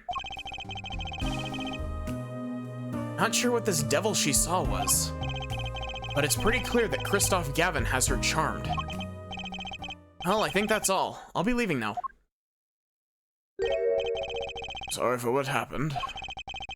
You want to apologize, try my client, Zach Gramarye. Did I do something bad? What makes you think that? Your eyes. They're sad. Very sad. I'll put on my smile next time I come. Promise. I hope to see you smile then too, Vera. Oh, okay. Take care. Thinking back on my first encounter with the young forger, I witnessed something of vital importance that day. Of course, by the time I realized it, it was already too late.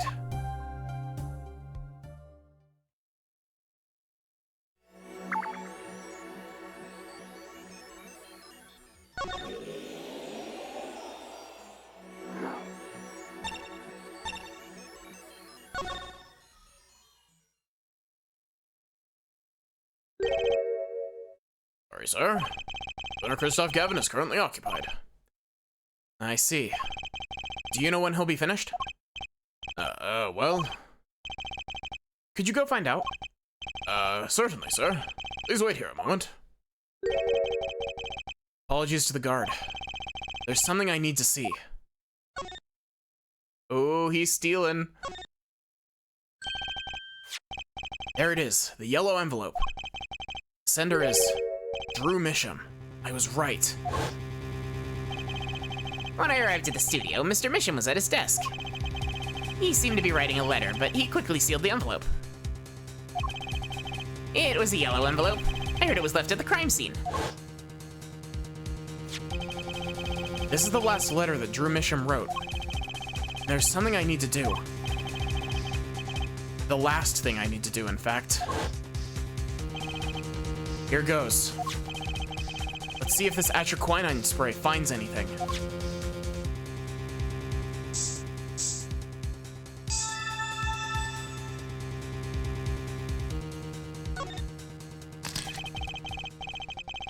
So this was Drew Misham's Messenger of Death.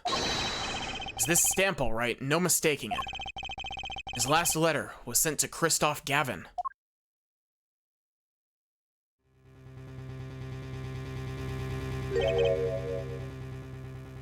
Gotcha. Finally, decisive evidence. What's this? A burglar in a jail. Gavin! I didn't know you moonlighted in larceny, right? Gavin, there's something I have to ask you. Can I steal your stuff? The answer is no. My apologies, but there's not much I care to discuss. Vera Misham hasn't received her verdict yet. You follow me, Gavin?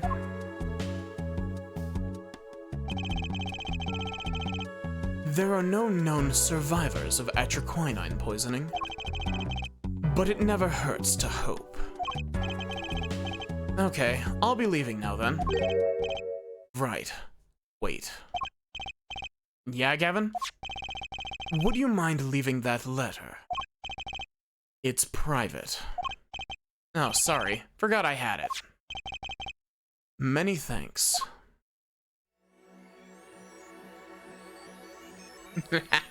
I fucking love this plot point.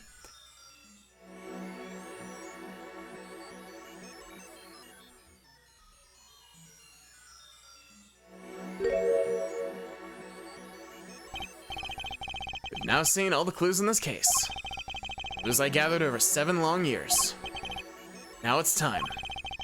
Every story has an ending. Come to the final chapter. Final trial. Find the truth. You're the only ones that can.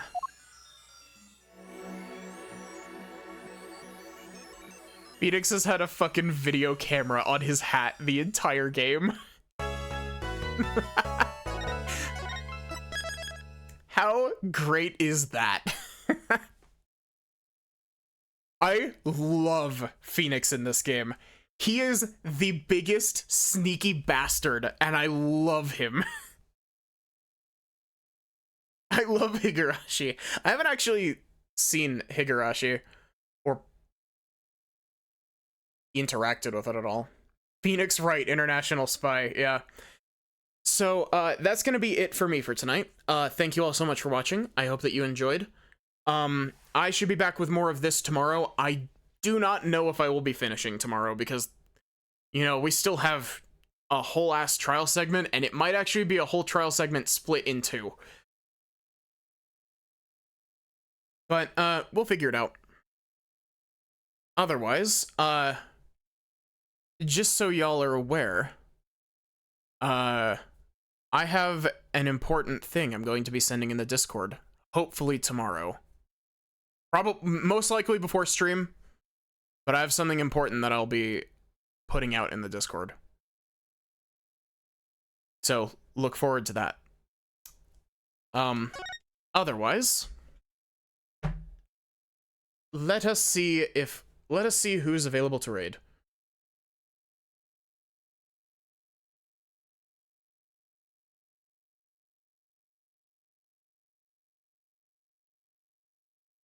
This is also making me realize more and more that I definitely should not try to stick Valhalla directly back to back with this.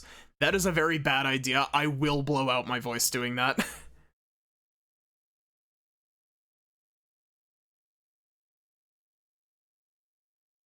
So, my original plan to do Valhalla for my streaming anniversary probably isn't going to happen.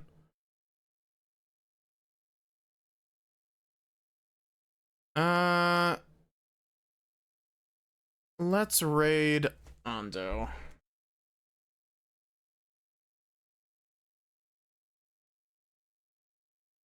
Playing more crab champions, it seems.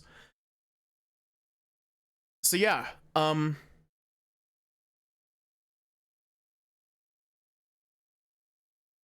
I hope to see you here tomorrow for possibly the finale of this, but probably not, if I had to guess.